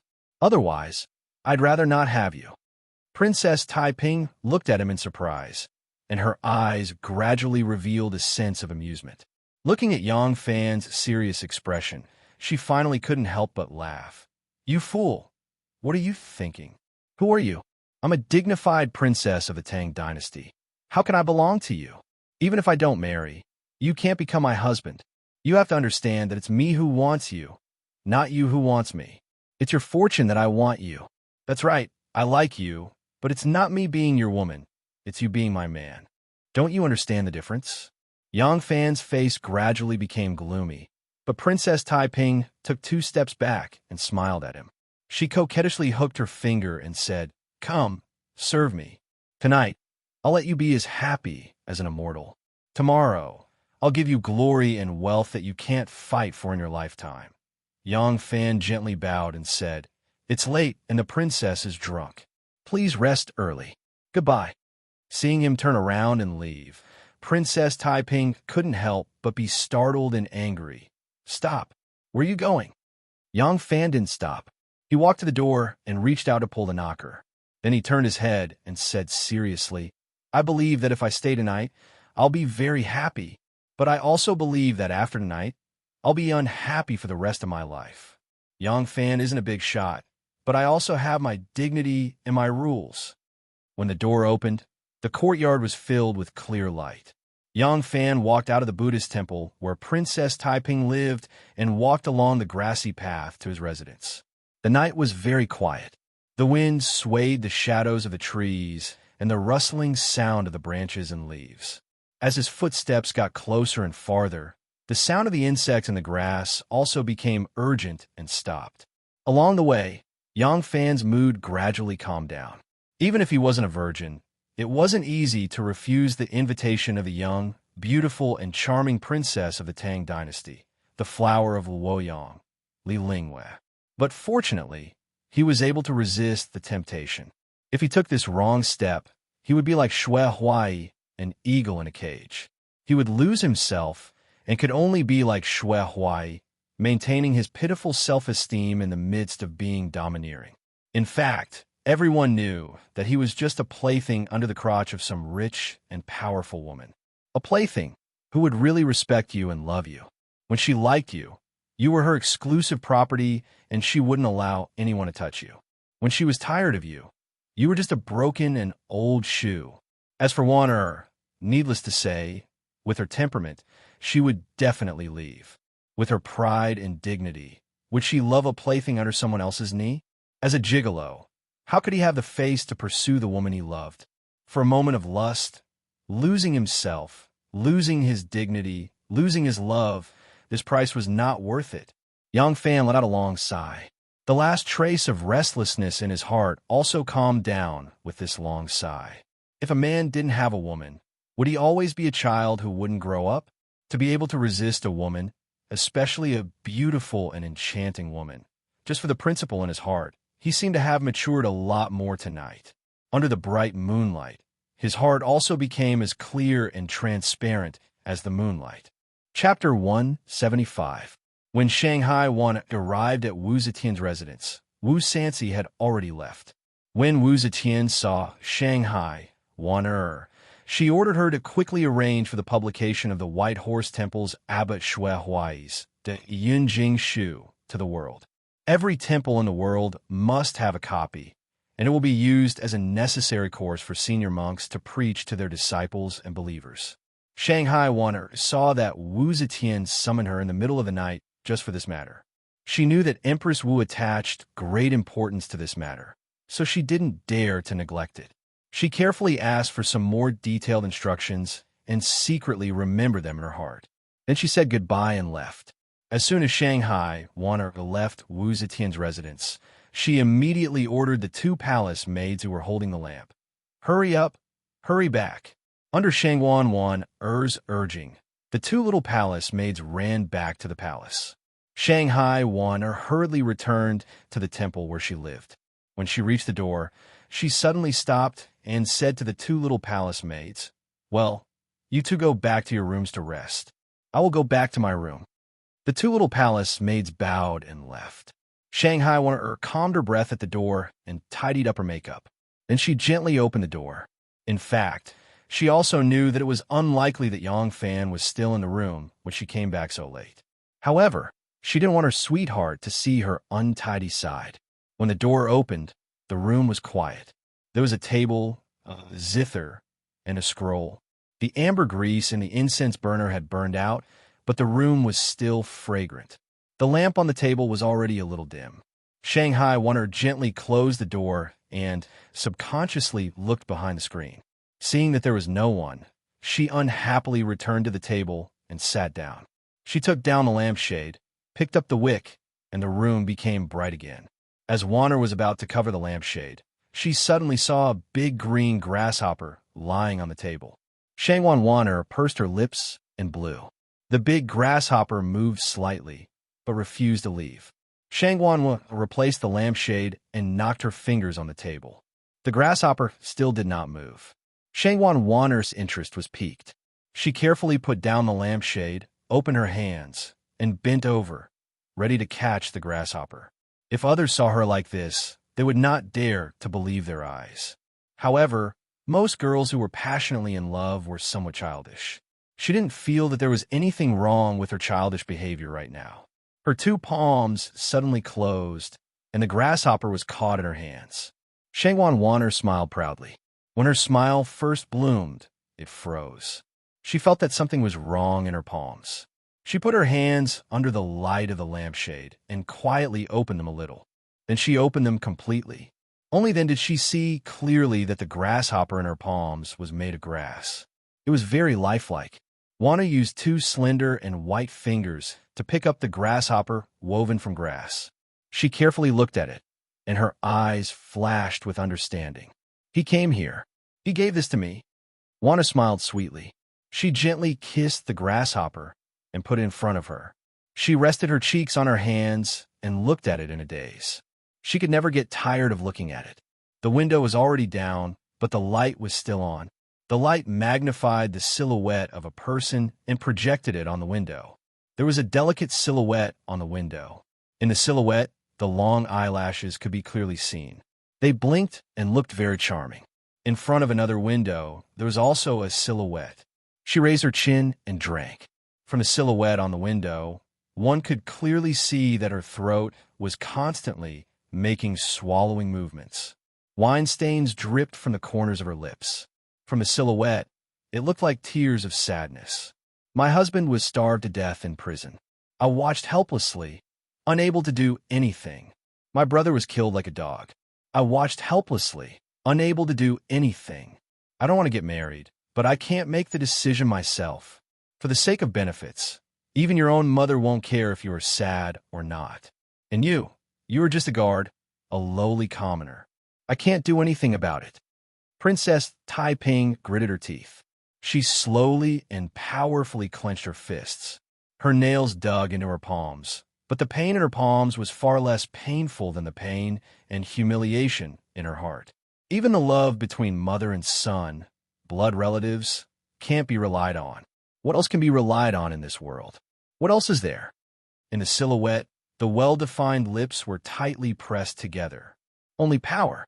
Only power is the most reliable. If I have supreme power, if I don't want my husband to die, he won't die. If I don't want to get married, I don't need to submit to anyone. If I want to get what I want, it must be mine, whether he is willing or not, unless he wants to die. The silhouette on the window suddenly raised its head. From its forehead to its chin, it formed a firm curve. Only with power can I control the fate of others, and not be manipulated by others. One temple, two windows, one in heaven, one in hell, one happy, one sad. Wu Zetian returned to Luoyang from the Dragon Gate. Wu Zetian traveled by water. From the Yi River to the Luo River, she went straight to the foot of the imperial city. Although it was slower than traveling by land, it was steadier. This was undoubtedly the most suitable way for an old person to travel. On both sides of the river, the haulers pulled the dragon boat slowly. The huge boat plowed through the calm surface of the water, creating layers of ripples. The boat was very stable. Occasionally, it would shake a little. Because of the huge size of the boat, this little shake would not make people feel much. Wu Zetian was lying on her side on the couch. Wan and Tuan were sitting beside the couch. There was a chessboard in the middle. Wan and Tuan were playing Go. Wu Zetian was lying on her side, holding her cheeks. After a while, she dozed off. Seeing that the Empress had fallen asleep, the two put down the chess pieces and chatted in a low voice. Tuan Er's surname was Wei. Just like Shangwan Wan she was also a daughter of an official's family who was imprisoned in the palace. Most of the women who were imprisoned in the palace were well-educated because they were born in officials' families. Their manners and knowledge were much better than those of ordinary palace maids. Therefore, it was easy for them to get promoted in the palace and become female officials with certain duties. Among these female officials, the most outstanding one was Wan. She not only held a certain position, but she was like a phoenix that had leaped onto a branch. Her power was so great that even members of the royal family and important officials in the court did not dare to underestimate her. Compared to her, Tuan was much worse. But compared to other female officials in the palace, she was also different. She was responsible for Wu Zetian's daily life. She controlled the purchasing of various utensils, cooking materials, and silk in the palace. Although her power did not go out of the inner palace, because she controlled the purchasing and distribution power, not only the eunuchs and palace maids wanted to flatter her, but also the concubines wanted to win her over. In the inner court, she was second only to Wan. Wan smiled and said, "During this trip to Dragon's Gate, everything in the inner palace was arranged by my sister. There were many trifles, but it was done in an orderly manner." Empress Dowager was very satisfied. As she said this, she quickly glanced outside. Outside the bead curtain, Yang Fan was standing guard. Wan had already made an agreement with Wu Yuyi to transfer Yang Fan into the 100 Cavalry. But now the transfer order had not been officially processed. Today, he was still on duty in front of the emperor. When Shanghai Wan and Tuan helped Wu Zetian into the room to rest, they lifted the bead curtain. 2 bead chains did not hang down, but hung on other bead chains. There was a gap, revealing Wan delicate face. Just now, when playing chess with Tuan, Empress Wu was watching. Shanghai Wan looked steadily forward and did not dare to look outside. At this time, she finally could not help but look outside. Unexpectedly, Yang Fan was standing there, as if he had been waiting for her to look. When Shanghai Wan looked over, she saw Yang Fan giving her a look. He pursed his lips and kissed her. Shanghai Wan was shocked. She quickly closed her mouth, as if she was really kissed by him.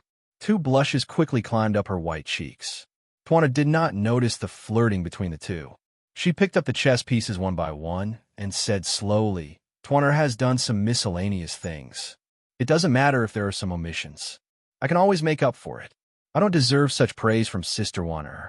Speaking of which, Sister Wan is doing big things. Tuan can't compare with you." As she said this, there was a hint of jealousy in her words. In the beginning, Empress Wu wanted to choose a female official to be her assistant. Wan and Tuan were both candidates. Later, Wan stood out and became the first servant of the Empress.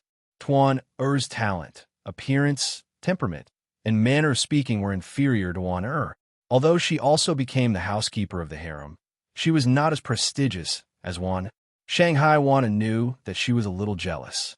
She smiled faintly and said, "Sister Wan only feels that you're doing well by the Empress side, but you don't know that you're dealing with military affairs. A small mistake will cause a lot of trouble. So every day, you are walking on thin ice, as if you were facing an abyss. It is not easy to be so cautious." As she said this, she couldn't help but look outside again. Seeing that Yang Fan was still smiling and looking at her, she rolled her eyes at him coquettishly. She felt sweet in her heart, as if she had drunk honey. Yang Fan's eyes seemed to be able to speak. He gently circled her little mouth, lingered for a moment on her soft breasts, and then slid to her small waist. Although this action of his eyes was not a real hug, understood what he meant. Even her body became soft. She recalled the time when the two of them met privately. He was like a greedy big child, always fascinated to touch her body. Although, because he was too shy, she had more than once pressed his mischievous big hands down, but in the midst of pushing and pushing, he had taken advantage of her a lot. At this time, Yang Fan hinted with his eyes, and Shangwan recalled the feeling of ecstasy at that time, and her body became a little limp. This girl was really a woman who was very charming. Hearing Wan Er's words, Tuan slightly raised her eyes and said in surprise, "Oh?" When Tuan served the Heaven Empress, "I only knew that the Heaven Empress was kind and amiable, but I didn't know that the Heaven Empress was so strict and fierce when dealing with political affairs." Even with Sister Wan Er's ability, she was still in fear and trepidation. Is this the saying that accompanying the Emperor is like accompanying a tiger? Shanghai Wan Er's heart was completely on Yang Fan. While her mind was wandering, Tuan caught her talking point. She quickly collected her mind and lightly replied, "Why do you say this? The Heaven Empress is naturally very kind and has always been generous to Wan Er. She has never been harsh to Wan Er. Only because the Heaven Empress cares so much about me, Wan Er knows that I have a great responsibility, so of course I'm more careful." Shanghai Wan knew that if she stayed any longer, the little enemy outside would disturb her, and it was hard to guarantee that Tuan Er wouldn't catch her talking point again. So she casually said a few words to Tuan Er and then got up to leave. Shanghai Wan Er lifted the bead curtain, and when she passed by Yang Fan, she gave him a glance and said in a low voice, "I'll get even with you later."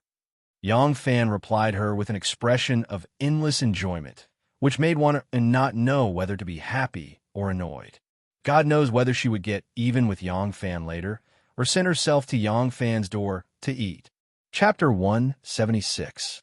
In the Wuching Hall, Shanghai Wan was walking gracefully in front, followed by Yang Fan. Yang Fan was carrying a stack of documents that reached his nose. It looks like Shangwan Dai Zhao likes to order Yang Fan around. I wonder how he offended Dai Zhao. Heh.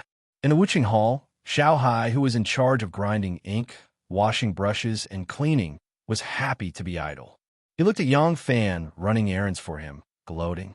Wan was still in front, and Yang Fan was at the back. But now, Wan didn't have that uncomfortable feeling anymore.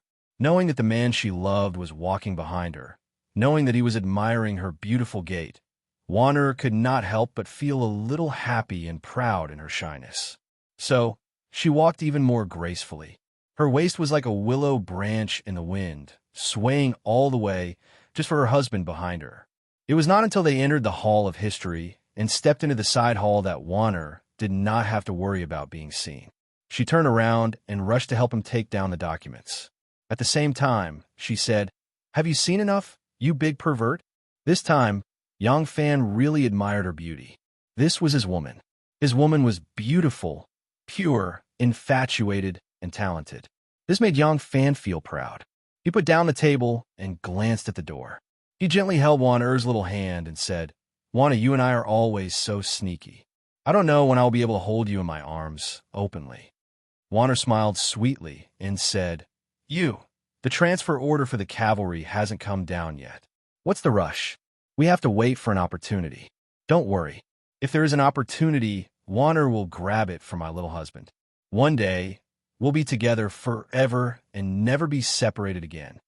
Yang Fan put on a serious face and said, "What little husband? You have to call me brother." Wana laughed and said, "You don't know shame. You are younger than me, okay?" At this point, Wan suddenly felt a bit worried. She couldn't help but lean into Yang Fan's embrace. She faintly said, "Do you think I'm not worried? Normally, women of my age would already have many children, but I still..." She gently raised her head and lovingly stroked Yang Fan's eyebrows and nose, all the way to his bright and delicate lips. She gently pressed on them and said, "I have given my heart to you. Langjun, you must not despise me for being old in the future." Yang Fan gently wrapped his arms around her slender waist and comforted her. "You're starting to let your imagination run wild again. Look at you, how are you old?" Wan leaned against his chest and said, "Yes, I am old. I am an old woman." She suddenly raised her head and looked nervously at Yang Fan. You don't really think I'm old, do you?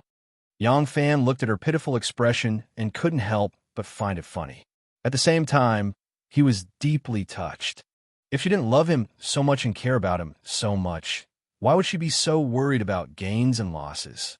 When had there ever been a man that the Minister of Internal Affairs of the Tang Dynasty, Shanghai Wanner, cared about so much? He remembered the first time he saw her on the Kuju court. She was so powerful, and that kind of extravagance was something that even the Empress of the dynasty could not compare to. But now, she was standing in front of him, looking up at him with her small face, sharp chin, big eyes, and nervous heart, just to get his approval. Yang Fan felt a surge of warmth in his heart. He softly said, "Silly girl, look at how old you are. Such a tall and slender figure, just like a 16 or 17-year-old girl. Delicate and beautiful facial features, just like a budding young girl. Fair and tender skin, just like a 4 or 5-year-old girl." The most mellow wine in the world was a lover's words of love. Wanner's heart was already drunk. Yang Fan's eyes revealed a mischievous smile. He continued, "And your chest, stop." Wanner put up a white finger and pressed it against his lips. She blushed and rolled her eyes at him. She coquettishly said, "Stop talking nonsense." Thinking about it again, Yang Fan just said that he was getting younger and younger. Her chest. Wanner looked down at her towering chest. She was still worried. She bit her lip and didn't want to ask, but she couldn't resist the devil in her heart. She had to know if her Lang Jun was satisfied. So she blushed and lowered her head. She quietly asked, "My chest, how are my breasts?" Yang Fan held back his laughter and said, "As for breasts, many mature women with children can't compare to yours." Wanner was embarrassed. She stepped on the tip of his foot and said, "You're talking nonsense again. I'm not going to talk to you anymore." Wanner turned around and floated past a bookshelf like a butterfly. She didn't see Yang Fan chasing after her. Suddenly, she poked her head out and said, "Idiot, what are you doing standing there? Follow me." Yang Fan replied with an "oh," and hurriedly followed behind. Wanner led him around the rows of bookshelves. At the back, there was another door. They walked out, passed through a corridor, and pushed open a door. They flashed into an even more secluded place. Yang Fan could see that this place was often cleaned. The room was very clean, without a speck of dust. In the room, there were tables, cabinets, shelves, and screens. They were all heavy and thick, generous and beautiful. But they were all made of expensive wood, such as red sandalwood, rosewood, and namu. After all, it was a palace-style building. The roof was round and painted in the shape of a lotus flower. On the ground, there were a few red sandalwood screens and hollowed-out shelves that divided the room into several areas with different functions. It looked elegant and winding. Shangwan Wanner looked back at him and smiled. She said sweetly, "This room is mine. Sometimes I spend more time in the Museum of History. When I'm tired in the afternoon, I'll rest here. Sometimes I want to read. I like the seclusion here. I'll come over too. What do you think of this place?" Yang Fan's heart suddenly began to beat faster. Why did Wanner bring him here all of a sudden? Looking at the corner of the bed behind the screen, Yang Fan suddenly felt a little excited. These days, Yang Fan and Wanner were intimate. Often, the hot-blooded Yang Fan could not resist the temptation of desire. He held her soft little hand, hugged her slender waist, and would respond. As a result, his little brother was often like the sea, rising and falling. Could it be that he, a virgin chicken, was finally going to experience the legendary feeling of floating in the air? Shangwan Wanner slightly tilted her head and looked at his strange expression. Yang Fan suppressed his heavy breathing and said in a hoarse voice, "Good. Of course it's good. This place is very secluded and very elegant." Shangwan Wanner smiled proudly and said, "Of course, this place was personally decorated by others. You come." Shangwan Wanner waved at him and went behind the screen. Yang Fan's heart tightened. He hurriedly said, "Wait a minute. I'll go and bolt the door." "Huh?" Shangwan Wanner turned around and asked in confusion, "Why do you need to bolt the door?" "Without my summon, no one dares to come in." Yang Fan smiled dryly and said, "This of course no one will break in. But if there is any sound coming out and people hear it, it's not good. Shangwan-Er's delicate eyebrows wrinkled. She doubtfully said, "Sound? What kind of sound can be transmitted out? Isn't it inappropriate for others to hear it?" Ah, Shangwan suddenly understood. She blushed and glared at Yang Fan. She coquettishly said, "What nonsense are you thinking? I called you in because, really, I don't want to talk to you anymore." Shangwan turned around and left. Yang Fan realized that he misunderstood her. He blushed and felt embarrassed. Behind the screen was a bed. Next to the bed was a dressing table, and next to it was a table. On the table were the 4 treasures of the study. Next to the table was a big green jade urn with a wide belly and a narrow mouth. Inside the urn were many scrolls. Shangwan obviously made a special mark on each scroll. She casually flipped through the scrolls. She did not open them one by one and took out a scroll. Shangwan walked to the table and moved the inkstone to the side. There was still ink in the inkstone. It seemed that she had used it not long ago. After cleaning the table, Shangwan untied the string that tied the scroll and slowly unfolded it. General Shui's steel? Yang Fan only took a glance and held his breath. He had learned calligraphy from his father when he was young. Later, he also learned calligraphy from Curly Beard. Although he did not have a high level of attainment in calligraphy, he could still distinguish between good and bad. The inscriptions on this tablet were square and neat. The characters were simple and unadorned. The strokes were strong and powerful. The strokes were sincere. The air was deep and elegant. The strokes were sharp and fierce. It was really a good piece of calligraphy. Looking at the content carefully, it was indeed the inscription on the steel dedicated to General Shui Rengui. Shangwan stood beside Yang Fan and softly said, "This article is well written and the words are excellent." It was excited and kept the original manuscript. "Since Lang Jun likes it, will give it to you." Heroes and the times are supposed to complement each other. Perhaps Lang Jun didn't have the opportunities that General Shui Rengui had in the past, but it believes that my Lang Jun is not a mediocre person. The words were here, but where were the people? Yang Fan glanced at the inkstone next to him and suddenly came up with an idea. He slowly rolled up the calligraphy and gently placed it on the edge of the inkstone. He turned around and hugged Er's slender waist. He softly said, "Yang Fan can have a good woman like Wan. It is Yang Fan's good fortune. Don't worry. Yang Fan will definitely make great achievements. I don't want to be a general or a marquis or be famous for 100 generations. I only want to be a great husband who is worthy of a wonderful woman like Wan." When he first got close to he had an ulterior motive. But his affection for was not fake. His words were sincere. Shangwan could naturally hear the sincerity in his words. She couldn't help but be moved and hugged him. She softly said, "It is Er's fault that Lang Jun has to go through so much trouble." Yang Fan's hands that were wrapped around her slender waist suddenly slid down. Cried out, but was lifted by Yang Fan. He actually carried her to the table. Panicked and said, "What are you doing?" Yang Fan smiled and said, "Since it is Er's fault, then be a good girl and accompany me to make up for it." When Shanghai was carried to the table, she felt as if she had become Yang Fan's meal. This feeling was very dangerous, but it was also very fascinating. Then, under Yang Fan's burning gaze, Er's heart fluttered. Her body went limp and she couldn't break free. Chapter 177. At that time, anyone who studied and learned how to write would learn etiquette from a young age and pay attention to rules and everything. For example, one should not have sex in the daytime. For example, when a husband and wife are in love, they must extinguish the candles and extinguish the lights.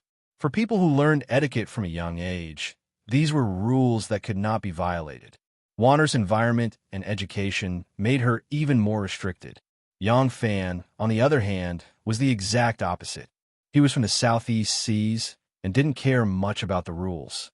Furthermore, his experiences as a child had caused him to constantly break them, which made him a strong contrast to Shangwan What he possessed was exactly what Wana lacked. Everything he displayed was full of novelty to Wanner, who had grown up in the palace since she was a canary. Just like this moment, being intimate with her lover on the table, and it was also during the day in Warner's heart. It was a very dissolute and undignified behavior. Usually, if she was not in the solemn hall answering the Empress Dowager, the Emperor, and the civil and military officials, she would be with the officials and scholars, reciting poems, watching fish, planting flowers, burning incense, drinking tea, and resting with the zither. None of these were not elegant. Yang Fan's roughness and boldness made her feel uncomfortable and uneasy. But she was older than her lover by a few years, so she unconsciously had a doting and indulgent attitude towards Yang Fan. She did not want to oppose her lover's behavior. In her shyness, she accepted this behavior that went against the rules and etiquette she had been taught. It made her experience a new and exciting feeling. She had never felt this kind of heartbeat before. When Yang Fan kissed her, Warner moaned, and her body turned into a pile of fragrant mud. This intimacy was far more touching than that day by the E River. The special environment made Warner's sense of touch 100 times more sensitive. She was confused and confused. Her body became weaker and weaker. She just wanted to lie down and let Yang Fan do whatever he wanted. Warner thought randomly, I'm already so old. How much youth do I have left? Why don't I give it to Lang Jun? No. If I get pregnant and the Empress finds out, won't I ruin my hope of staying with Lang Jun for the rest of my life? If I want to be a real husband and wife with Lang Jun, I have to think of a way to get some medicine first. Warner loved Yang Fan very much. Her mature body was aroused by Yang Fan.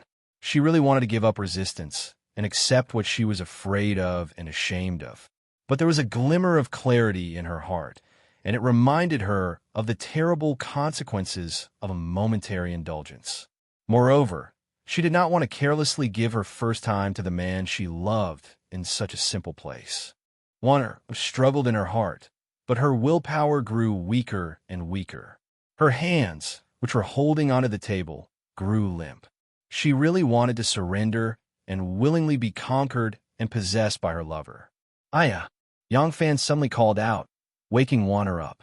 Warner opened her eyes and saw that Yang Fan had accidentally knocked over the inkstone. The ink from the inkstone spilled all over the scroll. The ink flowed along the table and was about to stain her dress. Yang Fan quickly grabbed her slender waist and carried her off the table. Shanghai Warner's hair was in a mess, and her jade-like cheeks were red. Her legs went limp as soon as they touched the ground, and she almost slipped. Yang Fan helped her stand, and then he turned around to save the scroll. When he opened it, there was already a large patch of ink stains on it. What a pity! What a pity! Alas, the one and only thing in the world was destroyed by my hands. Yang Fan saw that the scroll was destroyed, and he couldn't help but feel sad. Warner recovered a little and shyly stared at him. She said, If you weren't so frivolous, how could you destroy this scroll? Yang Fan said, The beauty is as beautiful as jade, and it was right in front of me. I'm not an idiot. How could I bear it?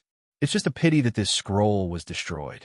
Alas, once it is destroyed, there will be no such thing in the world. Warner's heart was still fluttering. Seeing his face full of regret, she softly comforted him. Lang Jun, you don't have to care so much. Miao Shinka is still alive, so how can this scroll be considered the only one in the world? Wait for Warner to write a letter. Lang Jun, take it, and ask him to write another one. Just this sentence was like the ringing of a temple bell, and Yang Fan's heart was stirred for a long time. The melodious sound of the bell made everyone who heard it feel incomparably tranquil. This was Tiangong Temple, which was located north of Shanshan Square, next to the Tianjin Bridge. Empress Wu worshipped Buddhism, and her superiors followed the example of her subordinates. All the temples in Luoyang were full of incense, and Tiangong Temple was a big temple in Luoyang, so it naturally had many believers. On the west side of the back wall of Tiangong Temple, there was a house with 3 courtyards. Although Tiangong Temple was full of incense, this house was located between the wall and the gable wall of Tiangong Temple, so it was very quiet. Yang Fan was wearing a casual robe, and he stood at the door of the house. He looked at the grayish-brown gable on the left and right, and the curved eaves also had traces of time. It seemed that this house was very old. This was the residence of Miaoshinka's family. The child who answered the door came running back in a short while, panting. His little face was red, and his big black eyes were wide open. He politely bowed to Yang Fan and said, "Lang Jun, you have been waiting for a long time. Master said that he has not seen outsiders for a long time, and he did not want to break the rules for Lang Jun. May I ask why Lang Jun has come a visit?" Only then did Yang Fan know that the child who answered the door was actually Miaoshinka's student. He said, "Little brother, did you not tell your master that I have a letter written by Shangguan Dai Zhao?" The child smiled. He was only 7 or 8 years old, and his teeth were still growing. This smile revealed his uneven teeth. "I have said it before. Because of this, Master asked me to ask Longjuan's purpose in coming. Otherwise, I am afraid he would not even ask." Yang Fan said, "If that is the case, please reply to Master. Just say that the General Shui tablet that Master left in the palace was accidentally destroyed. Shangguan Dai Zhao deeply regrets it, and specially ordered me to ask Master Miao for another set of calligraphy treasures." "Is that so?" The child scratched his head and simply nodded. "Then you wait. I will ask Master again." After the child finished speaking, he dashed away again. After a while, he ran back panting and said, "Lang Jun, please come in." Yang Fan stepped through the gate, and the child led him inside. Yang Fan attentively looked at the situation in the courtyard. On the screen wall on the second side of the gate were flowers, birds, fish, and insects, or freehand ink paintings of mountains and rivers. All of them are quite old. The ground was paved with cobblestones. The grinding of time had made them smooth and round. Walking on them, there was a kind of tranquil and remote wildness. There were some plots of land in the courtyard that looked like they used to be flower beds. The low earth enclosure had long collapsed. Weeds and clusters of unknown flowers randomly bloomed in the east and west, revealing a bit of desolation. There was no one moving in the courtyard. It seemed that the people of the Miao family usually stayed in the backyard. Yang Fan looked around and asked, "Little brother, what is your name?" The child said, "I am Du Xian." "Oh," Yang Fan said, "has your master taken in a lot of students while living here?" Du Xian bounced around and said, "Master has never accepted many students. Because my father is busy with work and has no time to teach me, and because he is good friend with Master, he entrusted me to Master." Yang Fan said, "Oh, is your father an official in the imperial court?" Du Xian said, "My father is Xiao Wangguan Jishu Jian." At that time, people did not need to use taboo names. When mentioning one's father's name, there was no need to use taboo, but to show respect, one still needed to add the word gong. But under normal circumstances, unless it was a very famous person, if you said your name instead of your name, how could others know whose child you were? This child proudly said his father's name. It seemed that his father was very famous. Unfortunately, Yang Fan did not know much about the famous literati of the time. He did not know that this Du Bijian was Du Shanyan of the For Literary Friends. He did not have the ability to predict the future, so naturally, he did not know that this little urchin in front of him was the father of the sage of poetry, Du Fu. This Du Shanyan was proud of his talent and was the most condescending. He was actually willing to entrust his son to Miao Shinka's teachings. It could be seen that he also recognized Miao Shinka's knowledge. Du Xian led Yang Fan into an elegant guest hall in the courtyard. He bowed to him and said, "Lang Jun, please take a seat. Master has just learned of Longjuan's purpose of coming and has already begun to look for the notes of the old collections. I believe he has found it by now. This child will go and grind the ink. When the inscription is finished, I will send it to Lang Jun." Yang Fan was startled. This Miao Shinka really did not want to see people. "I came with a letter from an official waiting for an imperial edict, and he still dared to be so arrogant?" At this time, a green oil purifying cart slowly drove across the Tianjin Bridge, turned into Shangshan Lane, and just happened to pass in front of Tiangong Temple. The old bull took steady steps and walked slowly.